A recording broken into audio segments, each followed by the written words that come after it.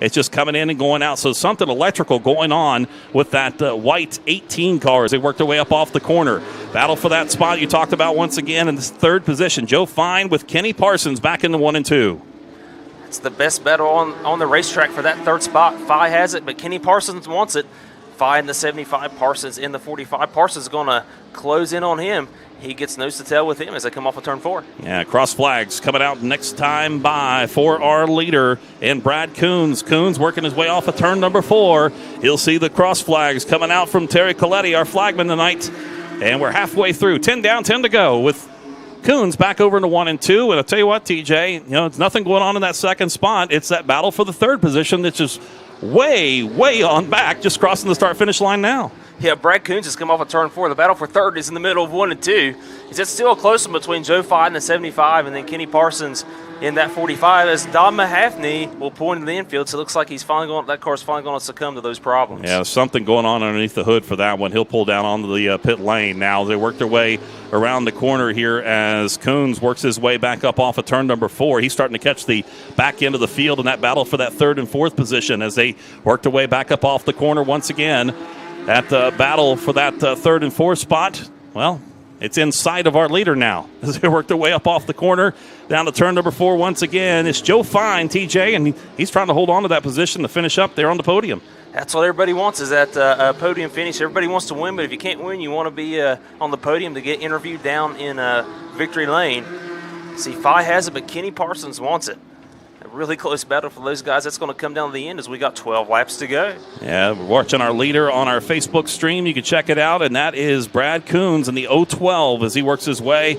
He has got a huge advantage, a differential of almost about 5 seconds as they work their way back past the Jacob Bell. Matter of fact, just under 4 seconds, or at 4 seconds, on the back to that second position. So 4 cars out on the track right now. And that battle for that third spot is the fun one right now with Joe Fine trying to hold off the advances of Kenny Parsons.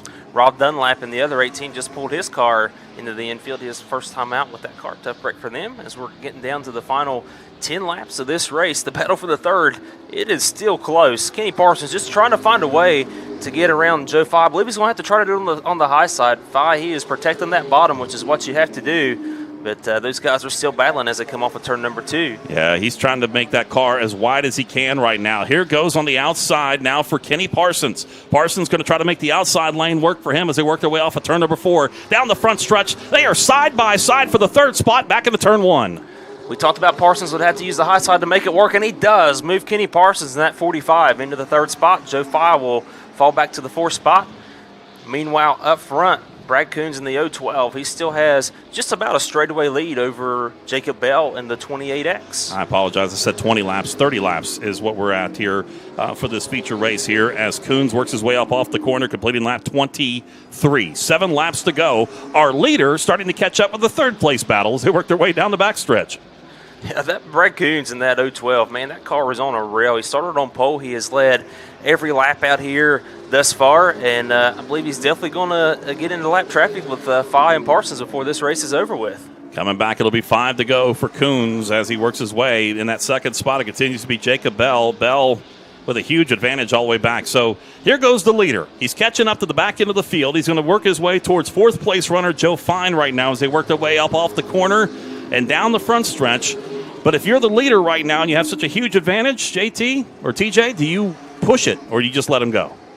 I think if you're the leader, you try not to. I don't think you want to get in that battle with those guys. You've seen how hard the battle was, and these guys can run radio, so they do have spotters telling them how much of an advantage that they have. And with the lead that he has, I'm like you with 4 laps to go. I think I try to take it easy, not get too much into that lap traffic battle. Let's see what he does here right now as he works his way back through turns number 1 and 2. It is Brad Coons, our leader in the 012. He sees the 4th place runner right now in Joe Fine in that red and yellow number 75, working their way back through turns number 3 and 4 up off the corner once again.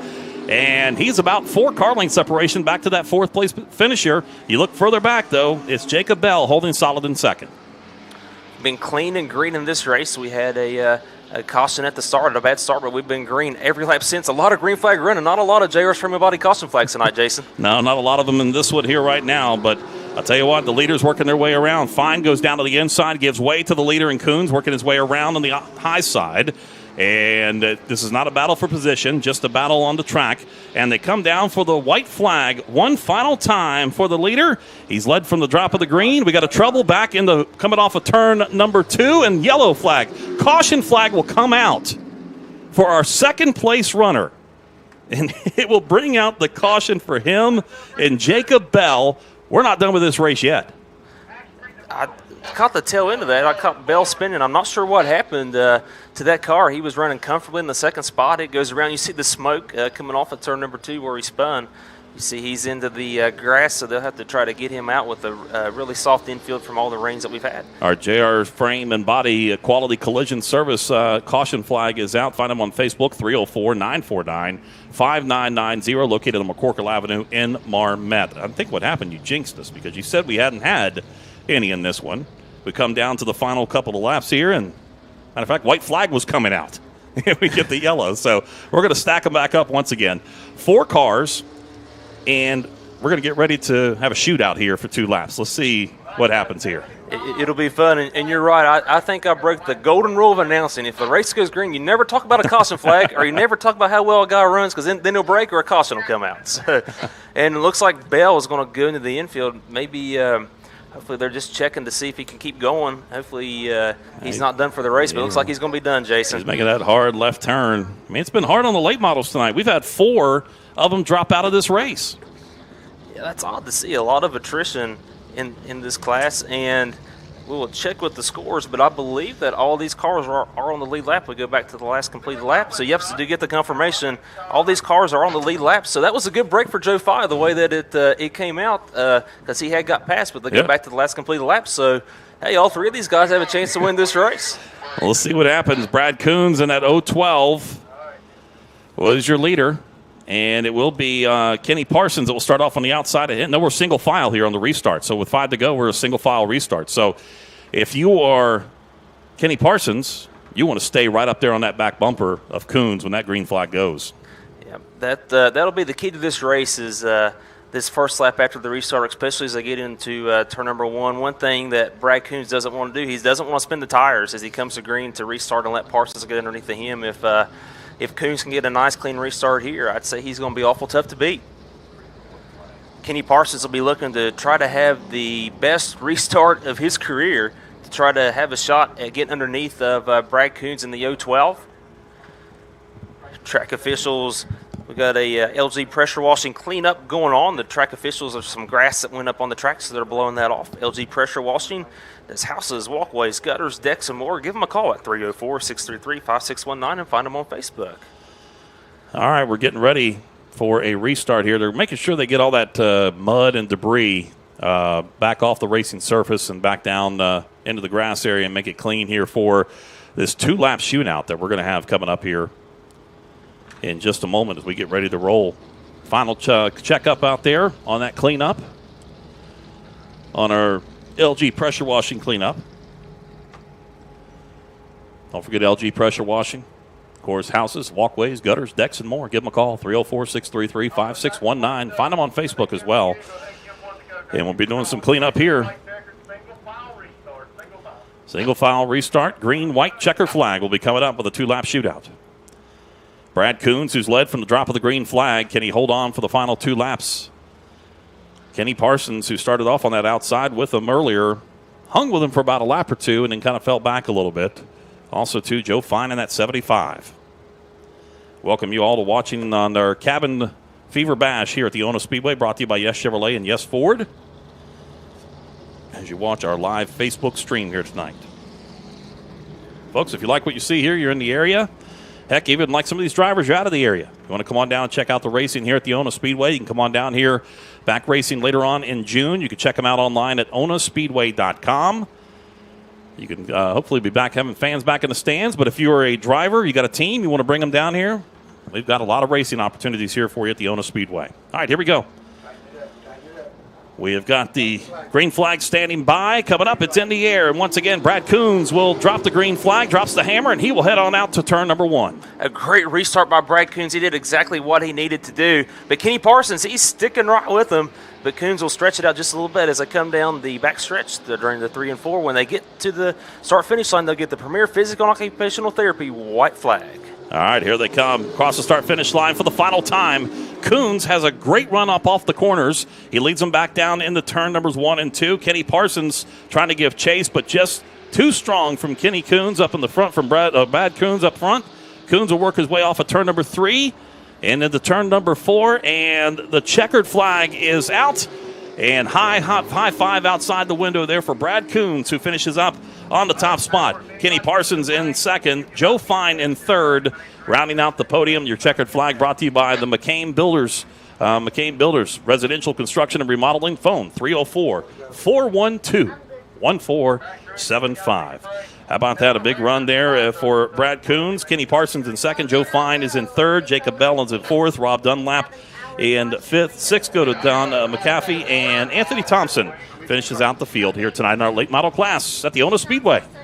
What a great run by Brad Coons. He started on pole at every lap, had a straightaway lead over Jacob Bell for most of the race. That D12 machine, they came and ran with us last year, the last race at the Mountaineer 100. Great to see those guys back. We'll probably see them back again for the Mountaineer 100 this fall, but a great run by Brad Coons. Kenny Parsons, a good job by him, his first run in that Greg Chandler Motorsports number 45 car. He gets the second spot, and Joe Fye with the last spot on the podium.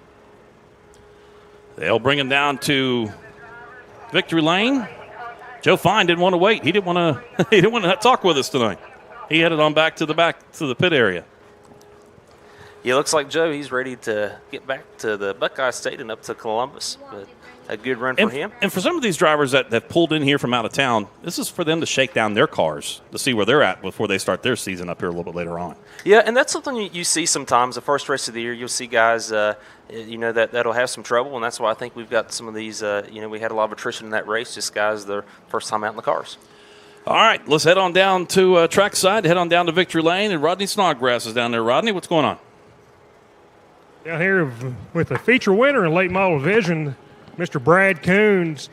Brad, you was just straight up on a rail, won it pretty well, dominating fashion, man. Congratulations. Hey, thanks, man. I had Mountaineer 100 about wrapped up last year, and I made a little bobble at the end for the lead, and felt like I had some unfinished business down here, and I thought I'd take care of it first time back. So felt pretty good. Just riding around, really. We'll be back, though, for sure. Glad to have you. You got any sponsors you want to thank? Yeah, I'd like to thank my son, my wife, my daughter, my mom, Wayne, all the guys in the pits, Hunter, Rick, Joe, Bart, everybody helps me. Thomas and Kim for giving us a place to race. And the fans on TV. Let's give it up for tonight's feature winner in the late model division, Mr. Brad Coons. Well, Rodney, one of the things about it, Joe Fine took that 75 back to the pit area. That leaves us with Kenny Parsons to be able to hear from. Great run for him in that 45 car. Yeah, great job out. First time in a car. Kenny, congratulations. Thank you. First off, I got to thank Kim and Thomas Mays for putting this on. All these out-of-town people for coming. Congratulations to your winner. I got to thank Greg Chandler frame of body, Parsons Auto Repair. Everybody helps. Jacob Bell, we both work on our butts off on these. And Chris Smith, Mike Yu, there's just a bunch of us messing with these cars like a big family. Seemed like off the start you kind of dropped back a little bit, and maybe the car is coming back to you later in the race, or maybe just a little bit more experience. It's a new car. When we took the green, I had 30 laps in this car. And it took it a while to come in, and it come in, then we got loose at the end. I tried him, but I couldn't pick the gas up. It just spinning. I was fighting the wheel. That's all I had. Congratulations to tonight's runner-up finisher, Mr. Kenny Parsons. How about that beautiful ride, that number 45 right there, talking about that new car, shaking it down. But a good win here today for Brad Coons and finding his way in the victory lane here at the Ona Speedway. And he talked about he'll be back again. Folks, we're going to take a timeout. We're going to come back. We're going to stretch our legs for a minute. And we're going to get ready to go racing. The return of the legend cars are coming up right after this timeout. Folks, hang with us. You're watching us on Facebook Live. We're going to get a quick break. Thanks some of our sponsors, and we'll come back here to the Ona Speedway as you watch us live here in our Cabin Fever Bash, brought to you by Yes Chevrolet and Yes Ford here from the Ona Speedway.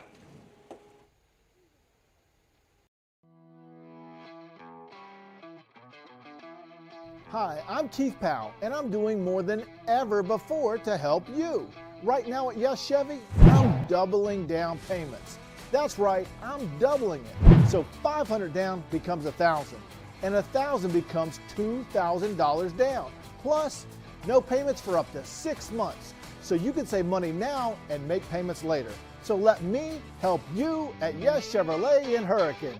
Parsons Auto Repair in Salt Rock knows you have a choice where you take your vehicle for service. And that's why at Parsons, customer satisfaction isn't everything. It's the only thing. You're important to us. That's why Parsons Auto Repair guarantees service satisfaction. And Parsons has the best tire prices in the tri-state. Parsons Auto Repair. Oil changes, brakes, repair. Call or stop in today. 304-733-5558. And find Parsons at 5343 State Route 10 in Salt Rock, West Virginia.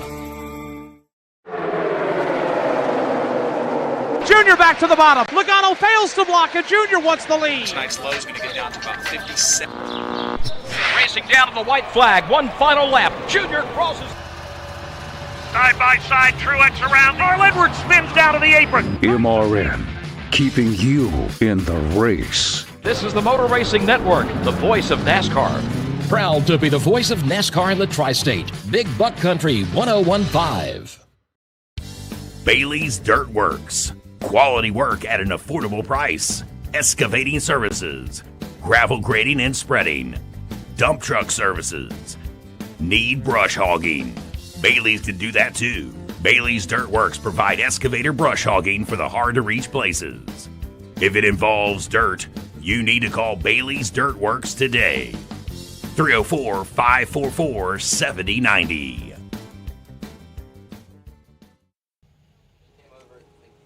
Welcome back, everybody that's watching us on Facebook Live here along all of our avenues here this evening as we come to you from the Ona Speedway in beautiful Ona, West Virginia, as we get ready for the second half of our features here tonight. We got a little break here, time for the safety crews and everybody to kind of stretch their legs out a little bit, grab a nice cold water because it is a warm day here. And it's humid because of so much rain that we've had here in this area, and this ground is so saturated too. So get an opportunity to be able to do that.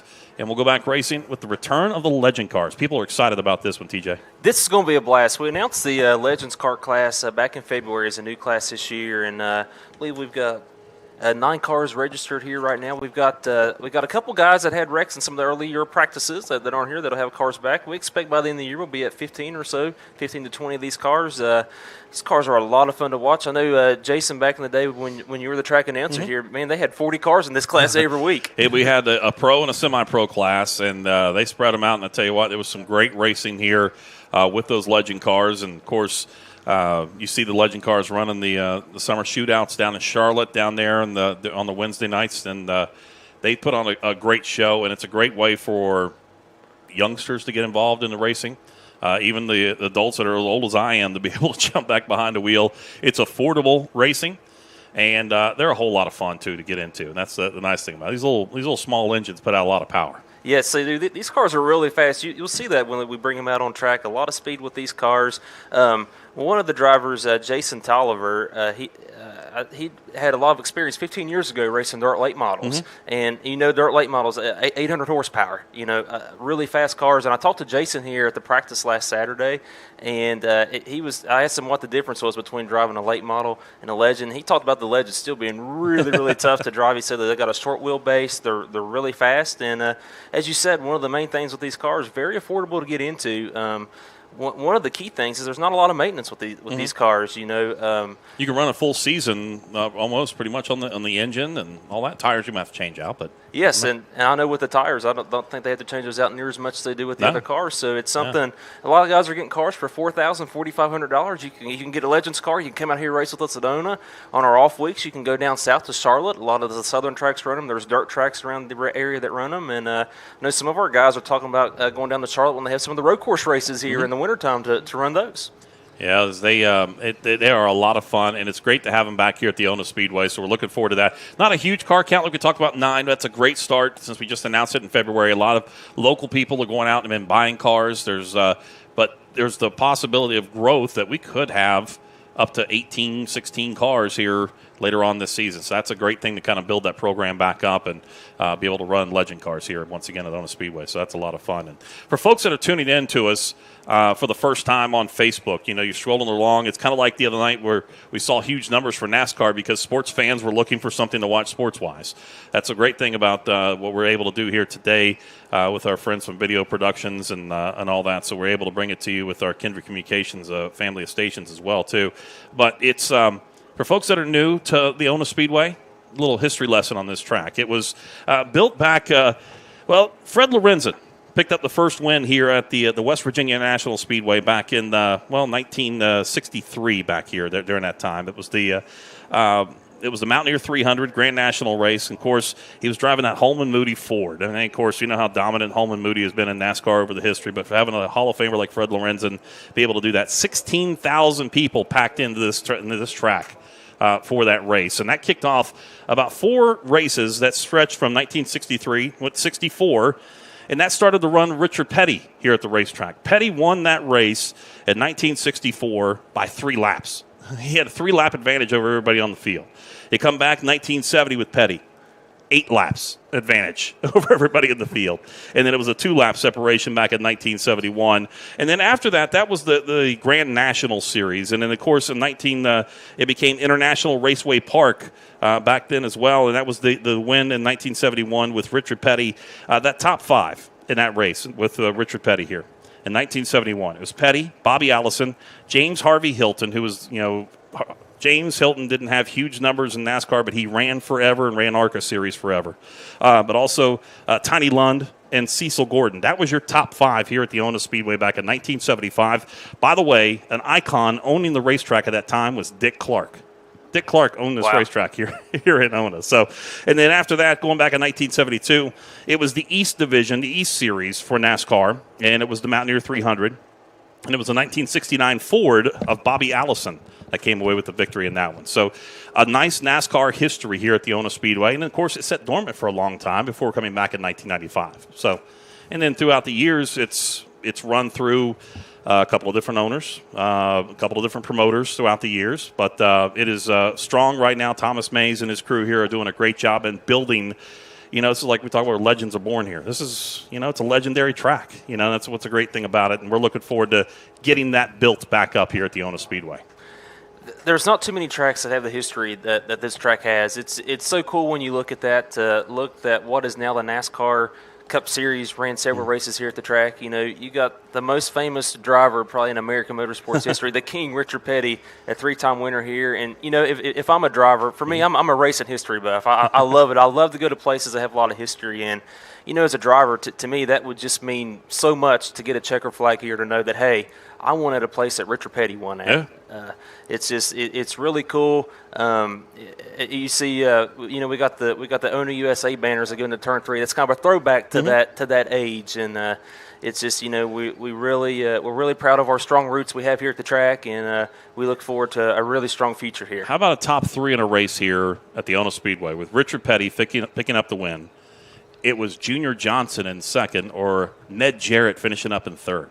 I mean, they're just, you talk about icons, Hall of Famers. They all raced here at the Ona Speedway, and that's what's great here about having this track here at Ona. And over the years, we've hosted other great drivers coming in for exhibition races. Dale Earnhardt Jr. coming in at one time. We've had Steve Park to Clint Boyer to Kenny Wallace to Michael Waltrip. We had a whole bunch of them come in here, fly in, do some races here with us. They ran classic cars a couple of times, which was kind of cool, and we packed the house in here. But I'm still shaking my head every time I think about the fact that we had 16,000 people around this racetrack for that inaugural running back for the Mountaineer 300 back then. That was pretty cool. Folks, we're going to take a timeout. For those of you watching us right now on Facebook, we're getting ready to go back racing here at the Ona Speedway. It's our little halftime break. We're just about completed it, getting ready for the legend cars to get lined up, and we'll get ready to go racing here with the legends and their return back to the Ona Speedway on our Cabin Fever Bash, brought to you by Yes Ford and Yes Chevrolet.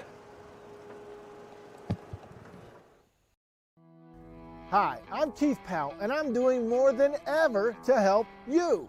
Right now at our brand new Ford store in Huntington, I'm doubling down payments. That's right, I'm doubling it. So $500 down becomes $1,000, and $1,000 becomes $2,000 down. Plus, no payments for up to 6 months, so you can save money now and make payments later.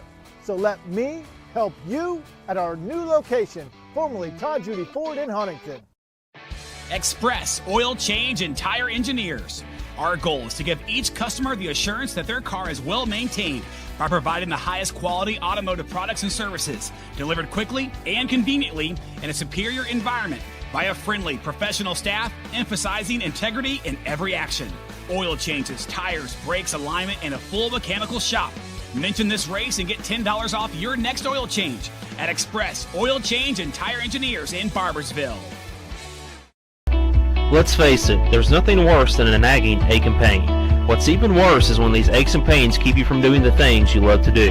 The good news is you don't have to let pain keep you down any longer. At Premier, we are experts in treating a number of conditions including back pain, knee pain, shoulder pain, foot pain, and much more. In over 35 years of serving the tri-state region, we have helped thousands of people get back to living life pain-free. Call us today to visit the clinic closest to you and see how we can help you. Bailey's Dirt Works. Quality work at an affordable price. Excavating services. Gravel grading and spreading. Dump truck services. Need brush hogging? Bailey's can do that too. Bailey's Dirt Works provide excavator brush hogging for the hard-to-reach places. If it involves dirt, you need to call Bailey's Dirt Works today. 304-544-7090. Welcome back, everybody, here to the Ono Speedway as we get ready for the second half of our feature races here tonight. Jason Toy joined alongside by TJ Lane here high atop the historic Ono Speedway as we get ready to roll. It's turned out to be a great night of racing. Sunny skies after 4 or 5 days of just the deluge of rain that we've had across the area. We had flooding that took out the parking lot yesterday and the pit area. And it was a time there that we weren't going to be racing today. We talked about maybe racing next weekend, but then came up with a great idea. We checked in with Mr. Bill Bauer as well, and he hooked us up. He owns the Ono Air Park, him and his lovely wife, and they said, you know what, let's shut down the runway for a day. We'll make that pit road. And you know what? That's worked out well. Yes, we have to say a huge thanks to Mr. and Mr. Bauer, Mr. and Mrs. Bauer. It was a great thing that they did by letting us use the tarmac and then the runway to park all the haulers. It's a really cool site. We've got some good pictures and good videos of seeing the race haulers all lined up down the runway. So again, thank you to Bill Bauer and Lynn Bauer for making that happen. And thanks to track promoter Thomas Mays. I know Thomas has been working really, really hard the past few weeks on this race, and all that hard work's paid off. And It's been a great day of racing, and said we've got our biggest race is yet to come. Yeah, I know. We're getting ready. We got the Legend cars coming up. We got still 4 more features to go. Legends will get ready to run for a 20-lap feature here with us. After that, it'll be the Hobby Stock, and that's going to be exciting with 40-lap race for that one. Also, Modifieds coming your way in just a bit for a 40-lap feature, and the U cars will close it out. We got over 23 cars that are here on the premises ready to run in the U car class, and hauling all those cars off into turn number 1, that's going to be exciting. That is going to be chaos, because if you're the leader, you're not going to have a lot of clean track in that race, because you're going to be in lap traffic in a hurry, and that's going to be a lot of fun watching all those cars out here. For those of you that are that come to Ono quite often, you know the U cars usually have some of the most competitive and most exciting racing of the night. So that's going to be our nightcap to kick off what's been an excellent Yes Chevrolet and Yes Ford Cabin Fever Bash. Yeah, and we want to thank the great folks at Yes Chevrolet and Yes Ford as well for being here with us tonight and being a part of this Cabin Fever Bash as we get ready to roll here in just a bit. We're just about done with our halftime break, and we'll get ready to go back racing here tonight at the Ono Speedway. And, of course, folks, like again we talked about earlier, if you're just tuning in, you're checking us out, why don't you make it a point to come on out to the Ono Speedway and be a part of the action. If you want to be a part of the action as a driver with a team, you can go to the Ona Speedway website at onaspeedway.com. They got complete rules there and what you need for specific classes to be able to come on out here. We'd love to have you and come out and join us here. And a lot of hotels close by in the area and a lot of great places to eat. So don't forget the Mountaineer 100 coming up later on this year is always one of the premier races that we have. And maybe you could be a part of that. So make sure you come on out here and check us out for it. If you are a race fan, you're wanting to get your fix of racing, you want to come out and have fun with the entire family and a great affordable time with the family, you want to come on out here to the Ona Speedway again. Check it out, the full schedule at onaspeedway.com. And fingers crossed that before we get back to our next race weekend, which is in June, mid-June, close to mid-June, we'll be able to have fans back in the stands. That's all we have our fingers crossed on. We've seen a lot of things get opened up. We were really glad to be able to be able to run today. We wish that fans were here. The race fans are what makes the sport. So we're really hoping. We got the West Virginia Motorsports Council and some state senators working on it to come up with a plan to get racetracks with fans coming up here really soon. So we're looking forward to that. And as we talked about, it's a great way to spend a Saturday night here at Ona Speedway. We usually start racing at 7 o'clock. We started a little bit earlier today, but usually 7 o'clock is when the first race rolls on the track. We usually have everything done around 10:30. So it's a great time for to bring the family out. And I tell you what, for $10 general admission, there's just not a better ticket in sports than coming to a race here at Ona Speedway. Come out here, grab you a hot dog, get you a Pepsi, and you can enjoy a great time here and watching. We've added more classes this year, so you're definitely going to get a full night of racing. Yes, that's for sure. It's hard to beat that. And Jason, I want to say it's great having you here. I know it's really cool that you started your announcing career here, and I'm sure as many people know, you spent 20 years working for the Motor Racing Network, announced a lot of NASCAR races. Mm-hmm. So I have to ask you, I'll put you on the spot. Oh, gosh. In your 20 years, what is the most exciting NASCAR race that you've announced, the one that sticks out to you the most? Oh, man. That's hard because every year I'm still doing it. I should have been in Michigan this weekend up there racing. So I'm glad I was able to be here. I appreciate what you're saying too. But there's a lot. It's hard for me to say. And loved.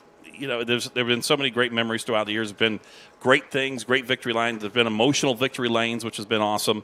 But also too, there's been tragic ones as well. So, that's been the hard part. So, my first ever Daytona 500 happened to be the Daytona 500. Dale Earnhardt Sr. passed away. I was in Dale Sr.'s pits with his crew when the accident happened. And, then it was just they were angry. They were upset, because they had lost the Daytona 500, not realizing the impact of what had happened there. So, and there's just the emotional role after that, too. So, it's been a great career with it. I'm not done, believe me. I'm still happy to be still doing it. My son just graduated from Cabell Midland High School here. Technically, I guess graduated. They haven't had the graduation ceremony yet. We had a parade yesterday. But now that my kids have one in college and getting ready to send one to college as well, I definitely got to get back working a whole lot more because I got to pay for 2 colleges. But no, we'll get back onto the road a whole lot more with racing with MRN. So we're looking forward to it. It's a little tricky right now because of what happened with COVID-19. Hats off to my entire crew with MRN. Last week at Darlington, they did a heck of a job in doing it, and we didn't stay in hotels there. They drove back and forth from Charlotte every single day. Wow. So they put a lot of miles on there, and that's an hour and 46-minute drive from Charlotte to Darlington. And hats off to them for the job that they did. Now we go back to Charlotte this weekend. Coming up tomorrow, the Coke 600. You can listen to it on our station, Big Buck 101.5, 5 o'clock tomorrow. Performance Racing Network crew. They will qualify at 2 o'clock tomorrow, and you can check that out on the website. But also we'll go racing for 600 miles. No practice. We're going to go qualify and you're going to run 600 miles. So we'll have that coming up tomorrow night. And then, of course, racing with the Xfinity Series on Memorial Day. We're going to run Memorial Day night, 7 o'clock or 7:30. And then 7 o'clock. And then on Tuesday, it is the Gander Outdoors RV Truck Series. They'll get ready to run at Charlotte, and they'll run at 7:30. So a lot of racing to go. We go to Bristol. We go to Atlanta, Homestead, and then Talladega to close out the month of June. And then hopefully we can get back to a normal schedule. We'll wait and see on that. So I love my career with MRN. I owe a lot to this place here at the Ona Speedway. Like I told you before, it holds a very special place in my heart because I grew up racing with my dad in Florida, dirt racing. Grew up at the East Bay Raceway and grew up with him. And coming out here, this was my second home. This is what the Chapman family gave me an opportunity to come out here and do some PA work. I had to work on my resume tape for MRN, and I did that here. And it got me to where I am today, and I'm very thankful for that. And anytime I can get a chance to come home and be able to, I live in Ona. I just live up the road.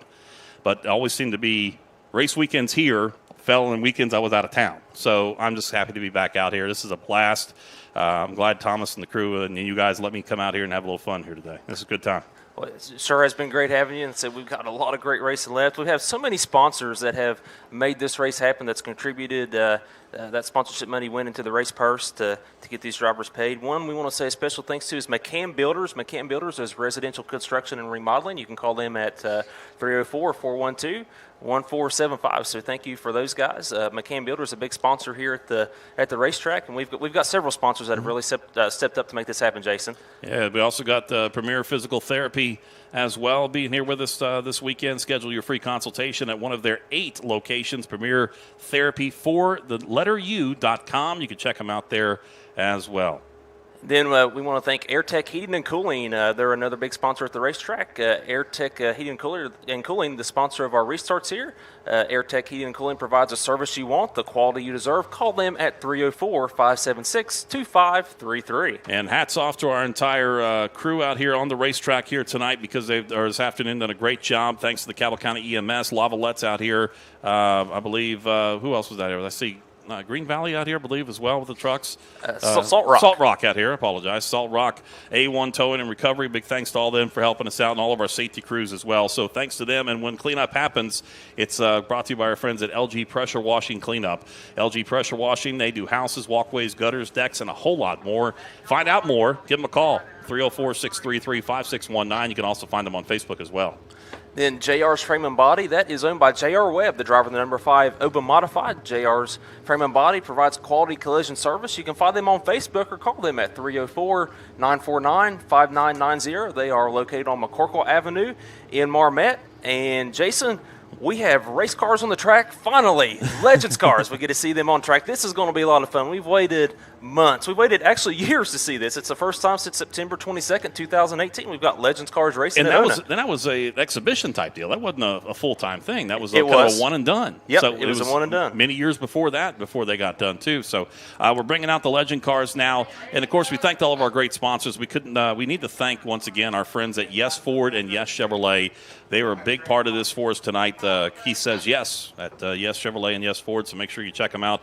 Right there off the Hurricane exit, just look for that big old truck that's up there on that big old pylon there for the Chevrolet dealership, and their new Ford dealership in downtown Huntington, the old Todd Judy Ford down there in Huntington. So make sure you stop on down there and check them out as well. Big thanks to the Keith and the crew over there at the Yes Ford and Yes Chevrolet. So you see the Legends cars on track lining up. Let's give you the lineup real quick here for our Legends car feature event. It'll be 20 laps in length. They peel drawed in here as well. Starting on pole will be the number 3 of Robbie McFarland. Outside pole, the number 15 of Chase Malone. Starting third will be the 9 of Brad Bowen. Fourth, the number 2 of Tommy Rose. Starting fifth will be the 22 of Chad Woodrum. Sixth, the number 6 of Jerry Embuddy. Seventh will be the number 24 of Hunter Tolliver. Eighth, the number 1 of Thomas Crabtree. And rounding out your field, the ninth will be the 14H of Jerry Grayley. And Jason, this could be one of the most entertaining races we see. First, the Legends are a lot of fun to watch. But second, most of these guys, they haven't raced in years. They haven't raced. The only one that I know that really has a lot of experience recently is Jerry Embuddy in the number 6, but he raced mini sprints on dirt. This is his first time racing a Legends car, and it's on blacktop. It is. And you talked about Jerry Grayley back out there. Jerry ran late model out here for a long time as well, so it's good to have Jerry back out there at the racetrack. The sun's setting back towards the west. That's going to be a big factor for some of these drivers, especially coming off of turn number 2. So that's something that as the sun goes down, it's going to be straight in their eyes. And that's always been a challenge here at the Ona Speedway when we roll late into the afternoon. Getting the lineup set up here, get these cars in position, and we'll get ready to roll here at the Ona Speedway. We've got Southern Ohio Speed. Give a shout out to them. They are our Legends car parts dealer. That is the Tolliver family, the Tolliver racing team. We want to thank them. And they are fielding 5 cars, so 5 of the 9 cars are out of the Tolliver stable in this race. Yeah, they're trying to get them all lined up, and I think they're all out there right now. A lot of fresh paint scheme, a lot of white panels because a lot of these guys just getting these cars not too long ago to be able to race out here with us. In our practices that we've had here the past few weeks, we've actually had a couple on-track incidents with these guys. The first practice, one of the Tolliver cars got loose, slammed the guardrail right past the flag stand. That car hit hard. The driver was okay. And then the week after that, we had Wiley Jeffrey, who used to race here back in the day in the Legends cars. He got loose off of turn 4 and hit the inside guardrail. So that's a couple cars that will be back out here later this year once they get those fixed. And I said we're expecting a really big car count with these guys. I want to thank track promoter Thomas Mays for bringing these cars back because he said, I've heard people for years. That's why they still talk about 20 years ago the racing they seen here with the Legends cars at ONA. Of course, Thomas used to race here a lot. Still has his cars. He actually went and bought a Legend car. So don't be surprised if later on this year maybe, but he's too busy running everything right now. He said he may take some out-of-town shows with it, but he's got his car. And you never know. He might jump in behind the wheel of that for maybe a couple of times this year. Yes, that'll be a lot of fun to see. Shake off the rust. Yes, Thomas, he's ran a lot of classes here, been racing for a lot of years at ONA Speedway, ran modifies for years. He's raced a late model, ran hobby stocks for years with his brother. And Thomas and Kim, they put a lot of work into this track. They put their heart and soul into it. And it's showing because, we're seeing car counts growing and, the crowds were really growing last year. I think it's going to grow even more this year once we can have fans. And we're keeping our fingers crossed for that to happen here at hopefully sometime in June. But we keep going in the right direction of what we're doing, and that's social distancing and doing all that other stuff as well. So you need to make sure you're taking care of that, folks, and doing it the right way so we can get back to some similarity of a normal life here later on here this summer. All right. Getting the final run down here, make sure everybody's out there. I don't think anybody's left back in the garage area. They shouldn't be. It looks like we've got all 9 cars out on the racetrack. This is going to be one of those races. It's going to be anybody's race to win. Said it's the first time Legends have raced since September 22nd, 2018. As Jason talked about, that was just an exhibition race, a one-off deal. This is the first time in over 20 years that Legends have raced here as a weekly class at ONA Speedway. We're going to see great racing with these guys. So it's going to be 20 laps. And one thing to talk about, too, for these Legends, this was a really big track for these guys to race on. Yeah. They're used to racing on a lot smaller tracks. I think the U.S. Legends car folks that built these cars, when Thomas was talking with him, they actually consider this a super speedway for the Legends. Well, they built us some pretty good speed here, and guardrails aren't forgiven to any race cars, especially the Legend cars. So you definitely want to keep it between the grass and the guardrail. So we're getting ready to roll them out here. And we'll get ready to drop the green flag here in just a bit. As we get them lined up, we'll roll them across the start-finish line. Those transponders check in. And we'll get ready here for our Cabin Fever Bash Legends, brought to you by Yes Chevrolet and Yes Ford here at the ONA Speedway. Along with TJ Lane, I'm Jason Toy. We thank you for tuning in with us here along our Facebook live presentation on the ONA Speedway Facebook page and also on Big Buck Country 101.5, 93.7 The Dog, 97.9 The River, ESPN 94.1 FM and AM 930, and Cat Sports 93.3 and 1340, and 92.7 and 98.5 The Planet as well. We thank you for having us on. Get them lined up. Get them registered in as well as we get ready.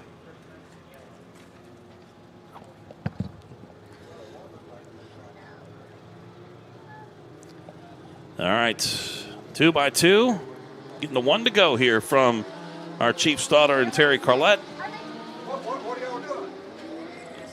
I think these guys are anxious, Jason. They got their own green flag. Yeah, Terry Coletti showed them the 1 to go, and they're so anxious to race, they took that as the green. All right, let's see who locks up the brakes first here. Wow. Okay. No, yeah, we got to stop them and get the lineup back going again. Well, if this is a sign of things to come, it's going to be a wild 20 laps here. That's what we're expecting, anyways.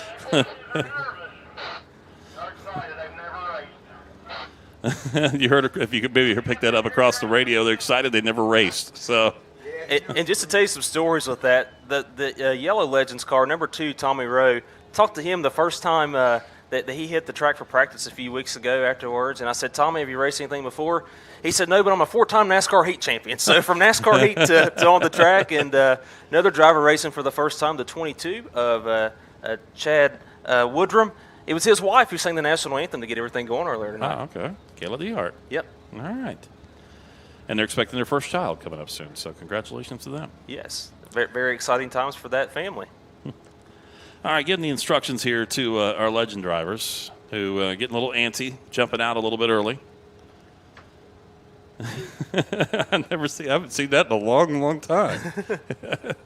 It's usually like when you got first graders and you're sitting in the lunch or recess and you're like, no, wait, and they take off. I'd say the nerves have to be strong. I talked to Chad Woodrum coming out of the drivers meeting earlier, and again, this is Chad's first race, and I could tell. You could just tell when somebody's a little nervous. I said, "Are you nervous for this one?" And he said, "Yeah." So these guys, and I don't blame them. The first time ever out there for a race, they've been out there in practice, but everybody's kind of spread out for that. So, man, for a lot of these guys, this will be the first time they barrel down into a corner with somebody on their inside or outside. So we're getting them back lined up once again. We had them set and ready to roll, but now we're getting them going once again here to get them ready to drop the green flag. Here on the return for the legend cars back to the Ona Speedway, and when they come to the green flag, it'll be the Air Tech and Heating and Cooling green flag. Of course, Air Tech Heating and Cooling, the service you want, the quality you deserve. 304-576-2533 is the number, so make sure you give them a call. All right, yellow flag is back out. Our yellow flag, a JR frame and body caution flag back out. The JR frame and body quality service, collision service. Find them on Facebook. Give them a call, 304-949-5990, located on McCorkle Avenue in Marmet. All right, we'll get ready to roll them here.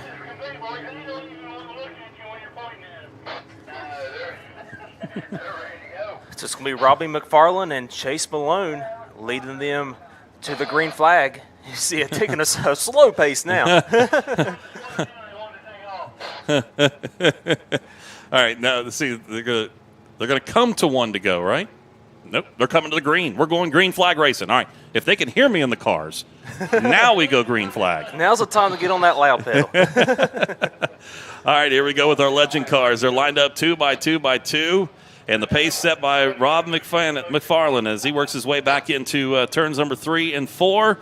They will get in this box, and here goes the green flag. Our green flag from Air Tech Heating and Cooling as they work their way for the first time back into turn number 1. It's going to be Chase Malone getting the lead. McFarland in second, Brad Bowen in third, Jerry Embody in fourth. Look at Hunter Tolliver in that red number 24. He's making some moves going on the high side, but a good lead out on track right now for the 15. Look at Hunter Tolliver using the high side to go up to now the 4th spot. He's going to battle for third. Watch Hunter Tolliver in that 24, Jason. Yeah, Hunter Tolliver in that 24. He's making some good runs on the outside. Jerry Grayley trying to work his way around some of those slower vehicles in front of him as well back in that 14. But here goes Tolliver. He goes from 5th on up to 4th, trying to make his way to 3rd, but he gets cut off there down to the inside. One car off the pace. Tolliver will go to the outside. He'll go up into that 3rd position. Car number 9 of Brad Bowen will work his way into that 2nd spot. We got a battle for the lead heading back in 1. What a race we got going on. They go side by side into turn 1 for the lead. Brad Bowen, now your new race leader. We got McFarland on the outside of him. He makes a run, gets a high side momentum off of turn number 2. They almost make contact down the back chute. They're still side by side into turn 3. Looks like McFarland's going to hang on to it, but watch Hunter Tolliver, the 2nd generation driver in the 24H. He goes high, side by side for the lead down to the front chute. McFarland's your leader, but Hunter Tolliver's charging. McFarland down to the inside, Tolliver on the outside. He's trying to buy his time. He's working that outside lane, and he's making it work. Side by side off of turn number 2. McFarland comes back along the inside. Here comes Brad Bowen. Bowen sticking his nose in there as well. Tolliver with a great run through the middle of 3 and 4. Can he keep it going off of turn number 4 down the backstretch? Almost 3 wide coming off the corner. Look at this race, and they're all stacked on top of each other, battling for the lead. Hunter Tolliver's been able to make the high side work better than I've seen anybody in a long time here at Ona. Tolliver, a 2nd generation driver, his dad, Jason Tolliver, ran years in dirt late models, ran the old Star Series one year. So he's got racing in his blood. Look at Jerry Embody. He moves into the 3rd spot. Embody from many sprints to Legends, his first Legends race. He's going for 2nd on Hunter Tolliver. Embody goes down to the inside of Tolliver. Tolliver to the outside, trying to close the door, and he's going to have to stay up there because here comes Embody as he works his way back down to the inside. Side by side for that second spot. Side by side back for the fourth position as well. Put a blanket over them as they work their way back into turn number 3 and 4, working their way up off the corner. Jerry Grayley working his way into the battle as well on that 14 car as they're still battling for the lead in 1. Jerry Embuddy looking for the lead on Robbie McFarland. Embuddy in that number 6 machine. He probably has the most racing experience of anybody. Oh, he gets into him. He gets into McFarland. McFarland spins and big crash down the back chute. Big crash as Tolliver is involved. Brad Bowen's involved, as well as the 14H of Grayley. A huge wreck down the back chute. The JR frame and body caution flag will come out quickly, followed by the red flags. We have a major accident in that battle for the lead. Hate to see that, Jason. Yeah, that was a battle, and it started back on the exit of turn number 2 with one car getting a little bit sideways. It forced everybody else to check up, and when they did, it made heavy contact back there for Tolliver, and he jumps out. He will go down, and we're under the JR frame and body caution flag. JR frame and body quality collision service. Find them on Facebook, as well as we have take a look back at our premier physical therapy replays. They worked their way up off the corner, and we had one driver that made contact or had it looped around, and then everybody else just kind of piled in beyond that as well. So heavy contact, like you talked about, with Hunter Tolliver in there as well. And we take a look at the replay. Once again, here is, there we go, is the spin around there, and that just forced Tolliver, who had to go to the outside. He clipped that outside wall and that guardrail and just came back down in front of everybody. That collected Brad Bowen and Jerry Grayley in that 14H as well. For Tolliver, that was one of the worst spots to have that happen to. They're going down the backstretch with a lot of speed, and you've seen it on the Premier Physical and Occupational Therapy instant replay. Tolliver just caught that guardrail and just snapped him around, and unfortunately, Brad Bowen and Jerry Grayley had nowhere to go. Man, that was some drama there as it all started with the battle for the lead. Jerry Embuddy in the 6 gave a bump to the 15 of Chase Malone. Well, we can tell you that Tolliver's out. Jerry Grayley is out. Also out as well as Bowen as well. So that's a great sign. Round of applause for all the safety measures and for these drivers as well as they are able to walk away after a vicious lick there for Tolliver on that backstretch. That front end of that race car is sitting on the frame on the racetrack right now as he discusses things over with the rest of the crew out there as well. So cleanup going on here right now with our LG pressure washing cleanup. LG pressure washing hoses or houses, walkways, gutters, decks, and more. Give them a call at 304-633-5619. You can find them on Facebook as well. All right. Cleanup's going to take place. We're going to take a quick timeout. We'll come back with more. For those of you watching us on Facebook, we'll be back right after this quick break here at the Ona Speedway and the Cabin Fever Brash, brought to you by Yes Chevrolet and Yes Ford here with the Ona Speedway.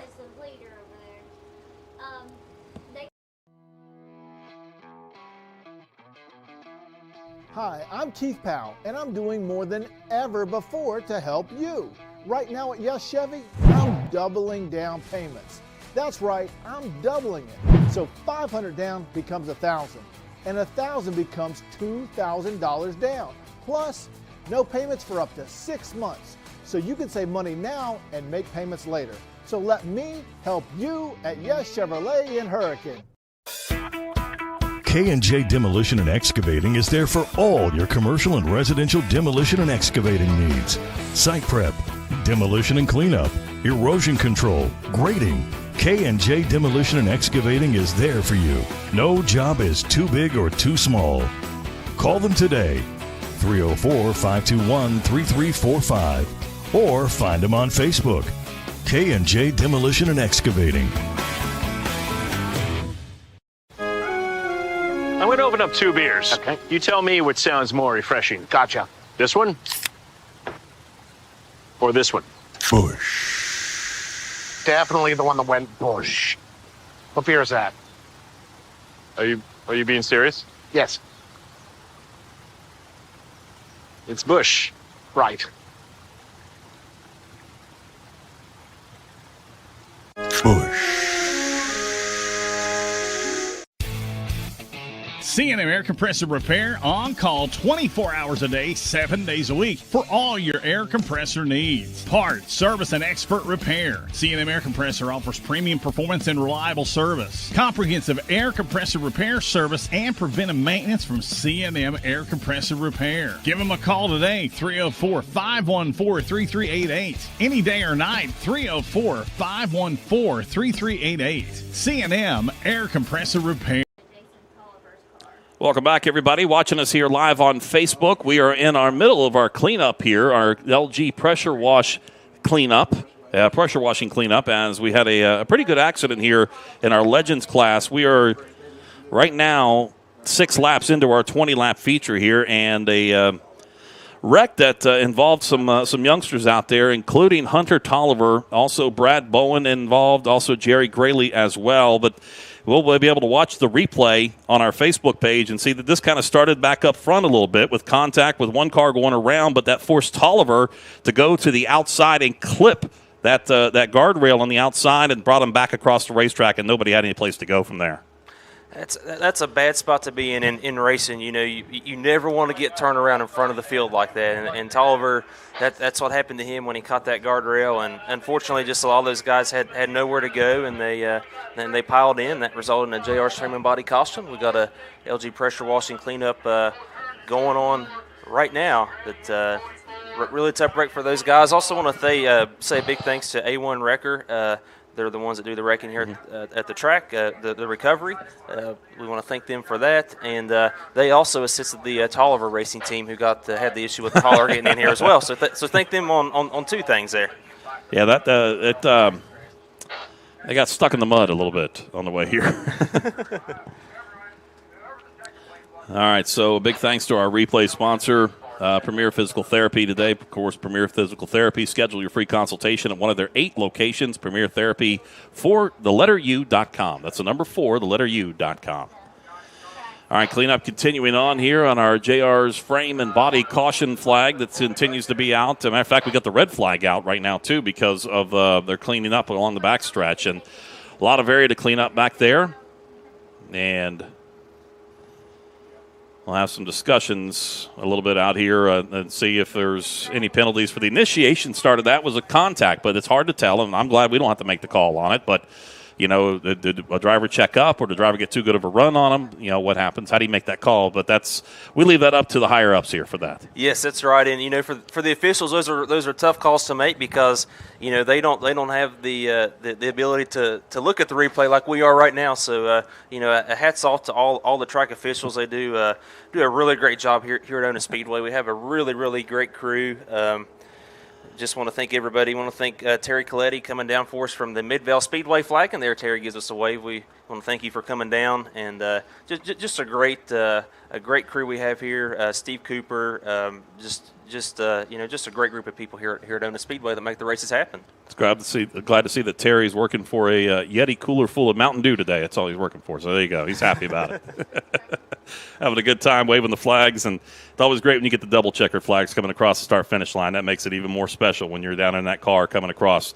So getting things finally cleaned up here. The great thing about these Legend cars, folks, and you probably saw it there that we're watching it on our Facebook stream. These cars light enough that you can put a hook around the top part of the frame and just pick it up with a wrecker and be able to transport them out. So Jerry Grayley with a lot of work he's going to have to do on that car before we race again here in about the next 3 or 4 weeks. You can see the right front of that car, the suspension kind of askew there a little bit, turned the way it's not supposed to be. So he's going to make his way out, and also, of course, heavy damage for Tolliver as well.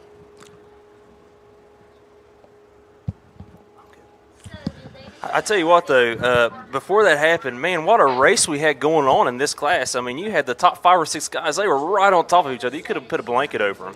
That's what's great about having the Legend cars back here at the Ona Speedway. It's giving us some action already. That's a great thing. So, all right, they're getting the command to fire them back up once again. We're going to pull back the red flag. We'll put back out the yellow. We'll get them lined up, and we'll get ready to roll here for the remainder of this feature. We have completed so far, green flag racing-wise, 6 laps. So we've got 14 to go here once we get back to green flag racing. We've held our breath those first 6 laps with the race at X, so we still got 14 laps left in this one. Be interesting to see what happens here these last 14 laps of this race. Chase Malone will go back up towards the front. And on his outside will be Embry, and that's 6. We'll get them lined up and get ready to roll. Was anybody going to the tail?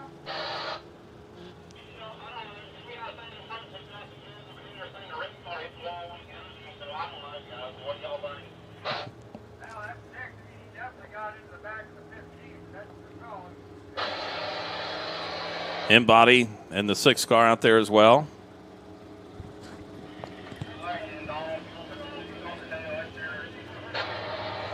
All right, we'll line them back up.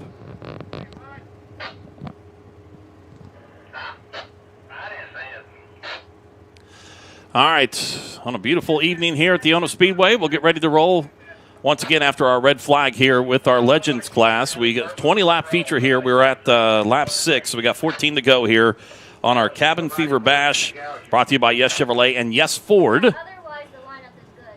As we'll get them 1 to go as they come back around. All right, we got one more lineup, 1 more to go as they come back. It'll be Chase Malone that'll bring them back to the green flag. Here in a moment. Boys, hang on. Hang on, boys. Hang on, boys. Hang on, hang on, hang on, hang on. These guys are anxious tonight. Come on, boys. We need to, some of the first timers here need to go through a session of the flags. When he holds it up with the 1 straight up, 1 to go. 1 to go. All right, let's get them back lined up once again. And all right, we're going to go, if we can get them bunched up here, we'll go green flag right now. We're going green flag this time by. It'll be Chase Malone that'll bring them back down to the green flag. On the outside, it'll be Jeremy Embody. Try to get them bunched back up. Green flag in the air. We're back racing once again here at the Ono Speedway for our Legend cars. Rolling their way back off into turn number 1. It's Jerry Embody that will take over the top spot just ahead of Chase Malone. Malone gets slipped up a little bit coming off the corner, but he keeps it straight as he works his way down the backstretch, trying to chase down Jerry Embody in that number 6 car who has the lead. They're single file all the way back through the top 6 as they work their way off the corner back into turn number 1. So great restart by Jerry Embody. Used that high side to slide down into on the low side in turn 1 to take the lead, but Chase Malone is sticking right there with him. Malone goes high off of turn number 2, trying to get some momentum rolling. We got Robbie McFarland in 3rd. In 4th place is Chad Woodrum, and rounding out the top 5 is Tommy Rowe. But the battle for the lead is close off of turn number 4. Malone digging on Embody. He's working now really hard on him. And Malone trying to take a different line as they work their way up off the corner, working their way back down into turns number 1 and 2. But off the corner once again, and a great run off the corner for Embody as he opens up his lead to about 12 car lengths back into turn number 3. Chase Malone, though, trying to give chase, but he has to look back up in his rearview mirror because we're coming up to halfway next time by. He is getting some pressure now from Crabtree. It's a 3-car race for the lead between Embody, Malone, and Crabtree. Thomas Crabtree in that number 1. You see Jerry Embody, a veteran racer in mini sprints. He told me that he used to race sprint cars on asphalt and dirt. So Embody, originally from Findlay, Ohio, relocated to Ironton, Ohio. He's your race leader. As he works his way back over to turn number 1 and 2 once again, and a Crabtree with a great run. He's taking a different lineup off the corner. He's going all the way to the outside wall off of turn number 2 to try to get a run and set himself up for turn number 3. This time he makes up a little bit of ground, but not too much as they work their way back into the corner once again as we work our way down through our 20-lap feature here with 9 to go as they head back into 1. Battle on the track for the 4th spot. You got Chad Woodrum on the inside in the black car, Tommy Rowe on the outside in car number 2. They're going to go side by side into turn number 1. That's the closest battle on track, and give the 4th spot to Tommy Rowe in that yellow number 2 machine as Embody continues to lead. Embody in that 6 car, the white car with the orange 6 on it, working his way flawlessly back into the corner once again. But back behind him, it is Malone trying to figure out a different line, trying to be able to make up some ground. He's hoping that maybe they get a caution to be able to kind of pack him back up once again to go for the restart. But the battle for the top 3 kind of subsiding, and TJ, that battle you talked about before in that 4th and 5th positions kind of falling back as well. Yes, it looks like the number 3 of McFarland, he is really catching Chad Woodrum there to try to get that 5th spot, the battle for the top 5. A good race going on right there. You see Woodrum will go down low, and McFarland will follow him. He's running a little bit of a higher line as Jerry Embody starts to stretch his lead out with 5 laps to go. Working their way up off the corner, and after the red flag, 5 to go here as they work their way across down the back straightaway once again, and it is Jerry Embody who continues to hold on to that top spot as they work their way, catching up the backside of the field as they work their way with 5 to go right now as they cross the stripe. 5 to go as they work their way back into turn number 1. We had a change of position on track for the 5th spot. Give the 5th spot now to Robbie McFarland. Woodrum goes back into 6th. So as we look, as the laps are winded down for the first time, your leader, Jerry Embody, the leaders are going to have to look at lap traffic right here. That could make things interesting, Jason. All right, 4 to go as they come across the start-finish line. N-Body, like you talked about, TJ, they're going to may have some lap traffic to worry about as they get down to the last lap of this race, but right now he is clean and green in front of him. He works his way nice and smooth back down the back straightaway, back into 3 and 4 once again, and it is Chase Malone in that second spot, and no pressure from the front side, and he's not putting the pressure on the back side as well to try to work his way up to that lead. This is a prestigious race for these guys. All these guys want to win this race. This would be the first race in the first season back having Legends. So all these guys are chasing after this win. And Jerry Embuddy's really starting to stretch it out now. Chase Malone really slowed down the back straightaway. That's going to allow Thomas Crabtree to get to the back of him as we have 2 laps to go. All right, working our way back up into the corner for 2 to go. 1 more time, or 2 more times here for Jerry Embody. He works his way down the back straightaway. He has a lap car in front of him of Tommy Rowe, and Rowe gives heed. He goes to the outside, opens up the inside for the leaders as they work their way. Coming down to the white flag for the final time in the return of the Legends here back to the Ono Speedway. Jerry Embody, he has a clean track ahead of him. He is looking to take the McCam Builders checkered flag for Jerry Embody. He has about a straightaway lead as we got a battle for the second spot. They're side by side in the turn number 3. Malone holds into it, but to get the McCam Builders checker flag, it's going to be Jerry Embody, your race leader. We're going to watch that battle for second. They're nose to tail off at turn number 4. Crabtree gets sideways, going for second, and he crosses the line in third. That's some Ricky Bobby style right there. He comes across the line. Wow. How about that? And didn't put it in the wall. Wow. He backed his way across that start-finish line. I'll say one thing. This race had everything. Congratulations to Jerry Embody taking that win. A great race for the Legends cars. Fans in the stands, let's give these guys a round of applause. I say fans in the stands, I mean crew members in the stands. Give these guys a round of applause. Hey, if you're sitting at home, give them a round of applause too. And folks watching us on our Facebook live stream, you got a great look at this video of this one coming down, trying to make everything he can on our Premier Physical Therapy Instant Replay, and he just backed it across and finishing up in that third spot in there. It made it exciting. And he kept it off the wall. That was a great thing as well. So, again, if you're watching, you can check out the instant replay there of him coming across that start-finish line. Jason, I'll tell you a cool story about Jerry Embody. We talked to him. We were set up at World of Wheels in Huntington back in March. And Jerry came over to our booth and talked to us. And he had just bought this Legends car, and he was trying to decide what he was going to run, whether he was going to run on dirt or run out here on asphalt. We talked him into running out here. And I think he's glad he ran because he decided to come and run here at Ona with us on the blacktop because he gets that big McCam Builders checkered flag. And he gets towed back to the pit area because he can't get it refired. There he goes. He finally gets it refired. And now they were going to have to hook him up to the four-wheeler, but he has got it fired and see if he can keep it lit so he can pull away. There he does. Third place for him coming back in backwards across the start-finish line. That's a great thing as well. So congratulations to all of our runners here in our Legend class. And the checkered flag coming up here for Jerry Embody, who will make his way back down the pit lane. So your top three, once again, Jerry Embody finishes up. How about that one? 15 Malone. And then also Malone finishes up in the second spot, and then the one of Thomas Crabtree finishing up in that third position as well. So big race here tonight, and welcome back to the Legend class here to the Ona Speedway. It's great to have them back here, and we'll get ready to roll on to our next class here in just a moment, and we'll get ready for the hobby stocks. 40 laps, folks, in the hobby stocks. They're coming up next, which is going to be a whole lot of fun. I know one thing, when Rodney talks to these guys, I sure hope he asked Thomas Crabtree about that last lap there. That was pretty wild. Spinning across the start-finish line. Well, we get our leader. Get him. He's waiting for somebody to wave him into the victory lane. And our winner in Jerry Embody. It's these guys' first time here. They the first time kind of getting used to all of our procedures and stuff. So Jerry Embody, he took the McCam Builders checker flag, and now he finds victory lane with Rodney Snodgrass. Yeah, we're going to hear from Rodney coming up here in just a moment. They're going to get some pictures taken. Get the Grassroots logo there out front as well. And gets to take home that first trophy for the return of the Legend Car Series back here to the Ona Speedway on a full-time basis, which is great to see. Hated to see some cars get torn up. Some of them really torn up.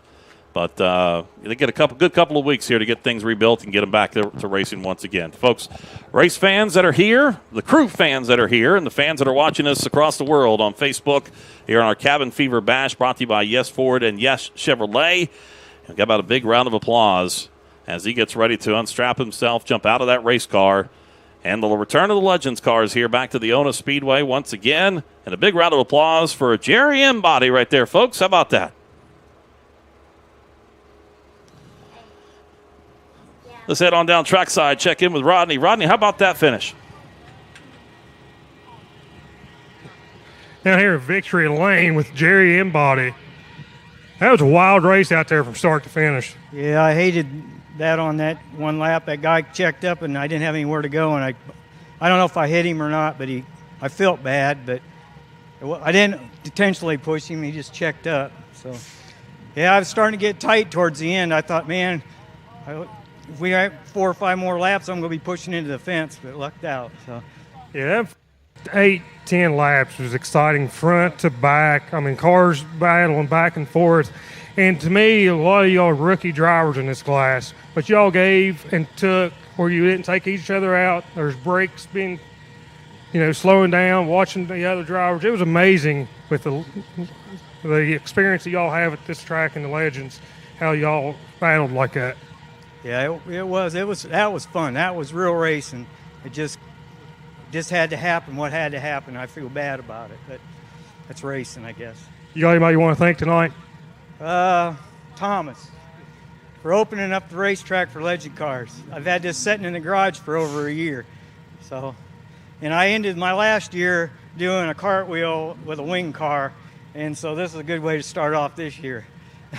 Well, congratulations on your feature win here at the Legend Division. Mr. Jerry Embody. Taking home the win here tonight, and we'll keep it down in the Victory Lane area. Matter of fact, we'll take a step right outside of Victory Lane. Second place, Chase Malone in that 15 car tonight. He had some pretty fun racing out there. Down here with Chase Malone, runner-up. Well, that was an exciting race. Yeah, trying to hold on to it. Lost the tires about halfway after spinning out. But you all put on a great show tonight. You got anybody you want to thank? I want to thank Martin Steele, Early Construction, and Southern Ohio Speed. All right, let's give it up for tonight's runner-up. All right, and the man that finished up in that on the podium tonight in that third spot came across the line backwards. How about that to Thomas Crabtree? Yeah, that was an exciting finish for you, man. I know, I was scared for you. I was just waiting for you to make contact with that wall. Yeah, I was wanting to run easy till the end of the race here, and then I said I'll lay back and run the last 2 or 3 laps really hard. And, I probably waited 1 lap too soon, or I could have maybe got around. But a fun ride. Thanks to Early Construction, Martin Steele, my beautiful, beautiful wife that puts up with me, and Jason Tolliver. Let's give it up for tonight's third place finisher. All right, big thanks out there to our third place finisher in Thomas Crabtree. Folks, we're going to take a timeout. Those of you that are watching us on Facebook, we'll come back with more because get ready. We've got 3 more features to go and a lot of excitement still. The hobby stocks coming up next as we come to you from the Cabin Fever Bash at the Ona Speedway, brought to you by Yes Ford and Yes Chevrolet. Got our 3 big ones now. Hi, I'm Keith Powell, and I'm doing more than ever to help you. Right now at our brand new Ford store in Huntington, I'm doubling down payments. That's right, I'm doubling it. So $500 down becomes $1,000, and $1,000 becomes $2,000 down. Plus, no payments for up to 6 months, so you can save money now and make payments later. So let me help you at our new location, formerly Todd Judy Ford in Huntington. Bailey's Dirt Works. Quality work at an affordable price. Excavating services. Gravel grading and spreading. Dump truck services. Need brush hogging? Bailey's can do that too. Bailey's Dirt Works provide excavator brush hogging for the hard-to-reach places. If it involves dirt, you need to call Bailey's Dirt Works today. 304-544-7090. Let's face it, there's nothing worse than a nagging ache and pain. What's even worse is when these aches and pains keep you from doing the things you love to do. The good news is you don't have to let pain keep you down any longer. At Premier, we are experts in treating a number of conditions including back pain, knee pain, shoulder pain, foot pain, and much more. In over 35 years of serving the tri-state region, we have helped thousands of people get back to living life pain-free. Call us today to visit the clinic closest to you and see how we can help you. Express Oil Change and Tire Engineers. Our goal is to give each customer the assurance that their car is well maintained by providing the highest quality automotive products and services delivered quickly and conveniently in a superior environment by a friendly professional staff emphasizing integrity in every action. Oil changes, tires, brakes, alignment, and a full mechanical shop. Mention this race and get $10 off your next oil change at Express Oil Change and Tire Engineers in Barbersville. This Kindred Digital Sports broadcast of the Yes Chevrolet and Yes Ford Cabin Fever Bash at the Ona Speedway is sponsored in part by Tax Masters Pro Books. Please visit us in Chesapeake and Kermit and our new location in Tays Valley. TaxMastersProBooksPlus.com. Welcome back, everybody, here to the Ona Speedway Cabin Fever Bash, brought to you by Yes Ford and Yes Chevrolet, and we are getting ready to go racing. 3 more features to go here tonight. 40 laps on this one. It will feature the hobby stock class. And one of the mainstays here for the Ona Speedway for many, many years here at the Ona for these guys, and we're looking forward to always putting on a great show with these cars. It's great to see we've got 11 entries in this class. This is one of the higher car counts we've seen in the hobby stock division in quite a while. It's a class that always has great racing. It don't matter if there's 4 cars or 20 cars out there. They always have great racing, and it's struggled some in numbers over the years, but this is awesome to see this many cars out here. And you know, you've got a lot of really fast cars that are in this group. Going to be some great racing here with these guys. We've got our great group of drivers here, as well as several of the out-of-town guys from Shady Bowl and from different tracks in the state of Ohio. So great to have them here with us. As we take a look at the lineup, it looks like the car number 63 of Buck Pertee is going to start on the pole, outside pole. Looks like it's going to be the 118 of Colt Locker starting third. Looks to be car number 26. I'm looking for a name there. Starting fourth will be the number 3 of Brett Carey. See Brett Carey with a new look car, that orange number 3. Starting fourth will be our defending track champion, Kenny Chapman, in the number 16.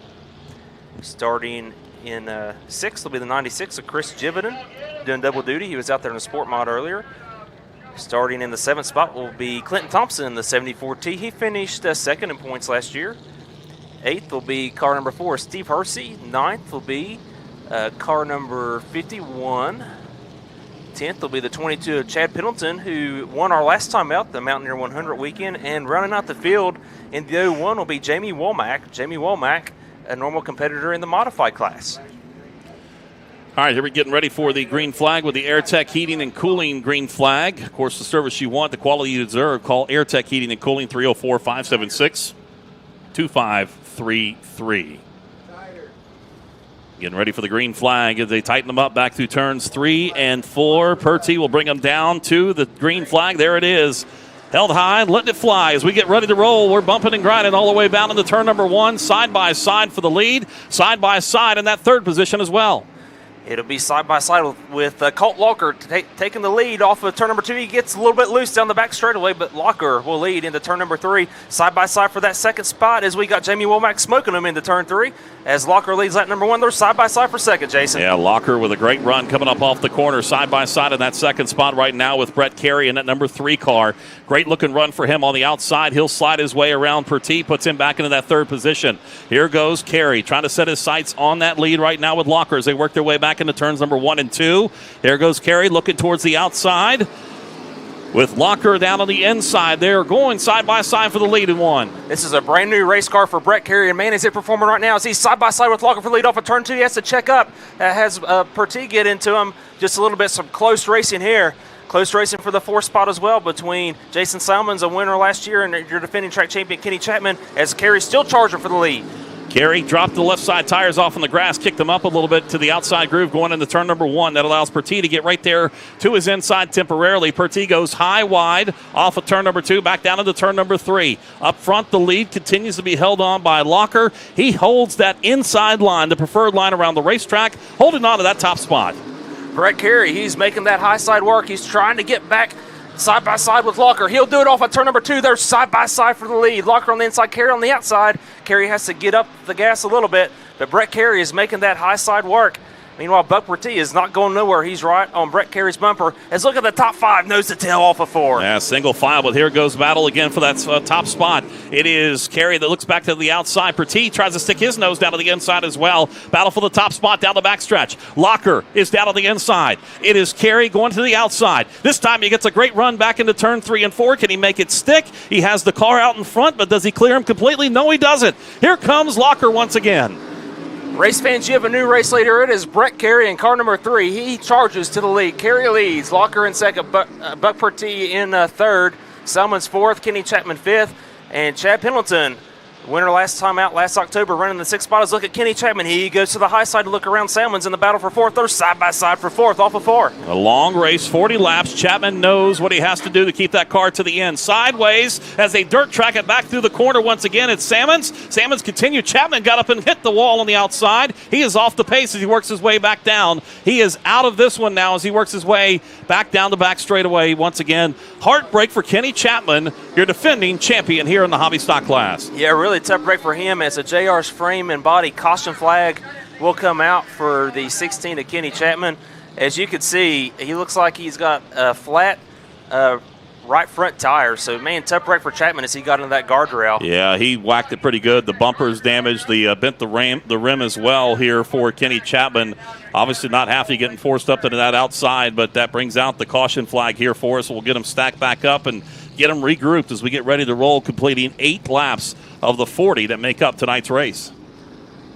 That's the thing about this race. With 40 laps, that's a long, long race for these guys. So you have to wonder. We've heard some of our drivers in the top 3 talk about tire management. So how much will tire management come into this race with a 40-lapper? It definitely will indeed, and this track's been hot. It's been slick. You're slipping and sliding out there as well, so tire wear is going to go down pretty quick in this one. We just talked about with Kenny Chapman. He's a champion at this racetrack. He knows his way around it, particularly in that 16 car for many, many years, and he was buying his time a little bit.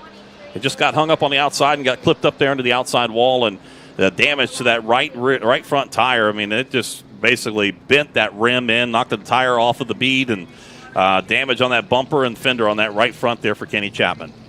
Definitely a tough break for him. I'm sure they'll get that fixed and be back at our next race in June. So when they get the lineup corrected, what we'll have is a AirTech heating and cooling restart, and we're in the early stage of this race. So, Jason, this is going to be a double file restart, so the action is going to get hot and heavy when we restart this race. And, of course, Steve Hersey was stalled out there back in turns number 1 and 2 as well, so he has gotten pushed now, trying to get that refired as they pull away. They went out and checked the guardrail, make sure it was all good to get make sure it was safely running, but right now it is that 4 car of Steve Hersey still continuing to get a push, trying to get it fired up enough. I'm not sure if the 4-wheeler is going to give him enough of a push to get it fired, but he continues to turn it over. It will be a double file restart. We'll get the 5 to go, and then we'll have single file from there, but we still got a long ways to go before we can get there.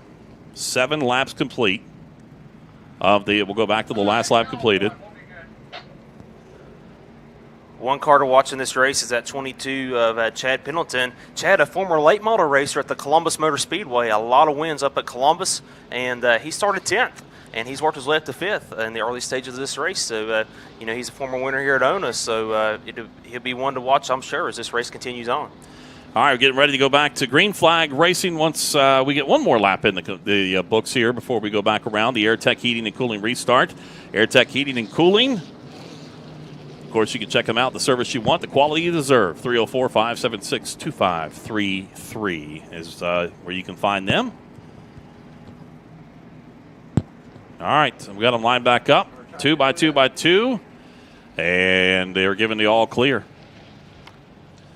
Terry Collette will get the field, and we'll drop the green flag on him here as we get ready to roll. He is antsy, he is ready, he is watching them. Left hand on the trigger to light the lights, and the right flag with the green flag in the air. There we go. We're back racing once again as they head back over to turn number 1. They're side by side for the lead. Carey on the inside, Locker on the outside. Locker lost the lead to Carey, but Carey will continue with the race lead as they're side by side for the 4th spot as they go into turn number 3. That's Chad Pendleton looking on the inside of the 23 of Jason Salmons. Salmons will hold on to it as he drives it really hard into turn 3. Now here comes Clinton Thompson looking on Pendleton for 5th. Up front, the leader, Brett Carey, will pull away. The battle for that 2nd spot is heating up right now with Locker and Perty. Perty in that purple car, he falls back into that 3rd spot, and he is going to be under a battle right now coming up in that 23 car. That's Jason Salmons. Salmons trying to work his way into the 3rd spot, but also trying to hold on to that 4th spot because here goes Chad Pendleton. He's coming from 5th, looking for 4th. Jason Salmons, he had a feature win last year. He's going to get in the back of Buck Perty. Gets him a little loose. They're side by side for the 3rd spot as they come off of turn number 2. They're still side by side down the back chute. Racing for the 3rd position, Perty and Salmons, and they make contact. Perty smokes him as he gets loose. He's still sideways. Will he hang on to it? He's drifting off of turn number 4, but he saves it. And he kept it going. That thing is a lead sled out there. He was trying to close the door, and it worked for him this time. He held on to it. Perty holds on to that 3rd spot. 3rd, 4th, and 5th. We got a big battle here with the put-up blanket over top of them. It is the 23 car of Salmons. Pendleton in the 22. Pendleton trying to go the highway on the outside, trying to work his way around as the battle shapes up, heading back into 1. It's a hornet's nest in that battle for the 3rd spot. Perty down low. Chad Pendleton making the high side work as they're going to go side by side now for 4th. Salmons on the inside of Pendleton. What a great 3-car battle for the 3rd spot we got going on right now. Pendleton bound and determined to try to make that high side work as the Hornet Sticks comes off of turn number 4. Working our way up off the corner, back into turn number 1 and 2. Perty, he's got a big car, and he's making it even bigger as he can. He tries to hold on to the bottom part of the racetrack. Side by side between Pendleton and Salmons, and it's Pendleton with the advantage as he works his way around. Now Pendleton trying to work his way around Perty. He gets the nose down on the right side of Perty, working his way up off the corner. Perty makes that card wide, going all the way out to the guardrail. Hard racing here for this 3rd spot. Perty has done a great job defending that position. He's running a good laps, got a good line going on the inside, but he has Chad Pendleton breathing down his rear bumper as they go into turn number 3. Pendleton going to look high again. Chad Pendleton started 10th. He's up to the 4th spot, looking for 3rd on Perty. As he gets inside of him, they're side by side. This is the battle for the 3rd position here in our hobby stock class, and Perty shuts the door once again back in 1 and 2. It forces Pendleton to fall back into his tire tracks. Pendleton mounting the comeback. He gets up on the back bumper, now slips up a little bit. He'll fall back. That allows now coming up Salmons to make a move on him. Salmons right there on the back bumper. Pendleton gets a little bit sideways off the corner. He makes it stick. And a battle for that 3rd spot continuing back in 1. We've got 16 laps down, and we're seeing these guys already getting sideways as they're coming off the corners. As now we got Pendleton looking the inside of Perty. Pendleton finally has the inside lane on Perty as they go side by side through 3 and 4. This is the first time we've seen Buck Perty on the high side, and they're still side by side off of 4, but give it to Pendleton. Pendleton was able to finally get him enough to move to allow him to work his way around Perty. Perty trying to hold on to that 4th position because here comes Jason Salmons, and he shuts the door on him. Up front, it continues to be Brett Carey with the advantage, about 1 second ahead of Colt Locker. Locker now with about 3.5 second advantage back to that 4th position, or that 3rd position, as well as the leaders work their way back into 1. All that hard battling for 3rd has been great for Brett Carey and Colt Lockers. So they have a lot of distance on the 3rd place car. Chad Pendleton will probably be hoping for a JR Sherman body caution flag to try to get caught back up as we're quickly approaching the halfway mark of this race. Yeah, quickly coming up here. 40 laps will make this one up as they come back across the start-finish line. Next time by will be halfway. Next time by for the leaders, working their way up off of turn number 2. Down the back stretch once again, it is Carey. Locker in that 2nd spot. Battle shaping up in that 4th position as one car pulls off the track. That is Womack as he'll go down the pit lane. Halfway, coming across the start-finish line with your leader, Brett Carey. Best battle on the racetrack right now is for that 5th spot between Buck Perty and Jason Salmons. For the 4th spot, Salmons tries to look to the inside of Perty. He has to get off the gas a little bit. Look at Chris Jividen, a new look car for that number 96 hobby stock. As Perty slows down the backstretch, that's going to put Salmons into 4th. And here comes Jividen getting around him, so trouble for Buck Perty. Yeah, Perty gave that thing as best as it can, and he falls off the pace. He'll go down, working his way down towards the pit lane, and his night is done. So that will move up into the 3rd position. It is Pendleton, but Salmons now in that 4th spot, and it's Chris Jividen in the 5th position to round out your top 5. The leaders working their way up off of turn number 4, back down the front stretch once again. 22 laps down, 40 makes up our final here tonight. As we look at the timing and score, and Brett Carey with a 1.3 second lead right now over Colt Walker. Chad Pendleton is 3.994 seconds back, so he was 5 seconds back a few laps ago. So Chad Pendleton is starting to catch these guys, Jason. Yeah, he's definitely trying to make up some ground on it. And we talked about tire management before and being able to be there at the end of this race, and that's what you got to do. And so far, we've seen that with Locker, who's staying in that same gap between him and Carey, of our leader. And, of course, it hasn't changed much. That gap, that differential has been about 1.2 seconds here for the last 10 laps or so. So he's keeping it and maintaining. Now will be a time when he'll have to start putting the pressure on him a little bit to force him to use up more of those tires. But the leaders work their way down the stretch. And you talked about Pendleton. He's making up that ground on that second spot. He is. It's now only a 1.4 second difference between Pendleton and Colt Locker. So one thing Pendleton will be trying to do, if he can he's catching Locker fast, but he has to try to pass him fast, too, if he wants to stand a chance at catching Brett Carey for the lead. Now, Carey just out cruising around on that number 3, the orange number 3, back into turns number 1 and 2. The battle shaping up for that second spot. Locker is there, but it is a fast-charging Chad Pendleton. Pendleton is slipping and sliding all over the racetrack, but he's getting everything he can as they work their way back into turns 3 and 4, hugging down the bottom part of the racetrack. Here comes that battle for the third spot as they cross the start-finish line. Pendleton is there.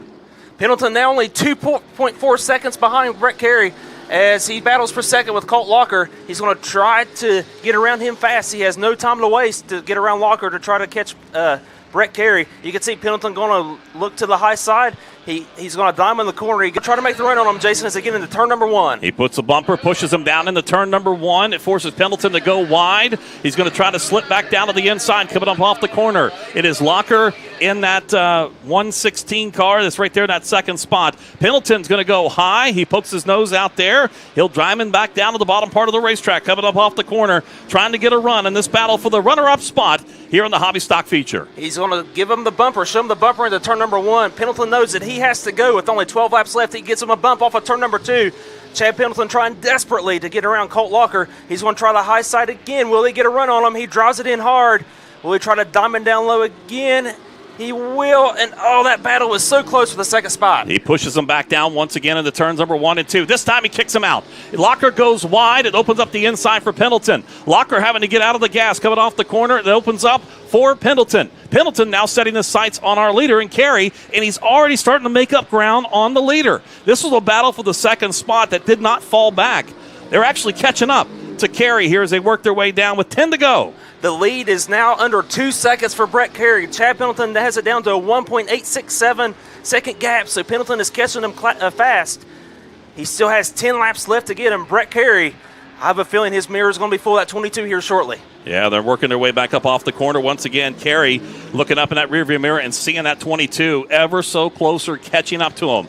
Back through turns number 1 and 2 once again. The battle shaping up we're talking about here for that top spot as they work their way down the back straightaway with just a handful of laps to go here at our Hobby Stock feature. 40 laps will make it up. Carey slides out a little bit coming up off the corner. It allows him to cut the gap back down once again. That gap just a little over a second. He made up a lot of time that last lap. You see he is making 2 to 3 tenths up a lap on Brett Carey right now. That's a couple of veteran racers. That's going to be a dogfight if Pendleton can get to him. Carey, multiple feature wins here at Ona Speedway. Chad Pendleton, a multiple-time winner in the late models at Columbus Motor Speedway. Yeah, working their way back down to the turns number 1 and 2 once again now with 7 laps to go. Now a different line this time for Pendleton. He goes wide through the middle of 1 and 2, trying to get the good run coming down the back straightaway, heading into 3 and 4, hoping he can catch up with him there. Carey, he's been hugging that inside line the entire time as they'll come back down next time by with 5 to go. Working their way back down into turn number 1 and 2. Carey is there, but here comes Pendleton. It's still a second separation. Carey gained just about a tenth onto Pendleton right now. It's a 1.1 second gap that Pendleton is trying to get over Brett Carey. And Jason, you have to wonder, Pendleton had a lot of laps battling hard on the outside. Has he wore those tires out? Can he make a late race charge with 5 laps to go? Well, let's see. They're holding the 5 fingers up in the air from our flagman, Coletti, as they work their way back into turns 1 and 2. Does Pendleton have anything left? Did he use up those tires? They work their way down the back straightaway once again. The separation was right at a second. 1.1 second was the last time by as they work their way back to turns 3 and 4, coming down to complete 4 to go. 4 to go. The separation at the line, 1.3 as it's opened up by Carey. It makes you wonder if maybe Brett Carey, if he was saving his tires a little bit so he could have something here at the end as he is making a good run here to be able to extend that lead over Chad Pendleton. That's two of the top hobby stock guys right there. They were coming up on Clinton Thompson, but with 3 to go, will the leaders indeed catch him and get into lap traffic? Yeah, they got some lap traffic in front of them here, and it may play a factor here on that final run with 3 to go, as you talked about. Carey, smooth as he's been the entire race, working his way up off the corner, down the back stretch, back into turn number 3 once again as well. The 22 car of Chad Pendleton trying to give chase. It's been about 1.1, 1.3 second separation. They'll come back down. Once again, the separation this time, 1.6. Carey open it up. With 2 laps to go, Brett Carey looking to take this new car out and get the feature win to start out the season. We got one smoking, and Clinton Thompson spins it. I think Clinton Thompson has a tire damage. He spins in 3 and 4, and this is going to bring out a JR's frame and body caution. We know what that means, Jason. Now that gap that Pendleton was trying to close on Carey, he's closed it right now. This next AirTech heat and cooling restart is going to be insane. Well, and Carey had to go wide and almost got into the outside barrier as well, trying to avoid it, and locked up the brakes. So we're going to go back to a green-white checker finish here, and we know how quick Pendleton was catching up to him. It's going to be interesting indeed to see here as we take a look at our Premier Physical Therapy replay as they working their way back up off the far stretch there. You can see him, that tire just going away.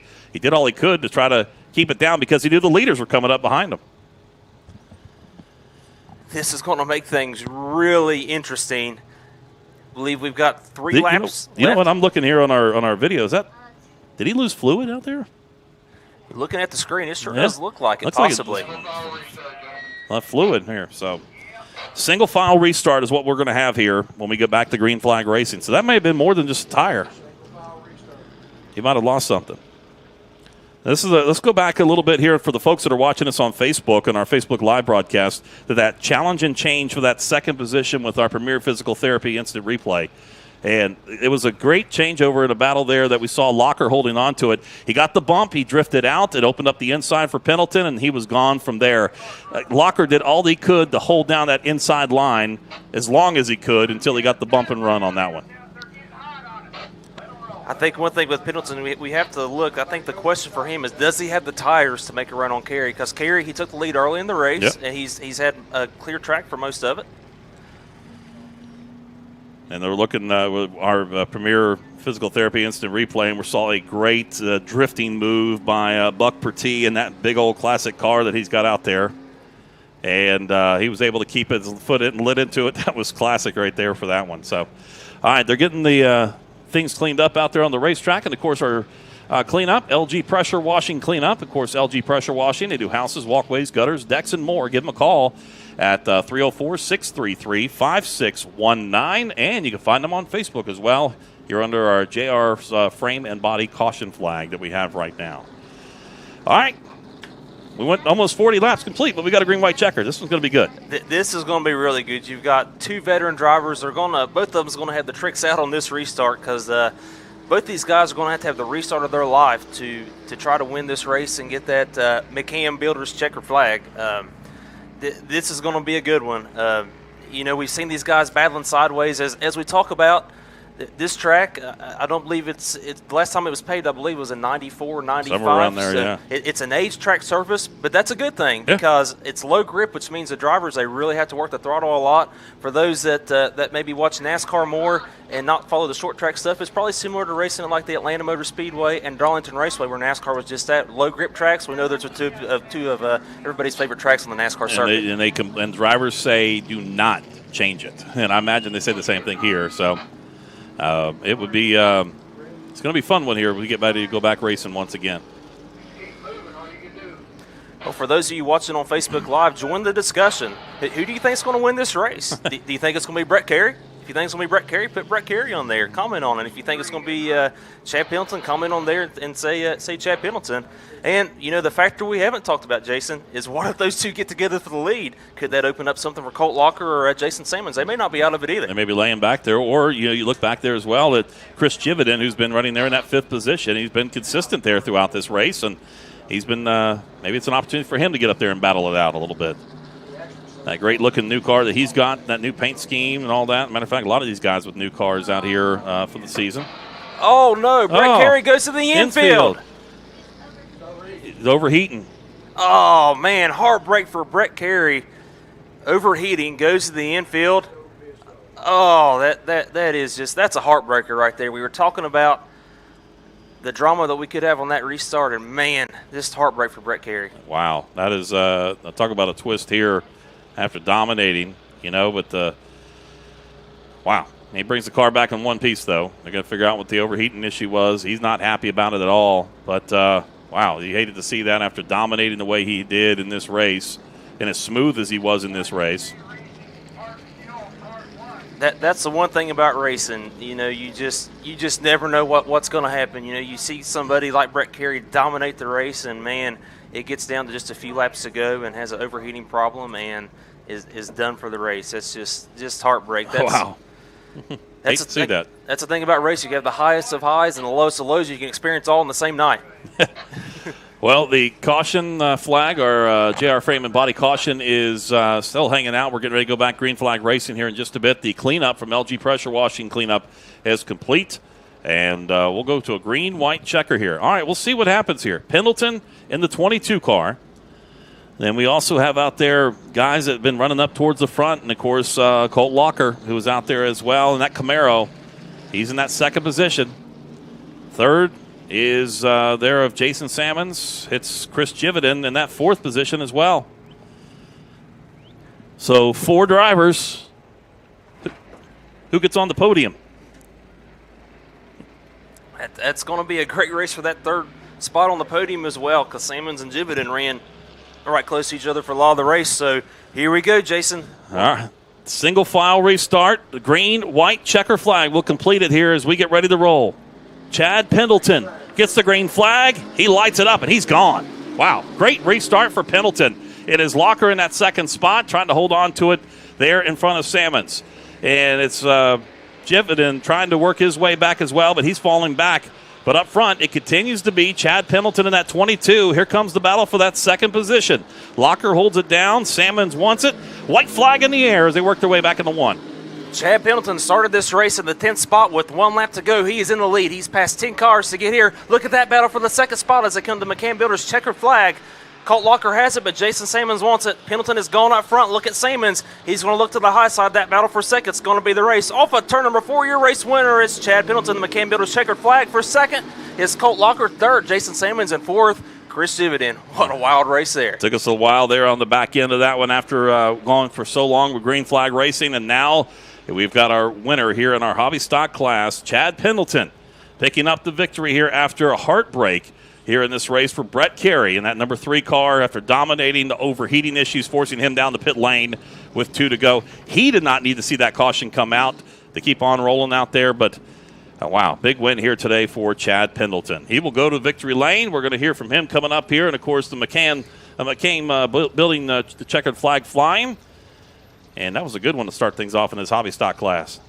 That's our first of 3 40-lap features. We've got a 40-lap feature coming up for the modifieds and then for the U-cars here later as well. So two more big races left, but man, that was a really exciting one there in our hobby stock division. And a really tough field of cars, a tough field of owner locals and some out-of-town guys, and one of the out-of-town guys from up in Central Ohio, Chad Pendleton, gets the win.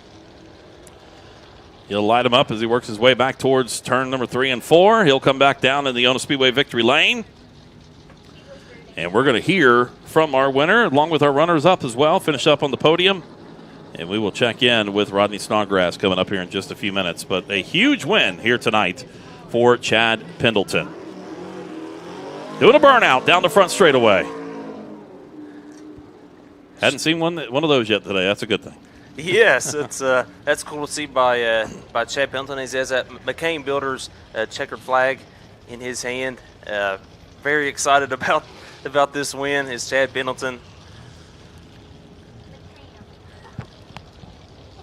McCann Builders.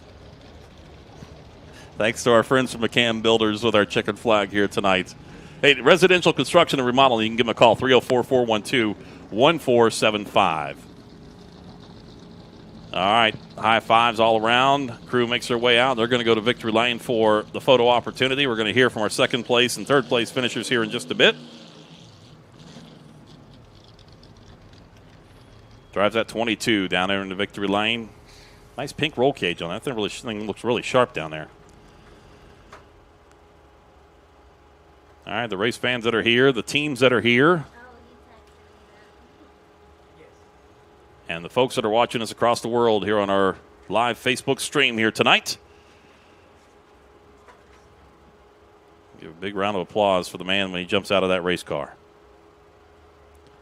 Still to come after this, we have got the modifieds. 40 laps on the Mod Squad. That's coming up.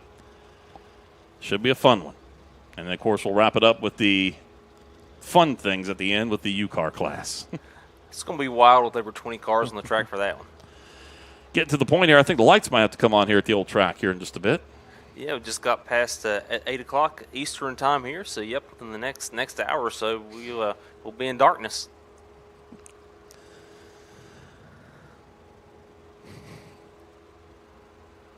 Thanks to our video crew here with us tonight, video production folks. Josiah, Robbie, the rest of the crew as well. Thanks to Butch, all being a part of it with us tonight. We had a little issue at the beginning, but you know what? We got it fixed. It's the opening of the season. You know, you're going to have a few things that don't go right the first time. There it is, folks. Race fans, big round of applause for Chad Pendleton, your winner here tonight at the Ona Speedway. How about that? First thing he wants is that big old chug of water out there as well. We'll head down the pit road or the victory lane, check in with Rodney Snodgrass. Rodney? Yeah, this is Chad's third win here at Ona, once in a Mountaineer 100 in this class, once as a late model Mountaineer 100 champion. Chad, a little bit of luck helped you out, but you drove your wheels off getting through the field and closing those gaps. Yeah, man, I don't want to ever win like that. I'd love to race that guy there at the end. We had some secondary issues happen with about 10 to go, and the carburetor started blubbering a little bit, and it was hard for me to keep it smooth. But entry and middle, man, I mean, I feel like I had enough to race with him. I don't know if we'd have got there, but we'd have had fun doing it. Like I said, I hate it for him because he got out there and he was definitely setting the pace. It's a good time, man. I love this place. Yeah, we're glad to have you back. Chad, you got anybody you want to thank today? I know you got a big pit crew with you. I got a lot of good guys, man. I mean, we gel really good, and we have a lot of fun doing it. My crew chief, Rich, my buddy Daryl, my buddy Ryan, my girlfriend Carey, Gary and Connie on my late model, and we all do. Wherever we go racing, we all go as a group, and it makes it fun, and it makes it easier on the driver when you can just sit in there and you have a lot of good help. Congratulations to Chad on his feature win here in the Hot Stock Division. Chad Pendleton coming up with that victory in that 22 car. We're going to hear from our second place and third place finishers coming up here in just a moment. You hear from Colt Locker and Jason Salmons. As we hear from them real quickly, we're going to get ready to roll because we got modified standing by here in just a few minutes. We'll get ready to roll with 40 laps with them. Let's go back downstairs to Rodney. How about second place and third place? Go ahead, Rodney. Go ahead, Rodney. We got you. Oh, there you go. There you go. Now we got you. There you go. Yeah, okay. Down here, second place finish tonight in the 118 car, Colt Locker, first time here at Ona Speedway. Congratulations on a good finish. Thank you. Really like the track. I love it, really. It's pretty cool.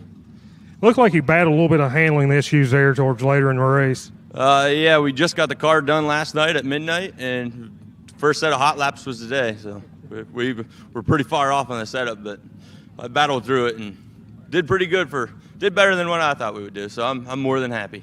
Yeah, great finish. You got any sponsors you like to thank?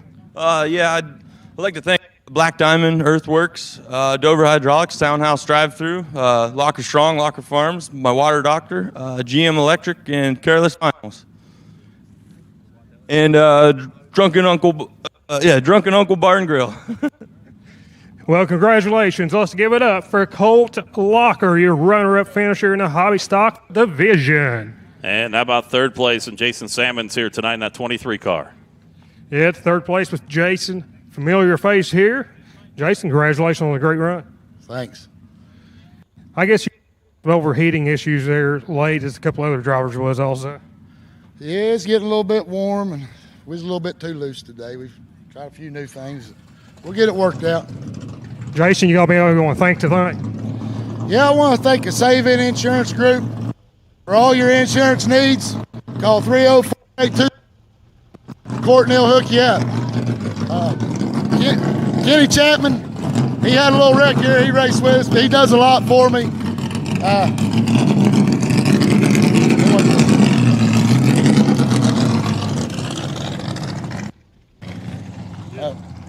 like I was saying, I thank Kenny. He does a lot for me.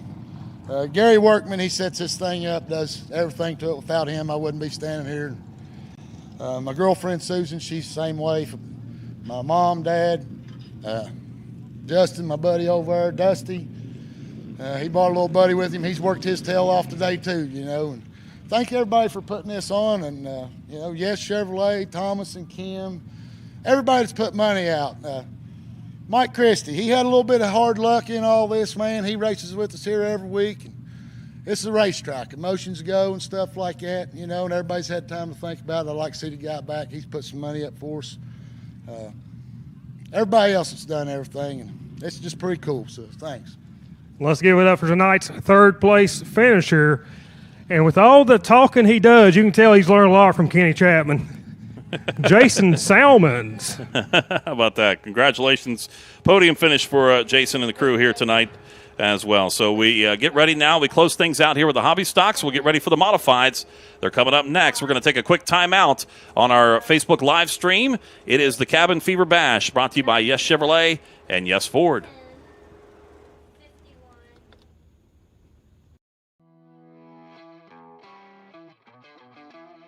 Hi, I'm Keith Powell, and I'm doing more than ever before to help you.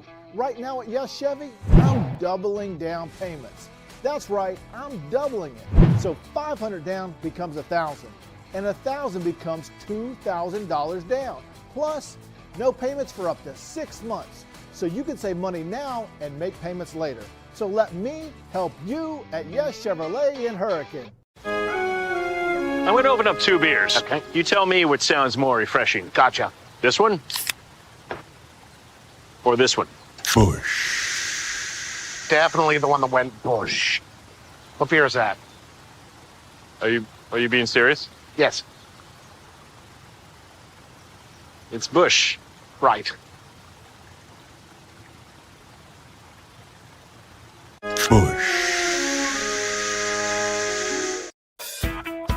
K&J Demolition and Excavating is there for all your commercial and residential demolition and excavating needs. Site prep, demolition and cleanup, erosion control, grading. K&J Demolition and Excavating is there for you. No job is too big or too small. Call them today, 304-521-3345, or find them on Facebook. K&J Demolition and Excavating.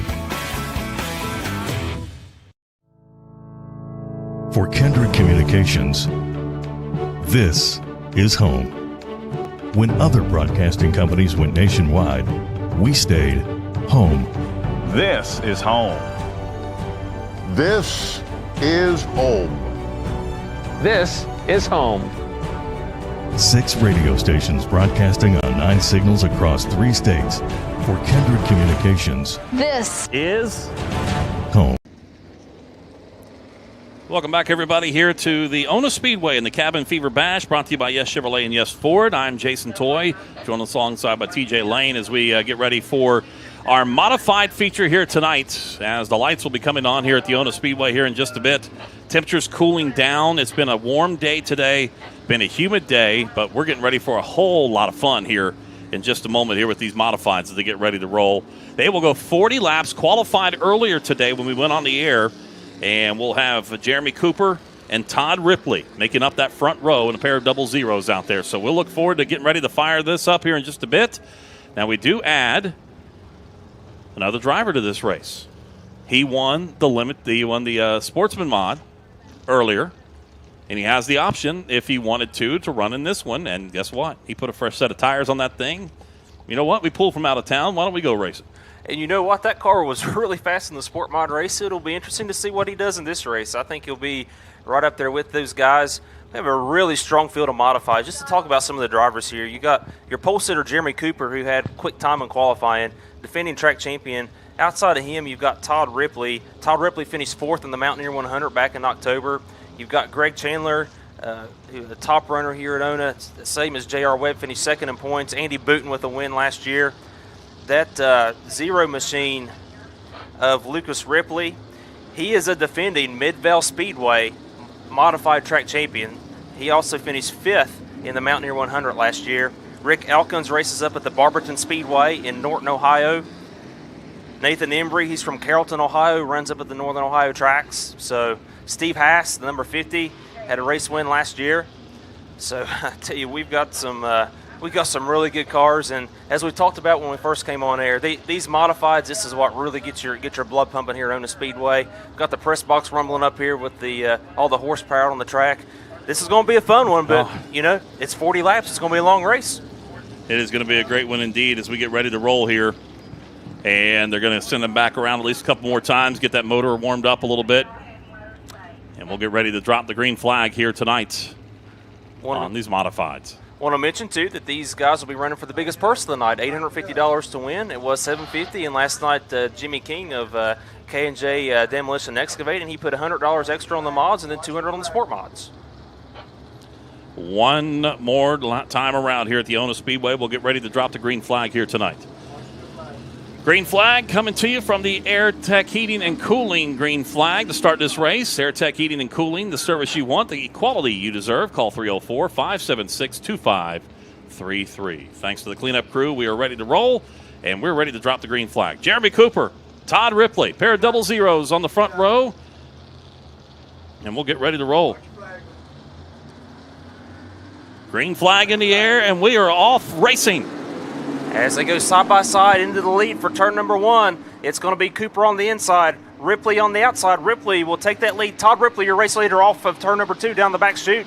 Jeremy Cooper in second, Greg Chandler third. Look at Andy Booten on the high side, battling side by side with Chandler for that third spot. A great battle for the 4th spot now with Webb and Ripley. Booten very, very tight. He was drifting it off to the outside, coming off of 2 and going into 3 as well. Up front, the battle between the double zeros. Up front, it is Ripley. Cooper in that second spot. Chasing him down behind him is Greg Chandler in the 3rd position. Side by side for that 5th spot further back in the field. J.R. Webb is back there. Also, the battle heating up with him. Coming to it, it'll be the 08 cars. They work their way back into 1. Great side-by-side racing for 5th. That's a 3-car race between J.R. Webb, Ripley, and then Steve Haas. Steve Haas has been out at all our practice sessions to tune that 50-car in. Haas has to lock him up to avoid getting into Ripley. Back down the front stretch here as we work our way back into turn number 1. A little puff of smoke coming out of the tires from Cooper that time. Actually, from Ripley that time. Got hard on the brakes going into the corner. Cooper cuts down a little bit. It's about 5-car length separation back into turns 3 and 4. Back in that 3rd position, it continues to be Greg Chandler as Chandler works his way up off the corner, trying to give chase on Cooper. And like we talked about before, TJ, long race. You need to conserve some tires for later on. Tire wear is going to be huge as they're making contact for the 5th spot. Ripley and Webb. J.R. Webb got really crossed up through 1 and 2, but he hangs on to it. J.R. Webb stays in 5th with the defending Midvale track champion Lucas Ripley. Now looking the inside of him off of turn number 4. They battle side by side for the 5th spot into turn number 1. Working our way back into the corner once again in that battle in that 5th position right now with Lucas Ripley there. J.R. Webb as well. Webb on the outside, Ripley down to the inside. Webb going all the way to the outside wall as they work their way back into turns number 3 and 4. This is the battle for the 5th position. It opens it up, now taking it over, moving up into that position. It will be Lucas Ripley. Here comes Steve Haas. He's working his way in there as well. J.R. Webb finding some handling problems in that number 5 machine. He can't keep the car on the bottom right now. You see it wiggling around as he has Steve Haas looking on the inside of him for the 6th spot. And here comes Nathan Embry in the 10, looking on the inside of him. And Haas goes way high through 3 and 4. That's going to allow Nathan Embry to get to the inside of him. Works Embry back down to the inside as he now will fall back into the tire tracks from Haas as he gets back into the gas pretty quick. Up front, the lead continuing to open up a little bit now for Ripley. He has got almost a second advantage back to Cooper as they work their way back off of turn number 4. Back down the front straightaway once again, completing lap number 8 of 40. Todd Ripley, he was the outside pole sitter. He was able to use that outside starting spot to get a good start and jump down low into Cooper going to turn number 1. That's something that we'll see come into play later, possibly, if we have any JR's frame and body caution flags. The restarts could be huge in this race as we have 9 down. Working their way back off the corner once again. The shadows growing longer, the sun setting in the west. On our beautiful night here in Ona as we roll with the Cabin Fever Bash, brought to you by Yes Ford and Yes Chevrolet. Battles further back in the field. Eating up just outside that top 6, top 7 towards the back end of the top 10 as they go back single file, but up front it continues to be our leader, Todd Ripley. The battle heating up for the 4th spot now between Andy Booten and Lucas Ripley. Booten in that 7 car has it. Lucas Ripley wants it. He's right on his bumper as they go through turn 1 and 2. We'll see if Ripley can try to get a run on him as they go into turn number 3. But a close race right there for the 4th spot. Lucas Ripley started back a little farther than I think he wanted to. Now he looks at the inside of Booten. They make a little contact, but Booten hangs on to the spot. Yeah, a little give and take this early in the race there. He lets him fall back in the line. Now, once again, that battle continuing to heat up for that 4th and 5th position. Andy Booten in the 7X, the black car with the yellow trim along the bottom. The yellow car with the black trim right behind him as Booten locks it up, going back into turn 3 and 4. It is Lucas Ripley in that 0, working his way back up off the corner. Ripley trying to stick the nose down to the inside. The run down to turn number 1. Ripley using a lot of patience there. Now he gets to the inside of Booten as Booten gets a little bit high, but Booten will get back on the gas and be able to keep that spot. The lights are on here at the Ona Speedway as they come to life here as we get ready to wrap up the Cabin Fever Bash here with another feature still to go right after this. This battle continuing, TJ. A great one for that 4th spot. Great racing for the 4th spot. Now Ripley going to look high to try to get the run on Booten. He's going to try to diamond the corner. That's something you see a lot of these guys do, to try to get a run off the corner, to look to the inside as they go back into the next turn, as Todd Ripley leads still. Ripley continues to lead. Further back, they're getting nose to tail as they bunch up just outside the top 5. Up front, it continues to be our leader, Todd Ripley. His advantage now 1.6 seconds back over to Jeremy Cooper. Cooper with an advantage almost 3 seconds back to our 3rd place runner and Greg Chandler. Your top 5 continuing to heat up with that battle for the 4th spot as they work their way back through turns 3 and 4. It is Andy Booten in the 7X, Lucas Ripley in the 0. They're side by side in 1. Ripley tries the high side as they go side by side through corner number 1 and 2. Ripley, they're still side by side. They're making just a little bit of contact. Great racing there for the 4th spot, but Lucas Ripley has it. Move Lucas Ripley up to the 4th spot. Andy Booten back to 5th. And see Steve Haas on his bumper. And Lucas Ripley getting the job done on the outside. Further back, contact between drivers as they work their way up off the corner. Rick Elkins with contact there from J.R. Webb. Webb is able to fall back. Elkins able to hold on to it. Todd Ripley now has a 2-second advantage over Jeremy Cooper in that 0. They have lap traffic ahead of him. That's the 33 of Scott Pearson. He's a sport mod. We see him run that. As one of the best battles on track is for the 8th spot between Rick Elkins and J.R. Webb. J.R. Webb all over Rick Elkins in the battle for that spot. Yeah, and it's Elkins getting a little bit sideways back through the middle of the corner, and Webb actually getting sideways through the corner.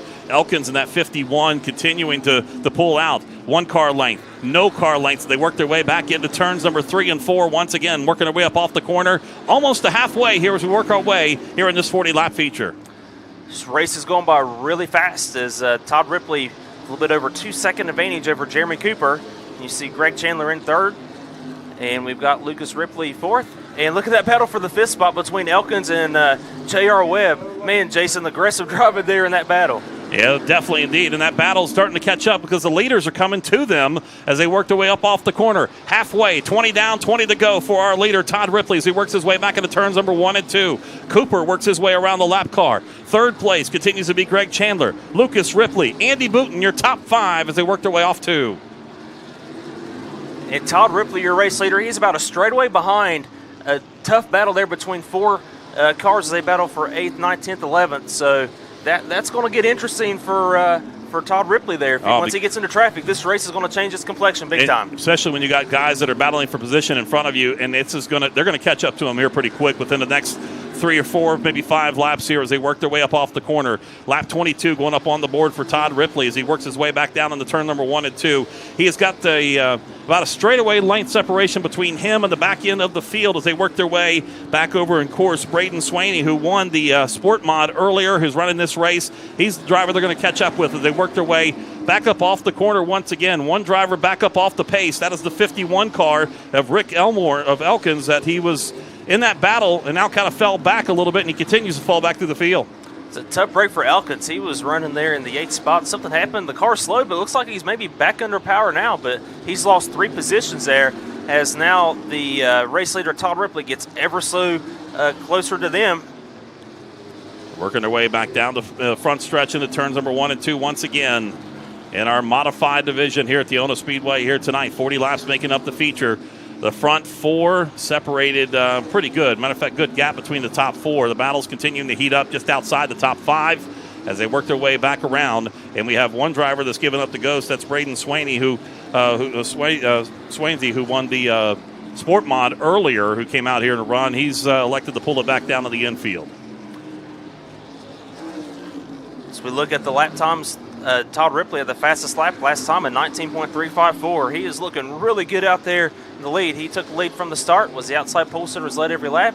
As meanwhile, we got some good racing on track for the 6th spot between Steve Haas and Nathan Embry. Embry going to look to the inside of Haas for the 6th position. Yeah, they're going side by side back into the corner. That 10 car of Embry down to the inside. Haas gets it sideways. He's dirt tracking it off the corner. He tries to cut back down, gets the bump on the back end. He holds on to it. He'll stay in that position. Haas holding on to it, but Embry trying to give more chase back into turns 3 and 4. Embry could have pushed the issue. He's waiting his time. He'll look down to driver's left as they head back into turn 1. That battle for 6th, the best battle on track. Embry looks to the inside of Haas again. Haas can't hold the bottom of the track, and they make contact again. Oh, that gets close, but no contact.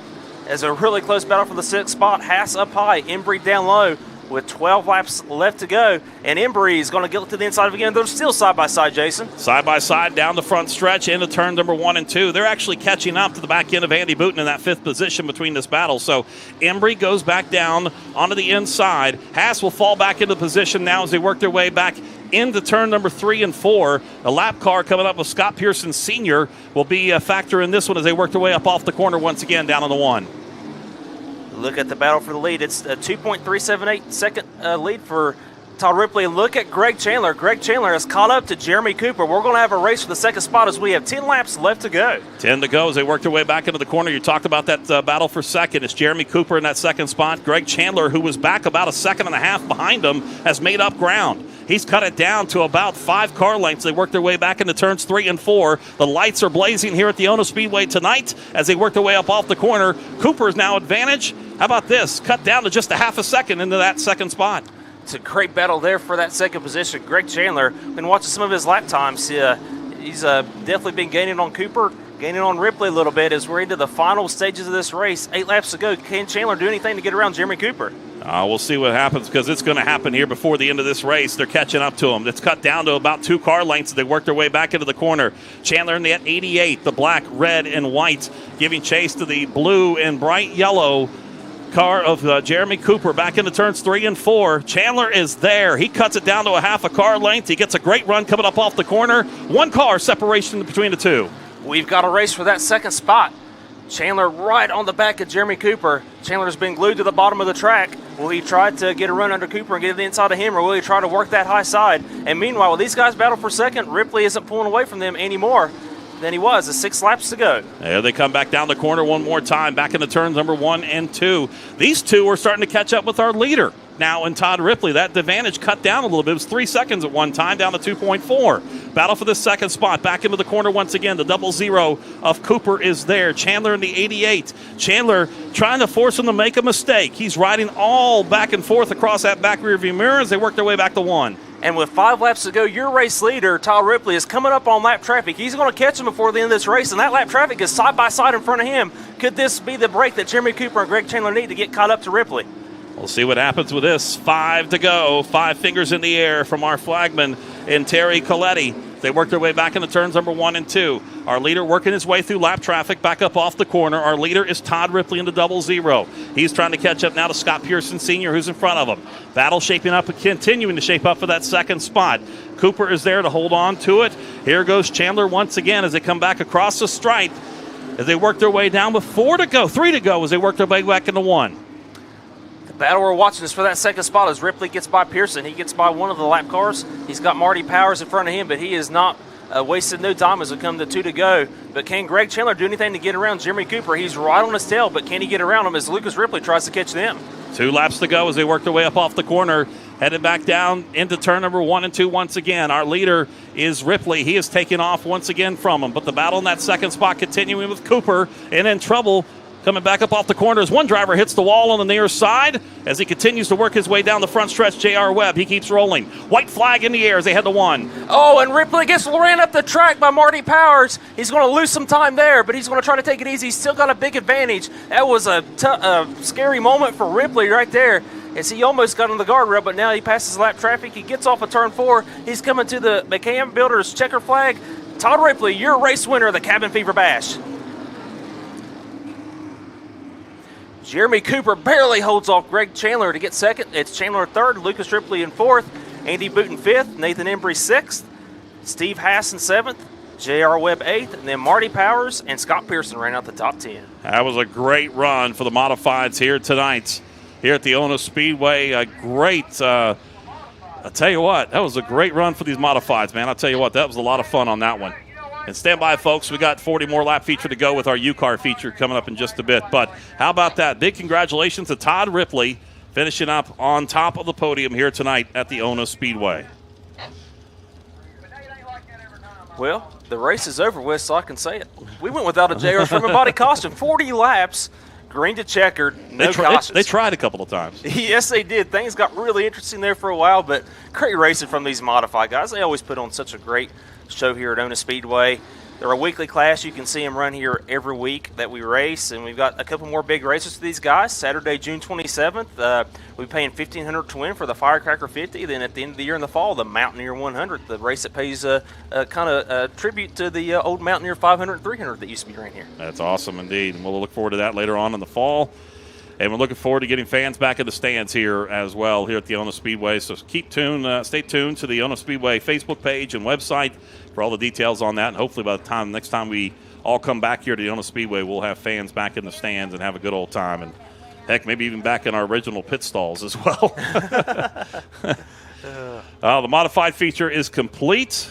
And we're going to hear from our winner coming up here in just a few minutes, and Todd Ripley. Jeremy Cooper in second, Greg Chandler finishing up in that third spot, Lucas Ripley fourth, and Andy Booten rounding out your top five here tonight. The lights are on at the Ona Speedway, and we've still got one more feature to go.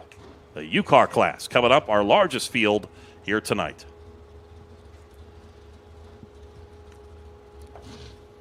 LTR Industries ablaze on the side of that 00. As he works his way down into the Ona Speedway victory lane. Holding that checkered flag and waving it high. He'll get that big old trophy. He'll go away happy here to start off his race season.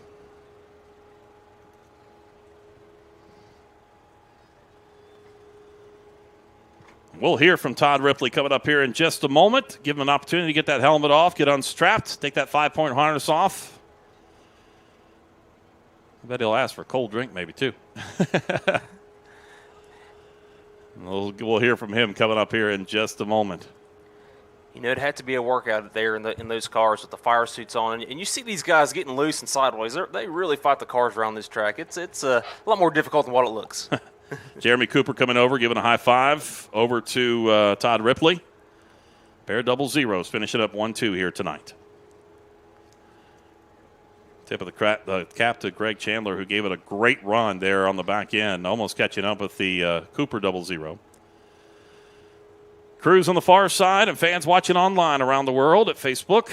How about a big round of applause for our winner here tonight and Todd Ripley. Let's head on down trackside and we'll check in with Rodney Snodgrass. Rodney. Yeah, let's give it up for Todd Ripley, tonight's modified feature winner. Todd, that was a great race, man. You battled right off the start, took over, and never looked back. Yeah, thank you. Yeah, Jeremy, he ran me clean. I was there about lap 20 or so. There's 4 cars battling in the back of the field. I kept thinking, are they going to get to this in lap traffic? But a couple of them pulled off and gave you plenty of room. Yep. It was a good race. Good and clean race. Went green the whole way, and that's where we like to see him. Nobody got tore up. Well, congratulations. You got anybody you want to thank tonight? The crew, Thomas and Kim for putting this on. The property owner for letting us do what he did. About it. Well, congratulations to Todd Ripley, tonight's modified feature winner. Big win there for Todd Ripley here tonight. We'll head on back to our second place finisher and check in with Jeremy Cooper. A good second place run here tonight. Rodney? Jeremy, sit on pole, and the car just wasn't as fast in the feature as it was in qualifying. No, I was just fighting wicked loose. That pole don't pay anything. Right where Todd is, where the money's at. Just fought loose the whole time and just didn't have anything for him. He was gone. Yeah, then towards the end there, Greg was trying to get to you. Yeah, my spotter was telling me he was right there. I want to thank Wes for spotting for me. And I saw in my spot mirror, he was right there. He's right there. I knew he's going to have to go on the outside, but Greg's pretty clean. So we had a good race, stayed caution-free for 40 laps. That's pretty impressive, I think. Yeah, I don't think anybody, maybe 1 or 2 cars touched in the whole race. It was pretty amazing. I know you got a lot of sponsors with a new car, new paint design.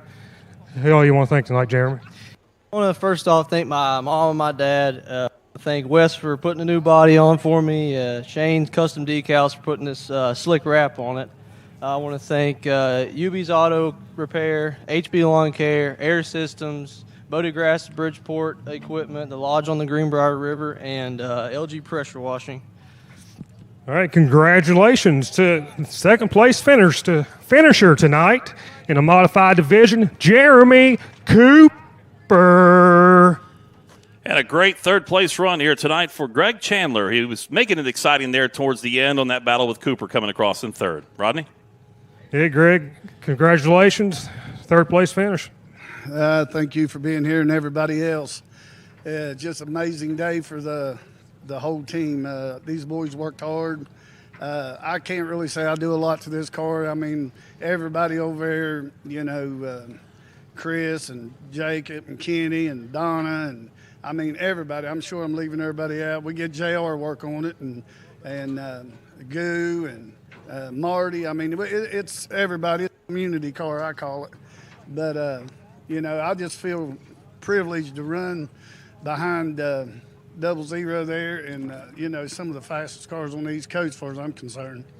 Yeah, and towards the end, you caught Jeremy with about 5 to go there. Yeah, I mean, I believe I could have roughed him up a little bit, but why? He's got a good car and I got a good car, and we got plenty of racing to do, and what could you gain? But he's an excellent driver, and I'm just privileged to be where I'm at. Greg, I know you got some sponsors you want to thank. One being yourself. I'm sorry, I didn't hear you. Sponsors. Oh yeah, I want to, I guess, thank the Kenny and Jacob for helping me, and Goo, and Donna, and like I said, I really don't have no sponsors. I'm afraid to make them mad. I know you've been a long-time supporter of this track, so we got to give that Greg Chandler frame and body a little shout-out. Let's give it up for tonight's third-place finisher, Greg Chandler. All right, thanks a lot, Rodney. Appreciate that, folks. Coming up, our final feature of the night as we get ready to wrap things up here on our Cabin Fever Bash, brought to you by the great folks at Yes Chevrolet and Yes Ford. Hi, I'm Keith Powell, and I'm doing more than ever to help you. Right now at our brand new Ford store in Huntington, I'm doubling down payments. That's right, I'm doubling it. So $500 down becomes $1,000, and $1,000 becomes $2,000 down. Plus, no payments for up to 6 months, so you can save money now and make payments later. So let me help you at our new location, formerly Todd Judy Ford in Huntington. Bailey's Dirt Works. Quality work at an affordable price. Excavating services. Gravel grading and spreading. Dump truck services. Need brush hogging? Bailey's can do that too. Bailey's Dirt Works provide excavator brush hogging for the hard-to-reach places. If it involves dirt, you need to call Bailey's Dirt Works today. 304-544-7090. C&M Air Compressor Repair, on call 24 hours a day, 7 days a week for all your air compressor needs. Parts, service, and expert repair. C&M Air Compressor offers premium performance and reliable service. Comprehensive air compressor repair service and preventive maintenance from C&M Air Compressor Repair. Give them a call today, 304-514-3388. Any day or night, 304-514-3388. C&M Air Compressor Repair. Let's face it, there's nothing worse than a nagging ache and pain. What's even worse is when these aches and pains keep you from doing the things you love to do. The good news is you don't have to let pain keep you down any longer. At Premier, we are experts in treating a number of conditions including back pain, knee pain, shoulder pain, foot pain, and much more. In over 35 years of serving the tri-state region, we have helped thousands of people get back to living life pain-free. Call us today to visit the clinic closest to you and see how we can help you. Welcome back, everybody, here to the Ono Speedway as we get ready to go with our final feature of the night as we get ready for our U-Car class and 40 laps on the U-Cars. Wow. Got one word to describe what this race is going to be. I'm going to make a prediction. Okay. Wild. Yeah, you get 24 cars out here. That's how many we've got signed up for this race. They're going to be running for $400 to win the Vors Compact Touring Series. They race at Bristol Motor Speedway, the Short Track Nationals. They run down at Five Flags in Pensacola, Florida. A lot of tracks. They run it on the dirt at Eldora Speedway, but the Vors Series, they have put $125 up extra for any Vors driver that would win this race, so possibly $525 to win. And a lot of great locals here at Ona in this class, and a lot of good out-of-towners. This is going to be one for the record books right here. Well, you know what? We need to grab a quick break. We'll come back, and we'll get ready to drop the green flag on this one. We're back after this timeout here on the Cabin Fever Bash, brought to you by Yes Chevrolet and Yes Ford.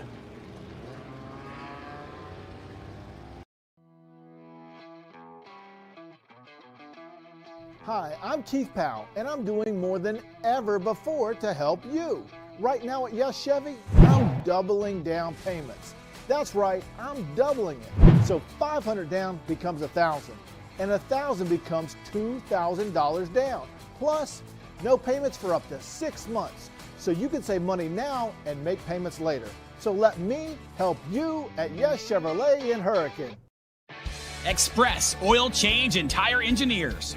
Our goal is to give each customer the assurance that their car is well maintained by providing the highest quality automotive products and services, delivered quickly and conveniently in a superior environment by a friendly, professional staff emphasizing integrity in every action. Oil changes, tires, brakes, alignment, and a full mechanical shop. Mention this race and get $10 off your next oil change at Express Oil Change and Tire Engineers in Barbersville. C&M Air Compressor Repair, on call 24 hours a day, 7 days a week for all your air compressor needs. Parts, service, and expert repair. C&M Air Compressor offers premium performance and reliable service. Comprehensive air compressor repair service and preventive maintenance from C&M Air Compressor Repair. Give them a call today, 304-514-3388. Any day or night, 304-514-3388. C&M Air Compressor Repair. I'm going to open up 2 beers. Okay. You tell me which sounds more refreshing. Gotcha. This one? Or this one?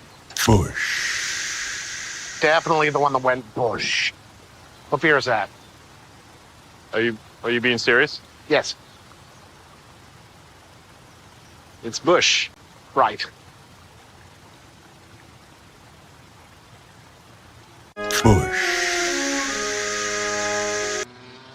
Back here at the Ona Speedway, for folks watching us on Facebook, it's the Cabin Fever Bash, brought to you by Yes Ford and Yes Chevrolet, as we get ready to roll here with the U-Car class.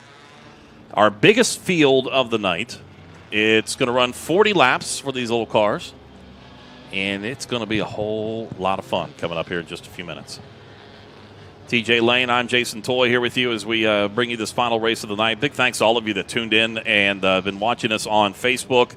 Apologize early on. We had a few little issues, but you know what? It's opening night. We worked our way through them. We got here and we're ready to roll, and we're down to our final feature of the night. We're checking transponders right now, making sure everybody gets registered in, and we're going to get ready to go racing for 40 laps with these U-Car class. And I'll tell you what, you got a lot of guys that picked up wins last year, and Jacob Bell 3 times, 2 times for Keith Watson, Chris Dedkins with a win, Joe Workman with a win. I mean, it's a fun class to have. Yes, and we got a lot of these guys that are here in this race. Jacob Bell, our defending track champion, had 3 wins last year. With the pill draw, he's going to be starting back, I believe, 20th. So, man, that's it's going to make it interesting with the pill draw. It's the pill draw. We've seen it tonight make things interesting, but man, when you get 24 cars out there in your pill draw, that really makes it wild. So, with all the things we talk about, this. There's no doubt that this race has all the ingredients to be a very entertaining 40-lap event. I think it'd be fun with these cars. You just do it from a standing start. That would be wild. That would be the only thing that make this race a little more wild. But it's great to see these U cars out here. They really support the track good. They're usually the biggest car count of the night, and I can tell you it's some of the best racing you will see is out here at Ona Speedway in these U cars. And while we're getting the cars checked in with the transponders, just want to say again, if you've liked what you've seen, if you've never seen racing at Ona Speedway, we're going to have fans back here soon. We don't know when, but we know it's going to be soon. And please come out here and support the racetrack. You know, we've talked about it's only $10 to get in for adults. We've got ticket price breaks for kids. It's a good family atmosphere. For a Saturday night, there is nothing better, nothing more exciting and fun that you can do than to come out here to the races at this racetrack. And if you got an old Chevy Cavalier that's just sitting around the yard, you can put a roll cage in it, come out here and race in one of these. That's a lot of Chevy Cavaliers out here. Yeah, that's one thing too. You know, if you've liked what you've seen and you know you want to get out on the track, there's plenty of opportunities to do so. We've got 8 different classes that race here at ONA, and you know they can fit any different budget level from the crazy compacts all the way up to the late models or modifieds. You know, you can go out here, have a lot of fun. And if you're interested, go to our website at onaspeedway.com. We got all the rules up. You can also message us on Facebook. Track promoter Thomas Mays will be glad to help you with any questions to help you get started into racing. Yeah, it's going to be, if you want to do that, you can come on out here. If you're out of the area, like some of the drivers that we had to pull down here tonight, you want to come down and race with us some weekend, or maybe come down for the Mountaineer 100 later on this year, you know, something to look out. onaspeedway.com is where you'll be able to do that. And for those of you that are NASCAR fans, don't forget tomorrow, the Coca-Cola 600, coming to you from the Charlotte Motor Speedway. We'll have it for you on Big Buck Country 101.5 starting at 5 p.m. tomorrow. 600 miles for NASCAR's superstars, and, you know, it's always fun on a Memorial Day weekend. I was talking about it earlier this week on the air that it's Memorial Day weekend, and, you know, we pay honor to, you know, to all those in the past that have fought for our freedoms and where we are. We thank them. We tap the cap to them, everything for them. And all those ones that continue to do it for us today. But it's weird this weekend with no Indy 500. That's what I was about to say. It's going to feel weird to not watch the Indy 500 tomorrow. I believe it got pushed back to, the third week of August, Yeah, I think, something Jason? like that later on, yeah. But it's awesome. NASCAR's running for the Coke 600. It sucks no fans are allowed. I actually had tickets for the Coke 600. I was supposed to be there tomorrow, but that's okay. We'll go back a different time. But a big weekend, a big week of racing in Charlotte. You know, 4 straight days. So you guys will have all that on Big Buck Country. Yeah. So it'll be some good racing with the rules package that NASCAR has. Last year, Charlotte was one of the more entertaining races. They really bunch up a lot of 3-wide racing there, so it should be fun. Yep. And why did they stop? Because the last one they did not single file. He's the guy come late.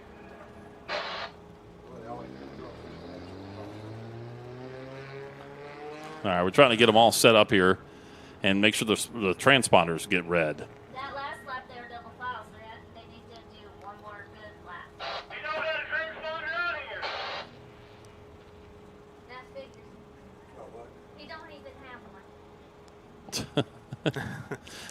I got it done around again, Doc. Single file and slow. All right, I'll talk over it. Hey, Jerry, he doesn't have a transponder. He won't be Good luck for him. Just said we ain't scoring. That's what I told you. We'll have trouble scoring. All right, they're trying to get things worked out here. They got one driver that does not have a transponder, so it's going to be hard on the scoring side of things for it. Now they're trying to get the cars lined up, and with this many cars, you got to send them across the line for the transponders to read for their starting positions. No, we need the rest of them come through again because they went to double file over here for some reason. All right. Lucky, mate. Just a one row at a time, buddy. So we're getting them lined up once again. Hopefully this will be the last time we got to do this. And we'll see if we can get them lined up and ready to roll. I guess you could call this the calm before the storm. You know, when we talk about if a driver wants to come in and be a part of things here at the ONA Speedway, if fans when fans come back to come back in the stands to watch all the fun as well, it's great to bring the kids out here and have a good time. Also, too, if you are a sponsor, you'd like to be a part of the racing action here at the ONA Speedway, you can head on over to the Facebook page or the website at onaspeedway.com, and you can get some info there on how you can be a part of the fun here at the ONA Speedway. And again, a big thanks to our sponsors here tonight, including JR's Frame and Body being a part of it. Their sponsor for our caution flags here tonight. Our cleanups tonight from LG Pressure Washing Cleanup, so big thanks to them. Restarts from the AirTech Heating and Cooling folks. Big thanks to them as well, including the checker flag from, you say it right all the time. McCam. McCann Builders on the checker flag tonight. And also big thanks to Premier Physical Therapy as well with our replays as well. So thanks to them. Of course, couldn't be done without the great folks at Yes Chevrolet and Yes Ford here tonight as well.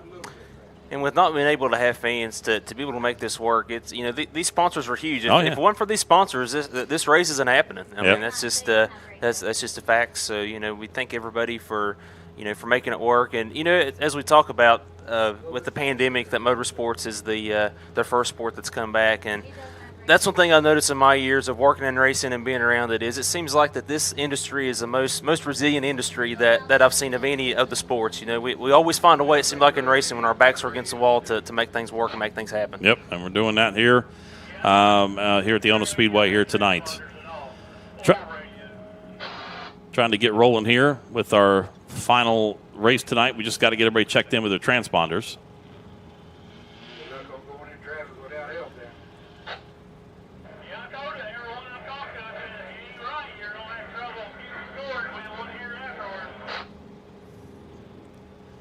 All right, so final couple here. We'll get them staged back up, 2x2, back over in turns 1 and 2.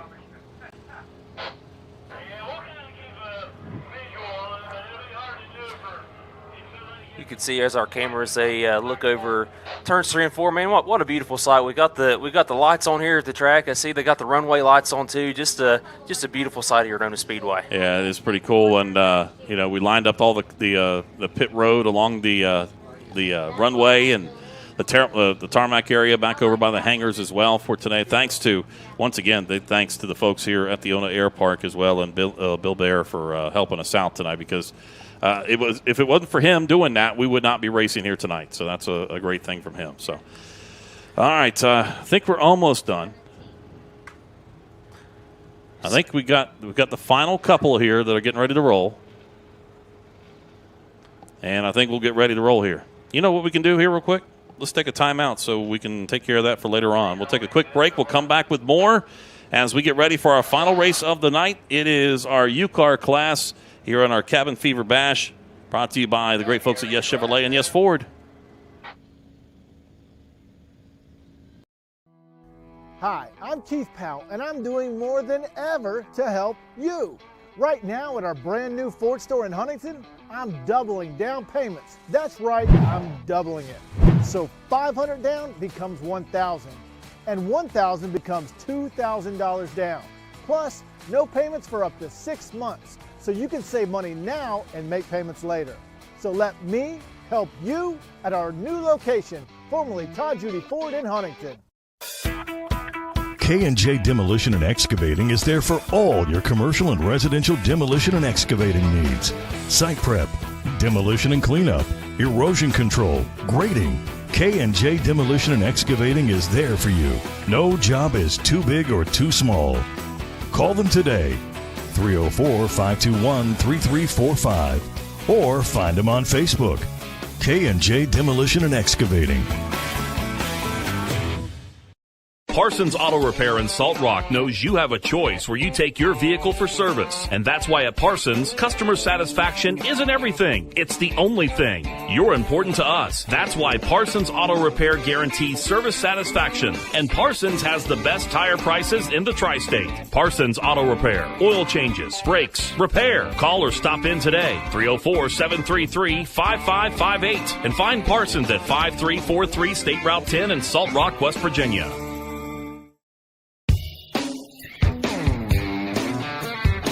Jim's Car Wash and Storage, featuring a drive-through brushless car wash, plus vacuum cleaners, conveniently located on Route 60 in Milton.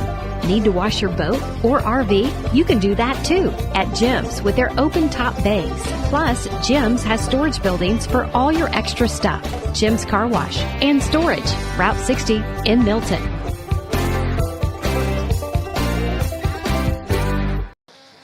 Welcome back, everybody, here to the Ona Speedway, the Cabin Fever Bash, brought to you by Yes Chevrolet and Yes Ford. As we get ready to roll here, our U-Car class lined up 2x2x2. We got one smoking up already, but 2x2x2. We're going to try to tighten them up as we get ready to drop the green flag. It's Derek Morris and Brent Scheffler lead them to the green. We're green flagging, racing in our 40-lap 400 to win. U-Car feature of the field, a 24 barrel into turn number 1. It's Morris, your race leader. Scheffler in second, the 17 of David Atkins in third. They're side by side for fourth. That's Joe Workman, the 9. Look at that run. Workman got off a 2. He's going to look to the inside of Atkins for third. Oh, they get 3 wide. They're smoking, making contact.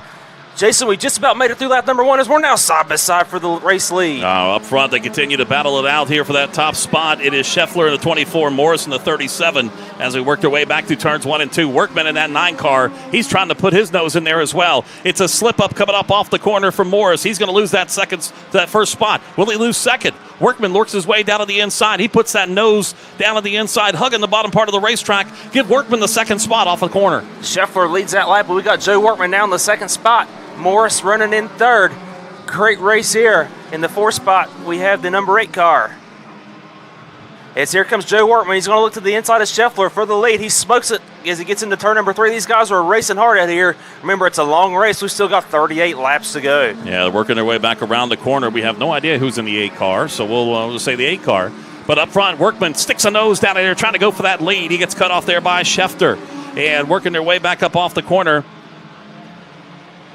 Schefter works his way back down to the corner. Now we're single file through the top 4. Battle outside just at the back end of the top 5 as they work their way up off the corner and working their way back down the front stretch once again. It's 17 and 78. That is Hughes in there as well as they work their way back into 1. They're side by side for the 3rd spot between Morris and the 37, the number 8 car. That 8 car is charging hard into turn number 3 up high.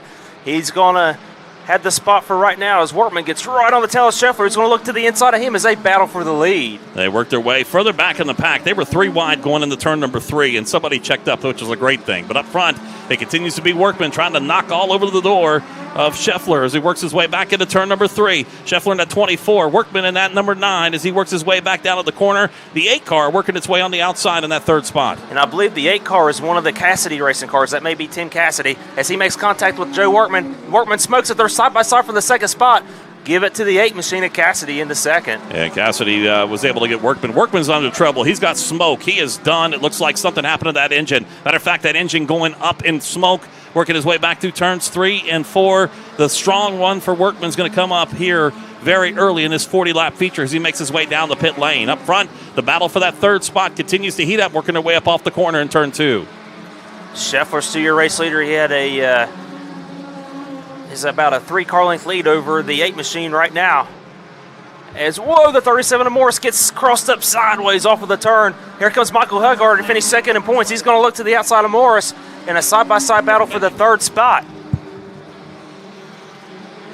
And they're working their way back around the corner. The battle for the lead continuing to heat up there. We believe that's Cassidy in that 8 car as he continues to light them up, going back into the corner, working their way up off of turn number 4, back down the front stretch once again. Caution flag is out. Trouble back over in turn number 1 and 2.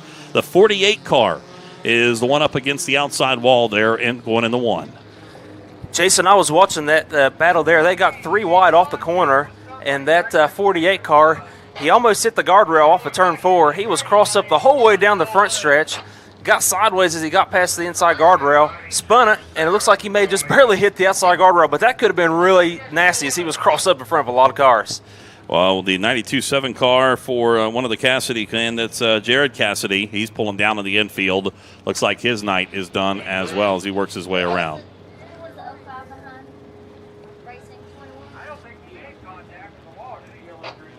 They're working their way, and they'll line it back up once again with trouble back over on car number 48, back over on the far side. Our caution out, our JR frame and body caution is out. Quality Collision Service. Make sure you find them on Facebook. You can call 304-949-5990, located on McCorkle Avenue in Marmet. That also opens things up for the cleanup crew to come on out there. The LG Pressure Washing Cleanup. Of course, LG Pressure Washing, you can check them out with houses, walkways, gutters, decks, and more. Give them a call, 304-633-5619. You can find them on Facebook as well. So they're going to get them lined up one more time here, and we'll see about going back racing once again. And we have somebody not real happy right now.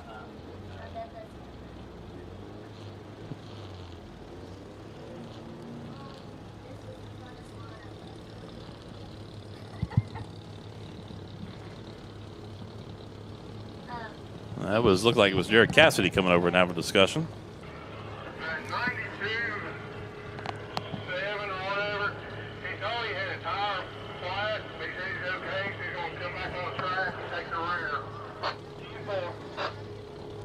All right, we get them lined up here. We can make sure we got the cleanup service taken care of over there, and we do. And we'll get ready to go back racing once again.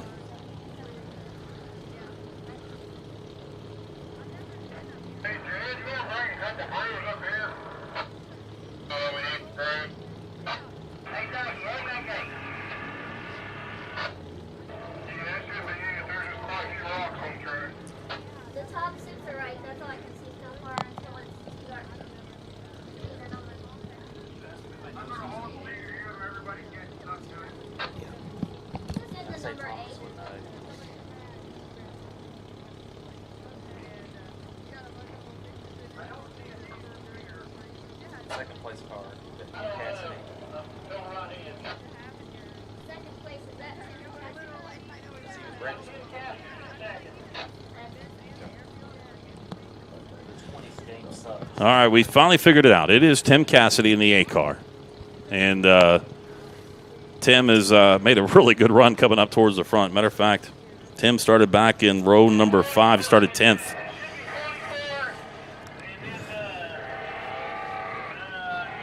So they're going to get him lined back up. And we'll get ready to roll here for completing, so far, 8 laps. So 32 to go here of our feature race tonight. Yellow flag is back out after we got everybody lined up. Big thanks to Premier Physical Therapy as well for all of our replays here tonight on our Facebook broadcast.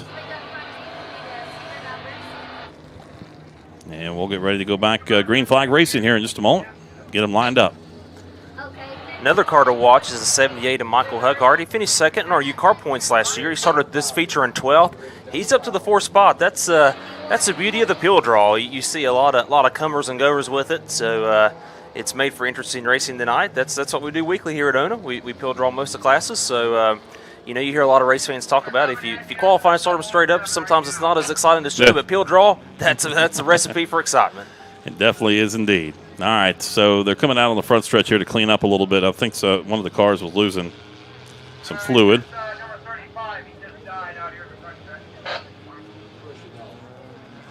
39 just rolled off here towards our right on the pit lane.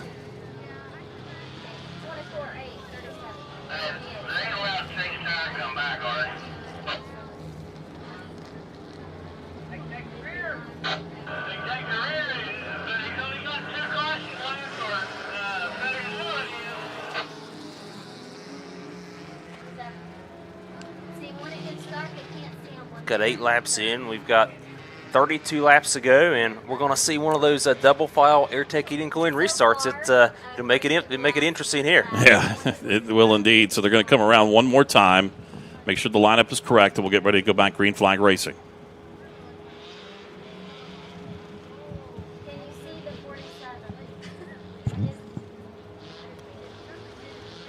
And 0 was in front of the 47. That's what's backwards. All right. Let's send one car out the back stretch. Who will try to see if they can get a tire replaced before they can come back out. But all right, so we will get ready to roll here. They're lined up in the correct positions, and we're getting ready to go back green flag racing.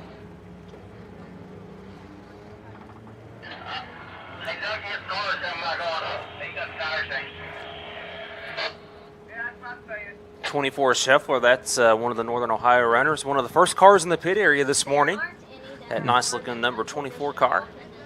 It's got Tim Cassidy, as Jason mentioned, started 10th. He's up to the 2nd spot. Tim Cassidy is flying in that number 8 machine. Of course, Cassidy, a multiple-time winner in the past here at ONA Speedway.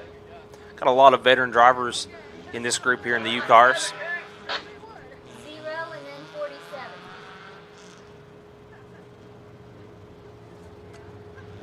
Another driver, James Suggs, a new driver out of Beckley, West Virginia.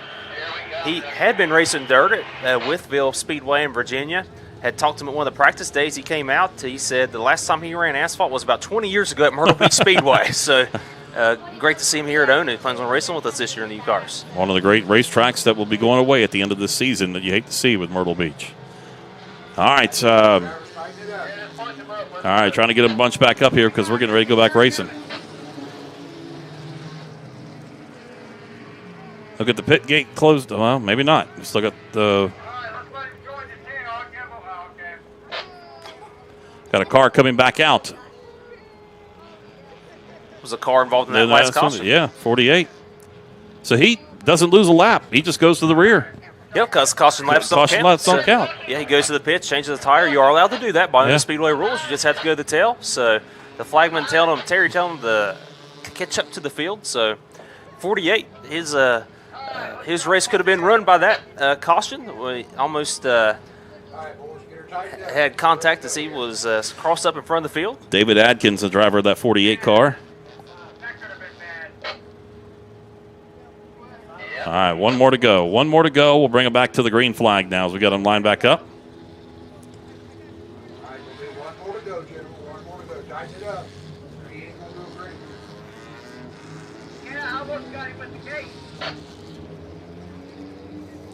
All right, here we go, folks. We'll get them lined back up once again.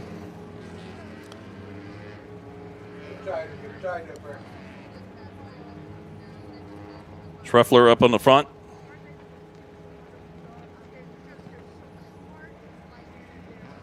Is it Scheffler or Scheffler? I think it's Schreffler. Schreffler? Okay. Yeah. Schreffler up at the front in that 24 car. He'll get ready to come back to the green. Tim Cassidy on the outside in that 8 car, in that black 8. They work their way back through turns 3 and 4. 8 laps down, 32 laps to go here in our final feature of the night, here in our Cabin Fever Bash with green flag back in the air. And we're going back racing here at Ona. Tim Cassidy with a good restart on that outside line. He's going to sweep down to the bottom and take the lead. What a power restart by Tim Cassidy. That number 8 car. He's your new race leader. Schreffler's in second. Then we got the 37 of Morris in third. Esch in fourth. And look at the 19 car moving into the 5th spot, as well as the 007 of Don Ruffner, the 007 into the 6th position. And Cassidy trying to pull away. It's taking a little bit for Schreffler to be able to get up through the gears, and he's starting to do it now. Back behind him, though, side by side for that 4th position. It's X and also Oliver there as well as they work their way down the backstretch. Give Oliver the advantage, working their way that 007 now of Ruffner as he works his way down towards the inside as well. Side by side, back off the line for that 5th spot. That's the best battle on the track there, watching for the 5th spot. Clayton Oliver and that number 19 car has it. Now they're going to battle side by side for 6 between Ash and that 007 of Ruffner. They're side by side now for the 6th position. Here comes Michael Hughart joining in, as well as Keith Watson. Keith Watson started way deep in the field, and he is moving up in that 51 car. They both got great runs heading down to the turn number 3 and 4. They had to get hard on the brakes to be able to hold it up. And we're looking at that 78 car as they work their way back into the corner, side by side for the battle. They work their way back up off the corner once again. Esch is there. Watson is there. Hughart is there as well as they work their way back down the front stretch into turns number 3 and 4. It's one car getting a little sideways as he rips the wheel back down to the bottom part of the racetrack. It's a great battle just outside the top 5. Side by side for the 4th spot between Ruffner and Oliver. Give it to Ruffner. He moves up into the 4th spot. Now Keith Watson looking for 5th on Clayton Oliver. Oliver going to look back to the high side to try to get a run on Ruffner. He will not be able to do that as Cassidy continues to lead. Cassidy continues to pull it out a little bit. He's opened up his advantage now. 1.6 seconds the advantage between him and Schreffler back in that 2nd spot. They're starting to heat up for that battle for the 3rd spot as well as we look back there, and Morris is making up some ground on him in that 3rd position. That will be a battle we'll keep an eye on here coming up in just a bit. 5th on back is where we're looking at things right now as they work their way back down the front straightaway with 14 laps up on the board as we get ready to roll here with it. How about the number 51 there of Keith Watson trying to make some things happen? Watson looks to the inside of Clayton Oliver. They're battling for the 5th spot. Watson had to get off the gas a little bit. That's going to allow Michael Hughart in the 78 to close on him. And look at Jacob Bell behind those guys. Bell started way deep in the field. That's what troubled the first part moving up, but he's moving up now. He's working his way up off the corner, down the front stretch, staying single file. Now they'll take a peek down to the inside with that 51 car and Watson. Watson trying to do it, but he gets the door shut down on him once again by Oliver. Oliver holding down the spot, but they are stacked up 1, 2, 3, 4, 5 behind him right now. Now he sticks the nose down to the inside. Oliver gets bumped. He gets spun around as he goes down to the corner. Contact with more drivers behind him as they spin out. 1, 2, 3 cars involved back in turns number 3 and 4. Somebody tried to shut the door down on him, and when he did, he paid the price for it. That's what happens when you have somebody to the inside of you. You got to give them room, because if not, that's what can happen. I believe the 78 was maybe collected in that as well. We got one car smoking off of turn number 4 that was involved. We'll see the number on that car. That is car number 2. Looks like the smoke has dissipated on that machine, but had a few cars involved in that one, but that one could have been a lot worse. We done off in the distance our Premier Physical Therapy instant replay there. If you can make it out here watching on Facebook, you can see it up there on the distance. But there was 2 drivers battling for the same real estate. One of them got the advantage down on the inside, and the other one tried to shut the door, and there was nothing there. Yep, these guys, especially in that part of the field, they know that it's go time. You know, you got Tim Cassidy who was pulling away up to the lead. You know, you have no guarantee of any restarts, so you know, these guys are going forward, and that's what happens sometimes. All right, so get cars rerouted here. Doesn't seem like it's too much damage out there. I believe that was the 19 car that was back there with Oliver, and he's going to come back across the grass here, and it looks like his night might be done. It's a tough break for Clayton Oliver. He was running really good, I believe, in the 5th spot when that accident had happened, so tough break there for him. I think all was 51 to the tail. Turns out that's Ruben. 51. Keep watching. There's 219s. That's So they put the 19 with Oliver into the infield, and we'll get them lined back up once again here to go back green flag racing. And the lap 16 up on the board of 40. We got one car that's still stuck back out there in the grass, and our cleanup crew is out there once again, our LG pressure washing cleanup crew. Of course, LG pressure washing houses, walkways, gutters, decks, and more. Call 304-633-5619. You can find them on Facebook as well. Tim Cassidy is our leader.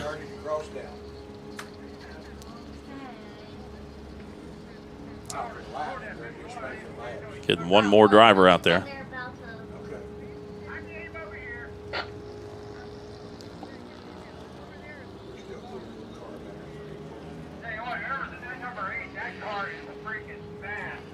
And so they'll get them lined back up once again here. We'll get that one. We have one car left over there on the far side, and they're getting him refired as he's going to pull away. That's a 78 car that will be pulling away now. Gets it refired and doesn't get stuck in the grass. That's a good thing. The 78 of Hugard, he was kind of an innocent bystander in that one. He had moved up to the field pretty good, and then that's part of racing sometimes. You got a car that gets crossed up in front of you and just know where to go. He's got a little fender damage on the left front there. The hood pin looks like it might have gotten knocked off on the front hood. So we'll keep an eye on him and see if that wind or that air might pull that hood back up on him. So we'll keep an eye on that one. Yeah, it's like jumping on a rail. We got one car stocked on the backstretch. Riley's coming over here. Number 3 or number 8 for you car listed. Jerry. Riley's coming over here. Nathan punched her in the face. All right. That would be the 57 who's not real happy as he pulls away. As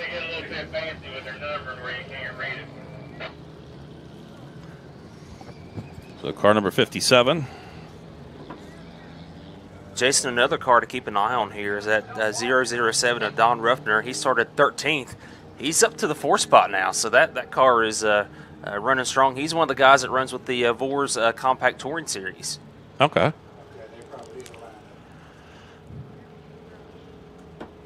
Well, I can't see their numbers.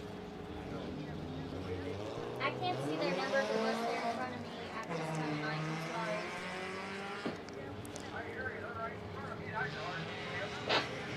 All right, here we go. We're going to make sure the lineup is good again here, completing 15 laps.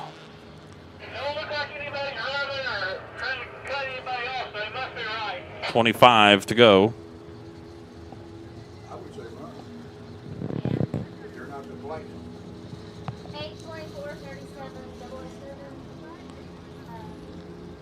19 should be 5th, but he is. Let's show him one coming at you there, 51 Doug. should be 6th. You want to let me go lights out? All right, I think we might have the lineup set here. See if we can bunch them up. I don't want to give them no surprises. Let's just show them one. Right, I agree. Beat Tim Cassidy, your race leader, Brent Scheffler in second. Then the 37 of Morris, Derek Morris in third. Ruffner in fourth.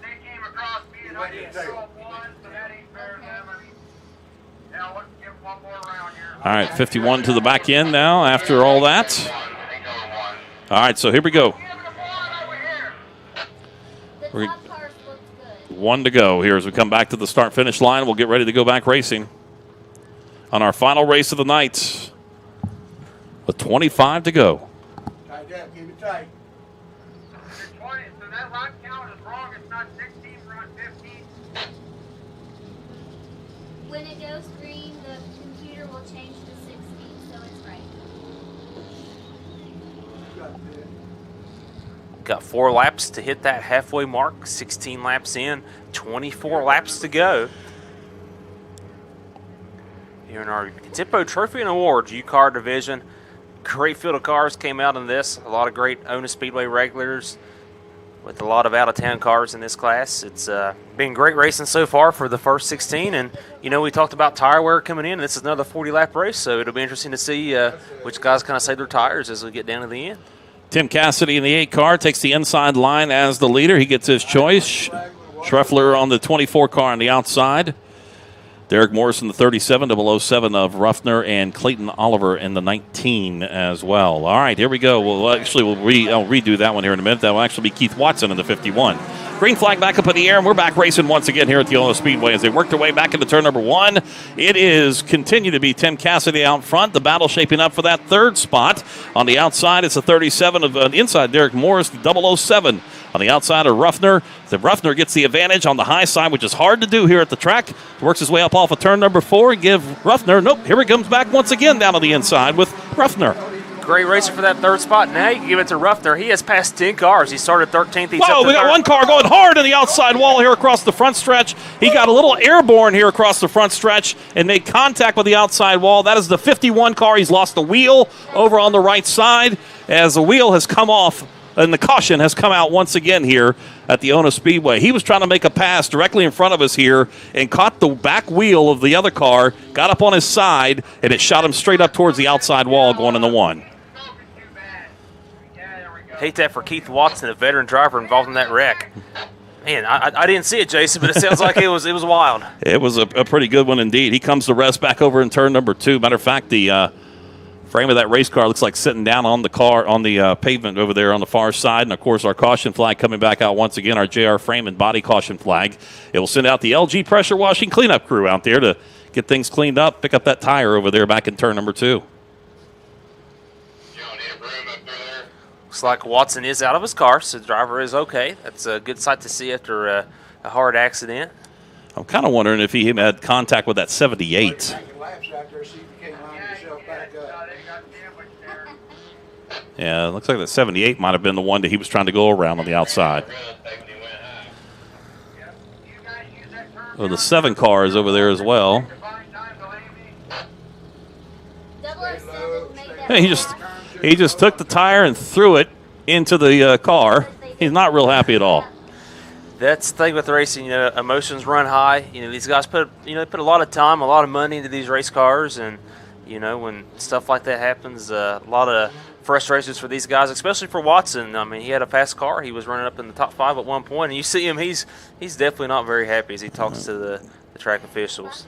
And understand, the 2 car stopped and had to get refired to roll back around. So they're going to bring the rollback here from A1 Wrecker and Recovery. They're going to go out there and clean it up as well. And, of course, your cleanups are brought to you by our good friends over at LG Pressure Washing Cleanup. Of course, LG Pressure Washing does houses, walkways, gutters, decks, and more.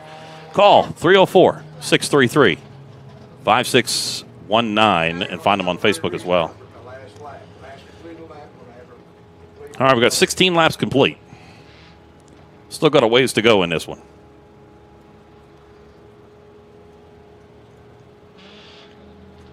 Could do a new rule after the third caution. You start counting caution laps.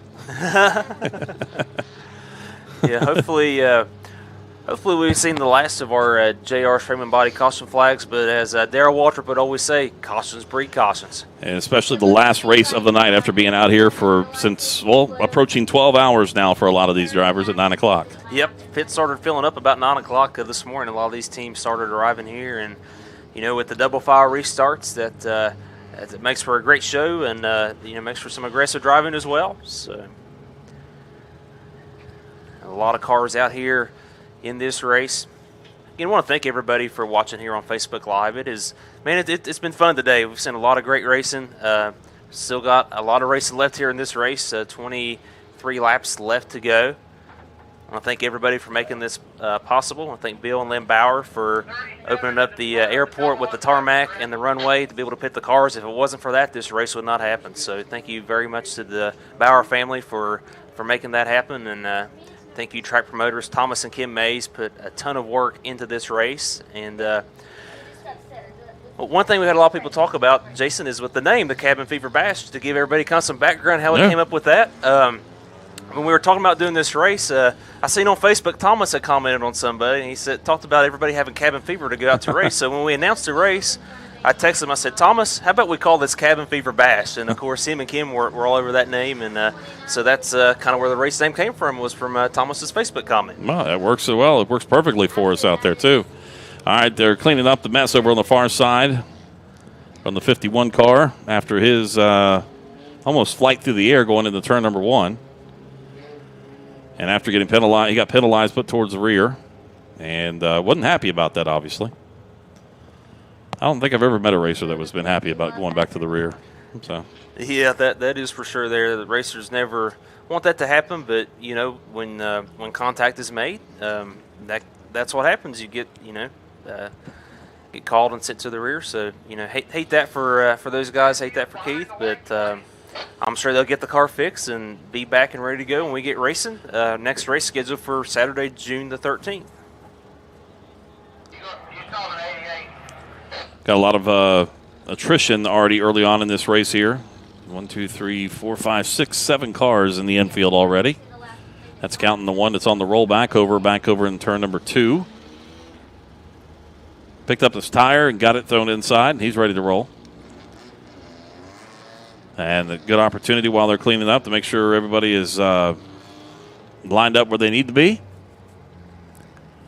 And as long as they stay there while they're circulating around the track, we should be good to go here in just a bit.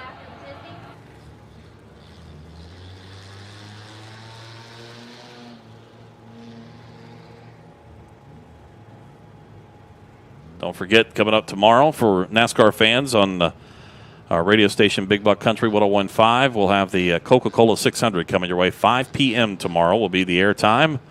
Qualifying will take place at 2 o'clock earlier, so it's the one race that we will actually qualify for. This one, but no practice, so we'll qualify and then we'll race. But they're not going to do the All-Star race always has a great qualifying deal where they have to do the pit stop and all that. We'll do the All-Star race later on, so hey, we're just getting back to racing. That's a good thing. We'll have another midweek race coming up next week on Wednesday with Charlotte as well. Jason, as we talk NASCAR, for everybody that watched the race Wednesday night at Darlington, the big storyline there was contact with Kyle Busch and Chase Elliott. Could we see that battle continue into the Coke 600 tomorrow? There's not going to be any give and take, I can tell you that. But they've talked. They talked. They're all good. They're all good. And they've talked and they worked it out, supposedly. So it was just a mistake. Kyle was looking out his rearview mirror as opposed to looking out his windshield. So.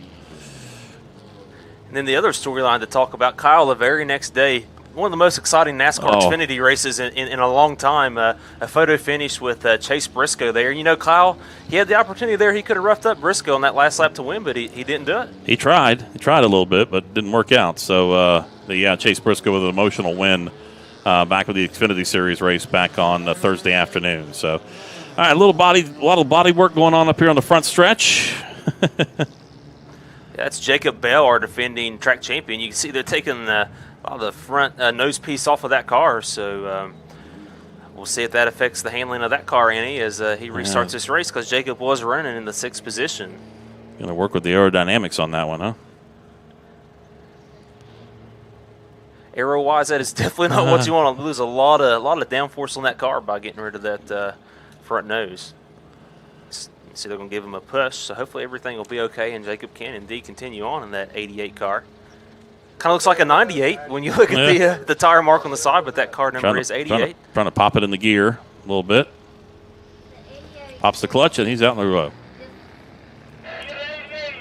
Jacob is a second-generation driver. His dad, David Bell, competed out here, and if we posted a Throwback Thursday post on our Facebook page a month or two ago, and his dad was climbing the fence after winning a race. So that's Jason. That's one thing cool about racing. You see a lot of second, third generations. Yeah. It truly is a family sport.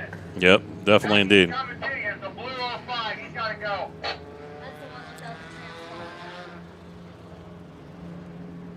right, we're going to get him back in position here for Jacob Bell in that 88.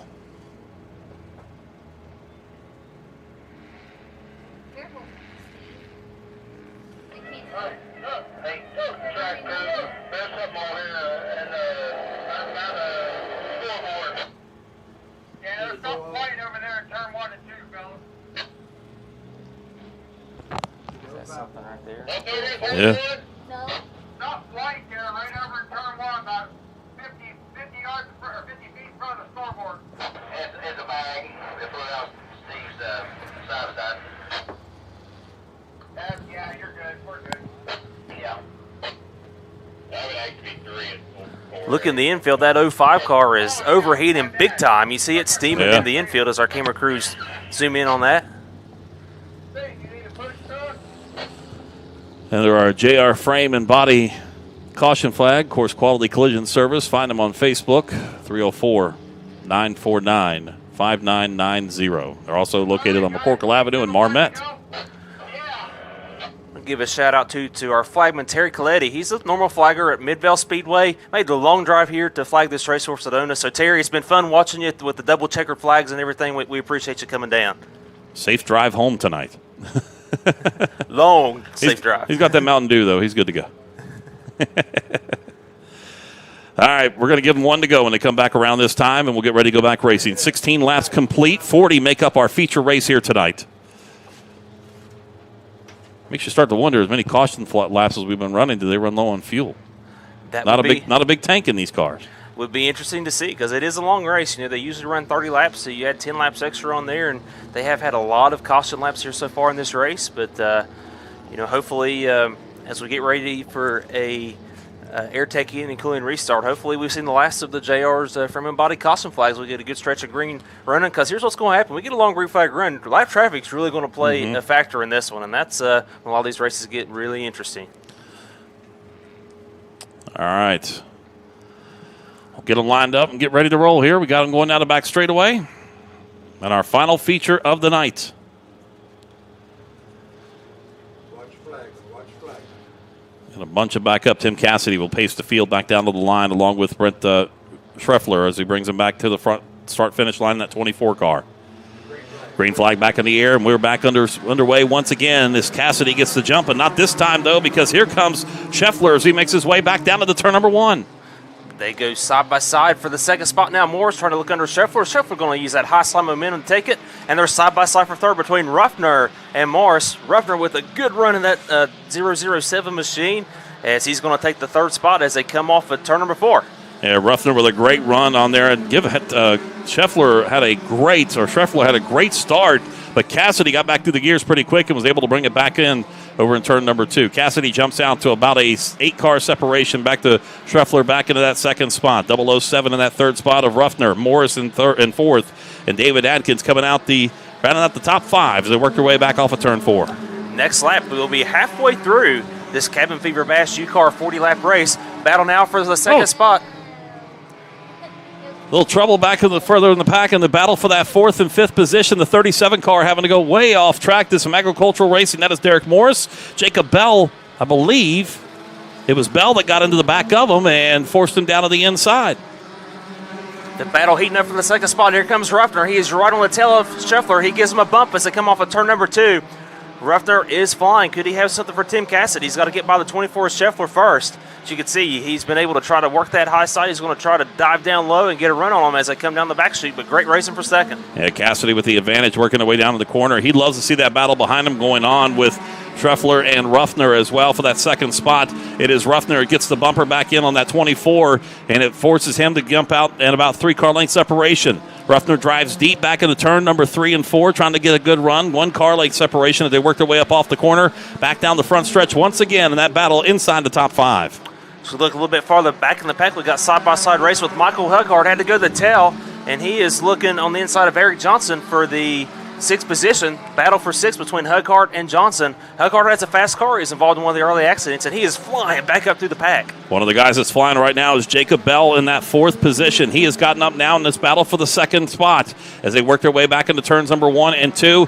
It is 2nd, 3rd, and 4th, nose to tail as they work their way up off the corner. Tim Cassidy checking out a little bit. He'll actually have some lap traffic ahead of him. Battle for the 2nd spot. Rolling up here right now as they work their way. It is Scheffler continuing to hold on to it. Ruffner is there. Jacob Bell in that 88. He's continuing to make a run, coming back from that 4th spot. A 3-car battle for the 2nd spot. Here comes Jacob Bell. He put the bumper to the 007 a little bit. These guys, you could throw a blanket under him in that battle for the 2nd position. There's a 1.2 second lead for Tim Cassidy as they work through some lap cars. That battle for 2nd. It's still Scheffler holding that spot. As they work their way down the start-finish line, 25 laps go up on the scoreboard as they work their way back into the corner. Great battle continuing. Here we go, trouble now as the bumper gets into the back end of Scheffler as he spins around. Contact, hard contact coming from the back end here as back in there is the number 88 car as he gets contact as well. And we're seeing a little bit of flame coming out from the brake caliper of the 17 as they work their way, but hard contact there. And hard to see that last number that worked their way back over there. I think that was a 2-car that hit Bell. Those guys were stopped, and the 2 of didn't have nowhere to go. That's Nathan Higginbottom, one of the out-of-town cars, and he hit the 88 of Jacob Bell hard. Man, but that all started with some contact for the 2nd spot. All right, let's take a look if you're watching on our stream with the Premier Physical Therapy instant replay as they work their way back up into the corner. Just got stacked up there, contact there, and of course the outside, nowhere to go for that 2-car. As he just laid into the back end of them as they worked their way off the corner. So heavy contact. They're checking on the drivers out there, and I believe everybody appears to be okay. And they're going to stop the cars over there, it looks like right now. It was a really hard impact. It almost hurt to watch that Premier Physical and Occupational Therapy replay because the 2 had a lot of speed. He just had nowhere to go. He locked them up, but fortunately the track was blocked and hit Jacob Bell hard. But yeah, Bell not happy out there. He is just kind of looking at the damage and not happy at all. And we had one of our drivers that made that heavy contact up there. He's out. He's giving a few words to the 78 car. Yeah, Jacob Bell not happy at all. You can see there. That's a tough break for Jacob. Puts a lot of work in these cars, and Jacob's plan wasn't to run this U car every week. He just had planned on running it a few shows here, a few of the bigger shows, and run some of the Vors out-of-town shows with the touring series. But he wanted to bring his car out to run this race to help support it, and just hate to see that. Yeah, and of course the 3rd car involved in that deal was the 007 there of Ruffner as well, and the contact pulling out the red flag as they stop him back over in turn number 1. A lot of water being spread out there, a little bit of oil as well after the heavy contact back over in the corner. We're going to take a timeout. We'll come back. We'll get you the latest update on what's going on as we get cleanup going on here in our U-Car class, our final feature of the night. 35 laps down, 15 to go here in the Cabin Fever Bash at the Ona Speedway, brought to you by Yes Chevrolet and Yes Ford.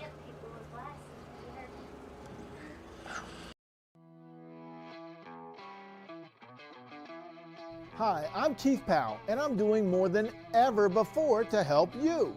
Right now at Yes Chevy, I'm doubling down payments. That's right, I'm doubling it. So $500 down becomes $1,000, and $1,000 becomes $2,000 down. Plus, no payments for up to 6 months. So you can save money now and make payments later. So let me help you at Yes Chevrolet in Hurricane. Junior back to the bottom. Logano fails to block, and Junior wants the lead. Tonight's low is going to get down to about 57. Racing down to the white flag. One final lap. Junior crosses. Side by side, Truex around. Carl Edwards spins down to the apron. MRN, keeping you in the race. This is the Motor Racing Network, the voice of NASCAR. Proud to be the voice of NASCAR in the Tri-State. Big Buck Country 1015. Jim's Car Wash and Storage, featuring a drive-through brushless car wash, plus vacuum cleaners, conveniently located on Route 60 in Milton. Need to wash your boat or RV? You can do that too at Jim's with their open top bays. Plus, Jim's has storage buildings for all your extra stuff. Jim's Car Wash and Storage, Route 60 in Milton.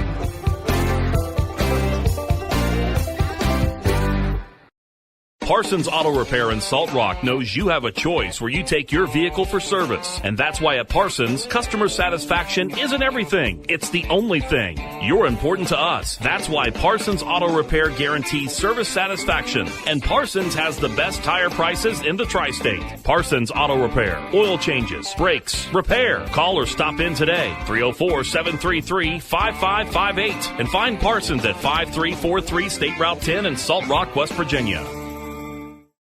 This Kindred Digital Sports broadcast of the Yes Chevrolet and Yes Ford Cabin Fever Bash at the Ona Speedway is sponsored in part by Tax Masters Pro Books. Please visit us in Chesapeake and Kermit and our new location in Tays Valley. TaxMastersProBooksPlus.com. Welcome back, everybody, here live at the Ona Speedway for our Cabin Fever Bash, brought to you by Yes Ford and Yes Chevrolet. As we are live here tonight, of course, bringing you the action of the opening season for the Ona Speedway. No crowd in the stands. Just the crews that are here, and we're bringing you the action tonight here on our Kindred Digital Sports presentation. And a big thanks again to all of our sponsors. Under caution here in our UCAR class, about 15 laps to go here, as we've got cleanup going on back over in turns number 1 and 2. And under the break, TJ, we found out that Brett Schreffler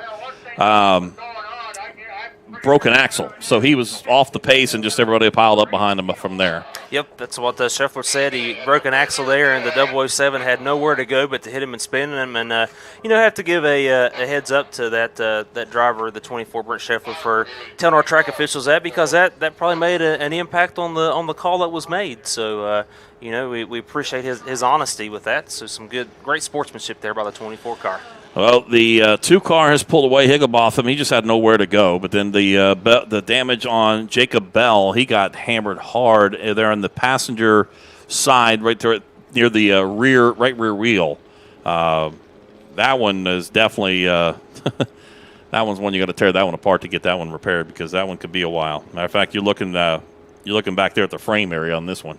Yeah, the 2 car of Higginbottom, man, a lot of damage as the A1 wrecker. It's about to take him off the track. A lot of front end damage on that car, and that was a hard impact. I'd say that's one of those impacts that the drivers will feel that tomorrow. When you go, the 2 had a lot of speed carried, and when you hit a car that's stopped like that, that's a hard impact for both drivers. But great to see both drivers come out okay. And I have to thank our track safety crew, Cabell County EMS, the Salt Rock Fire Department. Great to have those guys here at the track to help keep our drivers safe. Yeah, thanks to them, and also Lavalette out there as well. So thanks to them for being out here with us tonight as the record crew continues out there to get things cleaned up. And we're under a red flag here as they had a hard lick back over in turn number 1 and 2, and got the wrecker and a rollback. Rollback is back over in the pit area, still trying to unload some things. So they're bringing the wrecker over. They're going to drop the Higginbotham car off down to the inside, and then they will go back out and pick up the other cars as well. But only downfall when you have 2 wreckers out here. One's already occupied back in the garage area, taking a car back after the last race. I just looked to see, and race fans, there's not a full moon out tonight. This race is one of those races with the full moon, and And Jason, have you experienced that in your career? I know I have. On nights that are a full moon and racing, it just seems like all chaos breaks loose. It doesn't matter if it's racing, football, or anything else. There always seems to be something that happens crazy on a full moon night. And it seems to affect it. It seems like a lot more when it comes to racing. It's one of those deals that happens, and it brings out the best in all the drivers when it comes back to full moon time. They're getting things cleaned up. Also getting a lot of the liquid that's up off the track. So the record just dropped off here. They're going to roll back over and pick up another car and bring it back. And hopefully one of the other cars, it's got a broken axle, so it's not going to roll too well. So we've still got a little bit of cleanup here we got to get left done here at the Ona Speedway as we get ready to try to wrap things up here tonight. And our Cabin Fever Bash brought to you by Yes Ford and Yes Chevrolet. Don't forget, folks, keep up with the latest news and more with the Ona Speedway. You can check them out on Facebook and like them there. Also on their website at onaspeedway.com. So you can tune in there and find out what the latest is going on. Plus, if you are a driver that would like to come out here and join us at the Ona Speedway, you can get all the latest rules on there as well for all the different classes on what you need spec-wise for your vehicle. To come on out here and hang out with us, do some racing with us at the Ona Speedway tonight. You know, we talked about we were going to have 250 laps of racing out here.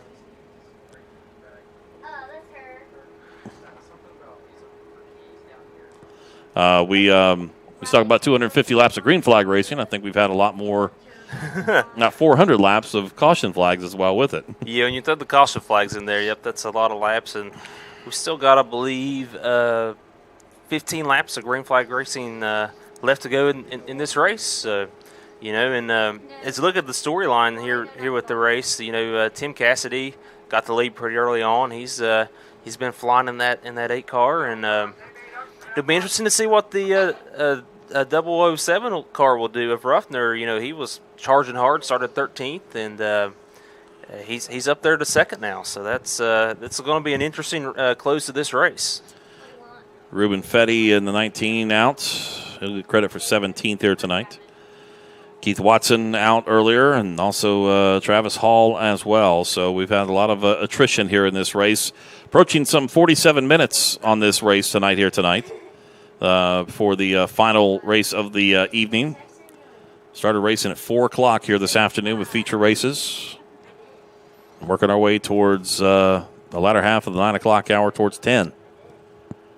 And we thank you all for hanging out with us on Facebook and here in the stands as well for the crews that slowly started to work their way out of the exits back over on the far side. And getting the cars hooked up here, and hopefully we can get back to racing here pretty quick. The less cars we have, the easier it is to get things lined back up. So you would think. So we'll see. And probably the less cars, maybe the less JR frame and body cautions that we have as well. Mm-hmm. So we'll see what happens, but it's getting down to crunch time. It's a race with 15 laps to go.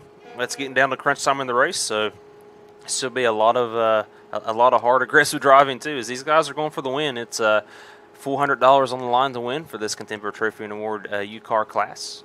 So we got another rollback coming out here to. You talk about the prize money for this class. That's a lot of money for these guys when you think about it, and the amount of money they got in these cars. So I mean. You don't get in the racing to make money. You get it to try to at least make it to the next race. Heard somebody say one time, the best way to make a small fortune in racing, start out with a large one. Because it'll dwindle down there as well really fast. And just pointed out here the fact that Jacob Bell, who was in that wreck, actually had the fastest lap here of the night so far. 20.373. So... for me, I come from a dirt track racing background, and so these U-Cars are only about a second and a half off of what the late models and modifieds are running on. At the dirt track scene, you're used to seeing the compact divisions like this. They're several seconds off of like the late models and the modifieds. So that's one of the things when I first came to Ona Speedway many years ago to watch racing. It just amazed me the speed that these cars get on this track. And they do pretty well on this one, and that guardrail will come up on you quick, too, if you don't have the brakes that you need. And we saw a lot here tonight of the brakes lighting up. We saw locking them up. We saw one here on this back end of this wreck. I think it was a 17 car, if I'm not mistaken, with Adkins. And he actually hit the brakes so hard there was flames coming out of the brakes on the front left end of that deal. So he's able to keep on going, but he used a lot of brake to be able to avoid hitting that wreck that we just we're wrapping up here right now. Final car getting hooked up there. That will be the 88 of Jacob Bell. Heavy rear end damage for him. He's probably, obviously damage on the left side of it after making the contact out there with Scheffler, and then of course now he's got the right rear damage. That one's going to be a while. That's going to be a little bit of time getting straightened out on the old back in the old shop. Get a good view of it if you're watching it on our Facebook stream as well, and that rear end's definitely gone and then some. Our LG pressure washing cleanup crew's done a great job tonight. They've had some big accidents they've had to clean up. They've had a few of them here in this class. It's definitely that one and the one of the Legends cars on the backstretch are two biggest incidents of the night. It's for the most part, it's been clean and green on the race, and not a lot of cautions until we came into this one. But I think this race is made up for the lack of cautions in the other ones. Yeah, definitely indeed. We're going to take a quick timeout. We'll come back. We'll get ready for hopefully green flag racing. We'll take a quick break here on your, as you continue to watch it here on Facebook on the Cabin Fever Bash, brought to you by Yes Chevrolet and Yes Ford. Hi, I'm Keith Powell, and I'm doing more than ever to help you. Right now at our brand new Ford store in Huntington, I'm doubling down payments. That's right, I'm doubling it. So $500 down becomes $1,000, and $1,000 becomes $2,000 down. Plus, no payments for up to 6 months, so you can save money now and make payments later. So let me help you at our new location, formerly Todd Judy Ford in Huntington. For Kendrick Communications, this is home. When other broadcasting companies went nationwide, we stayed home. This is home. This is home. This is home.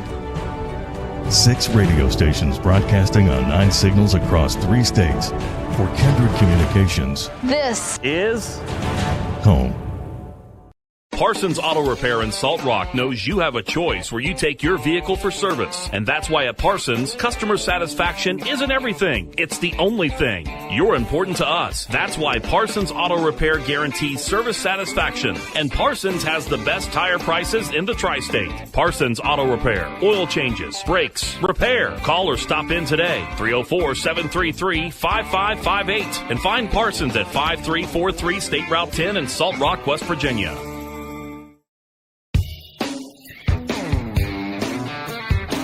Jim's Car Wash and Storage, featuring a drive-through brushless car wash, plus vacuum cleaners, conveniently located on Route 60 in Milton. Need to wash your boat or RV? You can do that too at Jim's with their open-top bays. Plus, Jim's has storage buildings for all your extra stuff. Jim's Car Wash and Storage, Route 60 in Milton.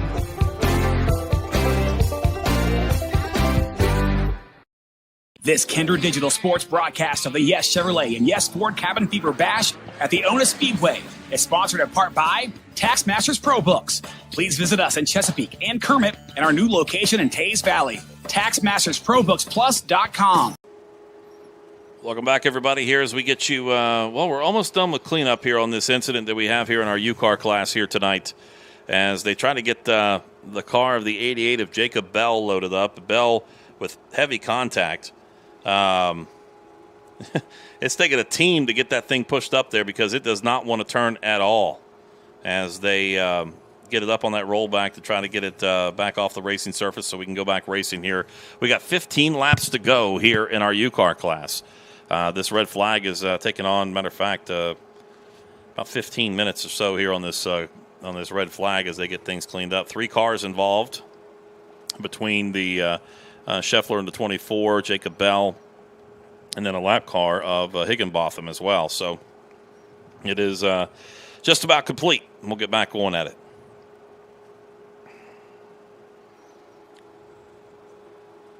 I got a feeling that one may be pretty well used up. Yeah, as we look at it on our screens here. It's going to take a lot to fix that one, and you hate to see that. Hate to see anybody get tore up. So we talk about people to thank. We want to thank the video production crew as well. They've done a great job. They've been out here for a while with us today. They've done a great job with the broadcast. We appreciate having them here, and it's sure been great having this caliber of a broadcast for our races here at ONA. Well, especially since we're not able to have fans in the stands, this kind of gives them a ticket to be able to sit at their house and just watch it tonight and enjoy it. And then, the nice thing about it, they can go to the refrigerator, and go to their bathroom real quick, and come back and watch it. So, yep. Or if you're real intuitive, you can put it on your phone and take it everywhere you go. That's true. And we have to thank the sponsors, that's come on to do this, to make this broadcast free. There's been from what I've seen, this is one of the first in the country of the races that's been broadcasted with no fans to be free for viewers. A lot of tracks have used the pay-per-view buys to be able to help pay for everything to make it happen, but track promoter Thomas Mays got together with Kendra Communications and put this deal together to where it's free for people to watch. And what we're hoping to do is have a lot of long-term gain from that. We hope to make some new race fans. It's been a lot of great racing we've seen tonight, and I've said it many times, but we really want to see everybody hopefully come out to the track whenever we're able to have spectators, which hopefully is very soon. Yeah, indeed. We've got cars rolling back once again now. They're taking the wreckers back off on the far side. And we're going to get them lined back up once again with Tim Cassidy continuing to be our leader, with Don Ruffner now will be lining up on his outside as we get them stacked up once again and get ready to roll. Now, we had a bunch of cars to start off. We had a lot of attrition so far here tonight as we get ready to approach an hour with this race and try to complete the last 15 laps.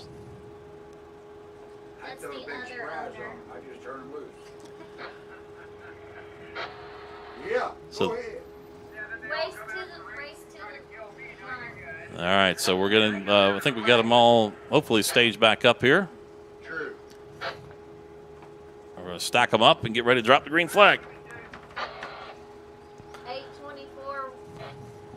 I think this race is going to be really interesting run to the finish, as we talked about the 007 machine. Started back in the back, now is up to second. Going to be starting alongside Tim Cassidy. And one thing we've seen tonight, Jason, that's kind of surprised me is, in some ways, maybe that outside spot on the front row is the best place to restart, because you see these guys able to get a little bit better run where they're not bogged down as much coming off the corner on the outside and it's able to shoot down. And it's gotten better as the night's gone on because it's gotten cooler too. So you notice that every race we've gotten later and later, it's getting better. I'm sorry, later on the outside. So, all right, we'll try to get it wrapped up. 4 and 47. 4 might be out. 47 and 29. All right, we'll get it stacked up once again here. Here comes the 4. Here comes the 4, Ducky.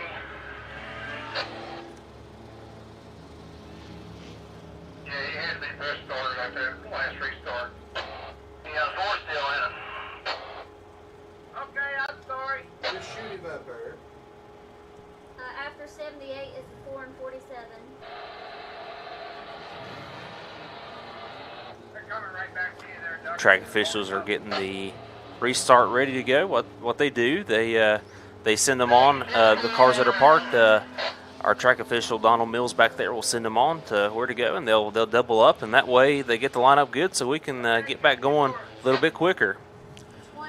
Still stay this series, this class here would be fun with a standing start. Just line them up, set them there, and go. Maybe that's something we need to talk to Thomas about. Maybe we can do that one night for a special. That would be something. Standing starts.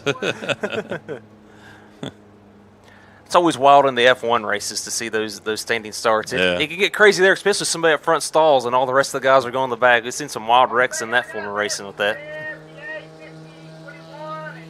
All right. 78, 21. James Suggs has made his way around in that beautiful-looking 20 car, that Nissan. All right. Getting the final couple of drivers. I think we've got about 4 more here we got to get placed.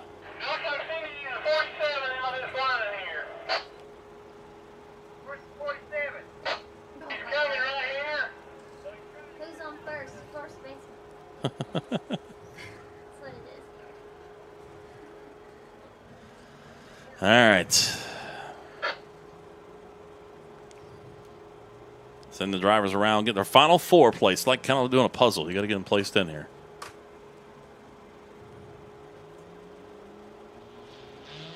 All right. Wrapping up our JR's Frame and Body Shop caution.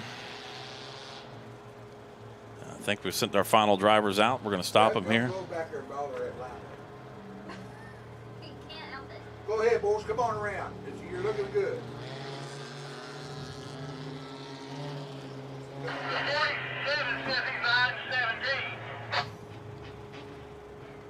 According to the last completed lap, it says 17:78, 4:47. Hey, Doug, that car goes behind the gear. All right. Getting them lined up here. Final positioning. And the 47 goes outside, the 29 needs to drop back. Tim Cassidy is our leader. He'll bring him back to the green flag here with 35 laps down, 15 laps to go.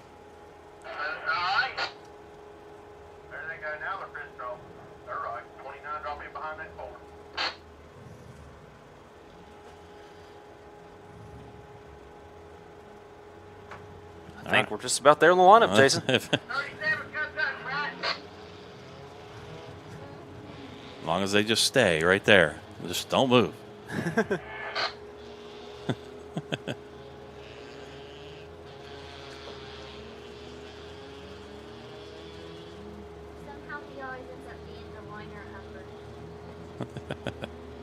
All right, folks. It's been a long day today. We've had a great time here at the Cabin Fever Bash.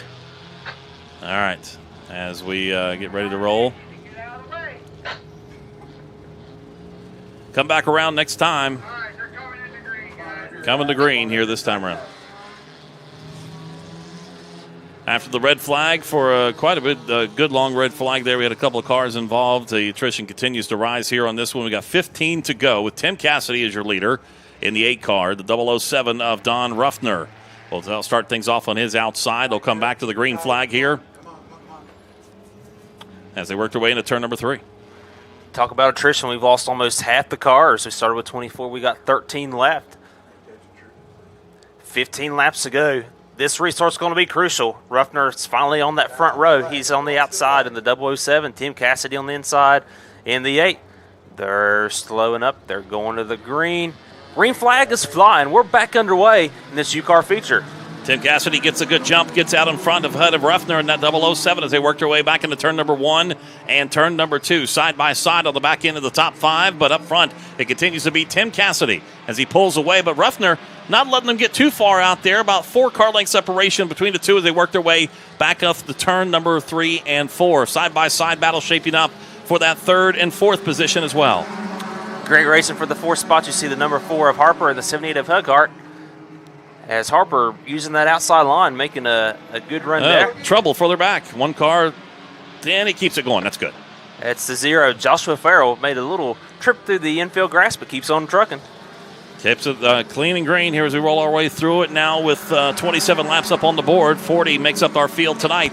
Up front, the front 2, they're gone. They're checking out. Battle for that 3rd, 4th, and 5th position. Further back in the field, it is Hughart back there in that 78, the 17 of Adkins as well. Hughart goes to the outside of Adkins, down to the inside. Here comes the 4 car as well with Harper. Harper mixing it up as well as they work their way back off of turn number 4.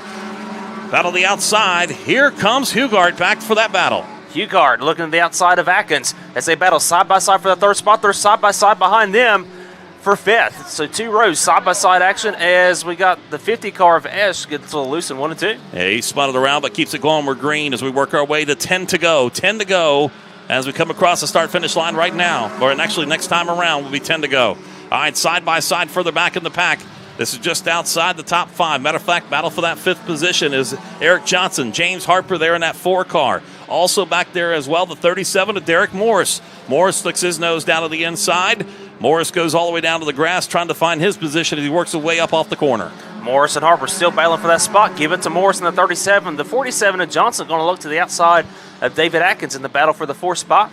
Fourth, fifth, and sixth are nose to tails that come off of turn 2. Meanwhile, up front, it's almost a 1 second advantage now for Tim Cassidy. That 8 car is flying. Yeah, Cassidy is gone as he works his way back to turn number 1 and 2. Don Refner at 007 continuing to give chase. Battle back here in this 4th, 5th, and 6th position right now as they work their way back into turn number 1. It's Derek Morris in the 37. He's trying to stick his nose down to the inside right there. Just ahead of Eric Johnson. It's Morris in that 37, the 47 on the outside, and nothing there as they work their way back into the turn 3 and 4. David Adkins in the 17. He has the preferred line down on the inside. He works his way up off the corner, fighting off the battle, but here they go side by side back into 1 again. Johnson looks to that high side again to try to get around Atkins. He's going to have Morris try to get underneath of him, but he gets a good run off of turn number 2. Johnson on the outside. He's going to move to the 4th spot now. Nope, Atkins is fighting back on him. Man, it is a dogfight back there for the 4th spot. Man, I'll tell you what, they've been going back and forth on this one as they work their way up off the corner. It is the 47 car with the advantage. That is Eric Johnson as he takes advantage of it and works his way off the corner. The 17 of David Atkins, the smallest car out there, is making it the widest it can be to try to continue not to lose any spots out there. That will be James Harper in that 4 car that works his way around him on the outside as they work their way off of turn number 4 as they work their way down to the front stretch with 6 to go. Harper tried to dig that high side to get around Atkins. As meanwhile, our race leaders are going through lap traffic, but Cassidy's having no problems with that right now. He's going to pass Marcus Ash in the 50, and he has, it looks like, a 1.8 second lead over Ruffner. Jason, kind of surprised me. I thought Ruffner may have had something for Cassidy. Yeah, that doesn't seem to happen with 5 to go right now. Cassidy goes back into turns number 3 and 4. He's working his way through lap traffic. He's picking them up, putting them down as he works his way up off the corner, back down the front stretch with 4 to go here for Tim Cassidy. It's Cassidy, Ruffner, Hughart, your top 3. Eric Johnson in 4th. He has Derek Morris in that 37 car right on the back of him. Final. I was going to say, final couple of times here as we work our way down to it. And 3 to go as they cross the start-finish line once again. It is Tim Cassidy with the advantage. Long-time racer here at the Ono Speedway. Started off in the Legends cars back a long time ago. Working his way into U-Car now as he works his way down the backstretch once again. Heading back towards turn number 3 and number 4. Lap traffic in front of him, but should not be a factor in this one as, well, he looks back. He sees Don Refner trying to work his way around some lap traffic as they work their way off of 4. With 2 to go. And you look at that 8 of Cassidy, we'll get a closer view as he comes back around the press box. The passenger side door is coming off of that car. I've seen it opened up as it come down the front chute. So hopefully that doesn't cause him no problems. He's coming to the white flag. Coming off the turn number 4 for the final time. He'll see the white flag here in this 40-lap feature here tonight as he works his way back up into the corner for the final time here for Tim Cassidy. He has an advantage right now of about 1.7 seconds back to Ruffner. Lap traffic, they're a little far out in front. He might not even catch him here as they work their way back into turn number 3 and number 4 for Tim Cassidy. Takes that 8 car, works his way from the mid-pack towards the top of the field, and he will win the U-Car class here at the Ono Speedway. He's got his fist flying in there. He is happy with that one. Ruffner finishes up in 2nd. Hughart in 3rd. Eric Johnson will come across the line. We'll see here. They haven't crossed the line yet. Had that much of an advantage. He holds on to that 4th spot. Derek Morris rounds out the top 5. Great run there by Tim Cassidy. Took the lead early on in the race, and once he got up front, he was gone. He wins by 1.647 seconds. Tim Cassidy will come on down, and he is quickly wanting to make his way down to victory lane. How about that for Tim Cassidy? He doesn't need the checker flag. He just wants that trophy. He wants that paycheck here tonight as he goes and, tell you what, starting off in that 10th position, and he just picked him up and put him down all night long. And a huge win for Tim Cassidy as he will get ready to jump out of that car and get ready for our victory lane. We'll check in with Rodney here in just a minute. There's our winner is down in victory lane.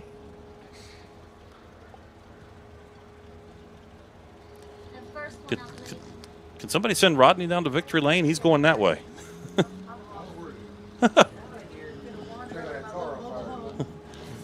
As we, Tim is out of the car, folks. Congratulations to Tim Cassidy. We're going to hear from him in just a moment in victory lane. We'll get Rodney down there as well as we get the signs set up. Got one car with a little bit of a fire coming out that left front. That's the 17 car again. That actually lit the brakes up earlier. That kicked up a little bit of a flame. but he is all right, it looks like. And Tim Cassidy, your winner here tonight. We're going to hear from him coming up in just a moment as soon as we get Rodney back down there into victory lane.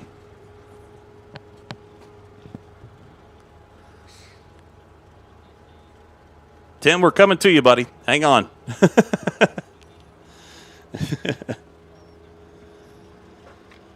Tim Cassidy, your winner here tonight. Congratulations to him. Don Ruffner finishes up in second. Michael Hugard in the 78th finish up in that third spot. We're going to hear from Tim Cassidy.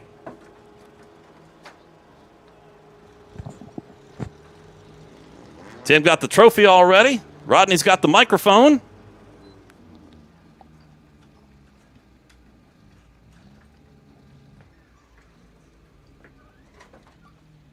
At least we think he does.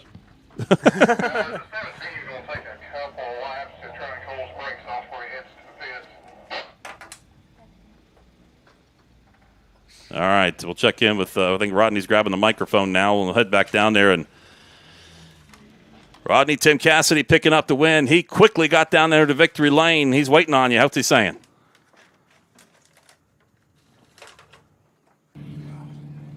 Down here, Contempo Trophies U-Car feature winner in victory lane, the number 8 of Mr. Tim Wild Dog Cassidy.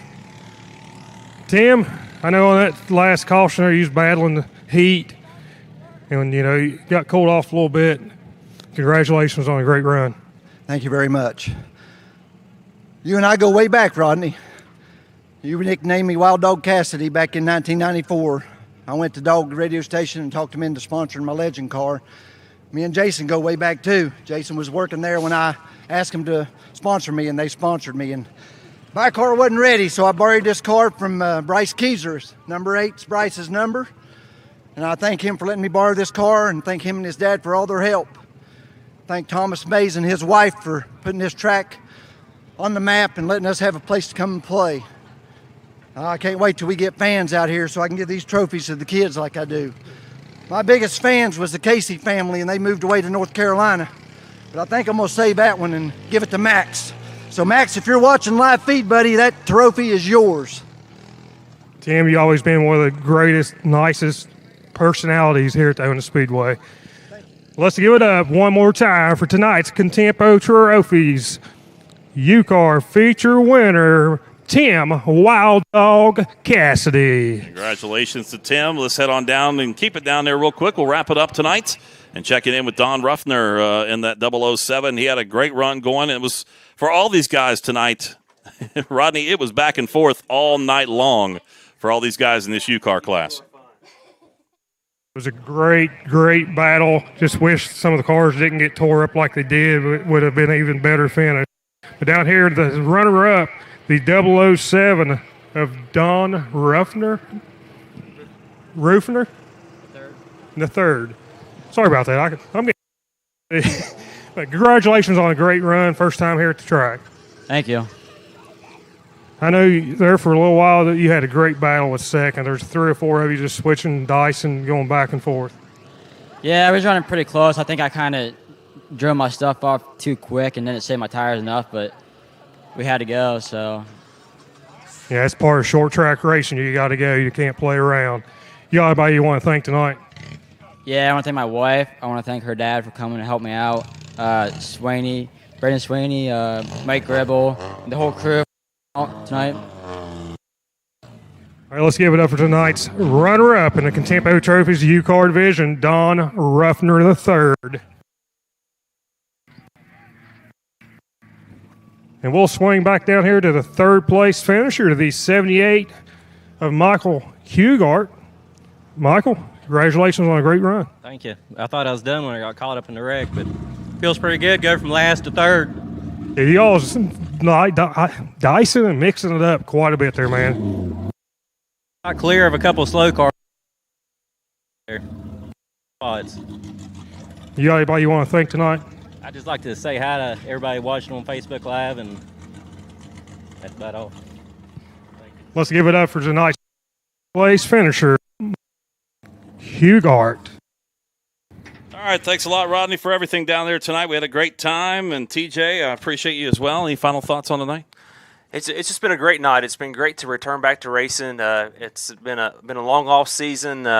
It's been a great racing, great car counts tonight. And Jason, it's been an honor to get in the call this with you. It's been all my honor to come back here and hang out with you folks tonight and have a great time and bring it all the action here on our Facebook live stream with our friends from Yes Ford and Yes Chevrolet as well, and the Cabin Bash Fever. Big thanks to Thomas Mays and everybody. Big thanks to the ownership group here at the Air Park as well, and big thanks to them for everything they did. Thanks to all the fans that tuned in tonight. We had a great time, and thanks to all the racers that made it a great one here as well. For all the service crews here, everybody, all the officials, everybody that's taking care of us, a big thank you for making this a very special night here tonight at the ONA Speedway. For our entire crew, thanks for coming out. Keep it tuned to onaspeedway.com to find out the latest, and when fans return, we'll have it for you here at the ONA Speedway. Have a great night, everybody, and happy Memorial Day weekend.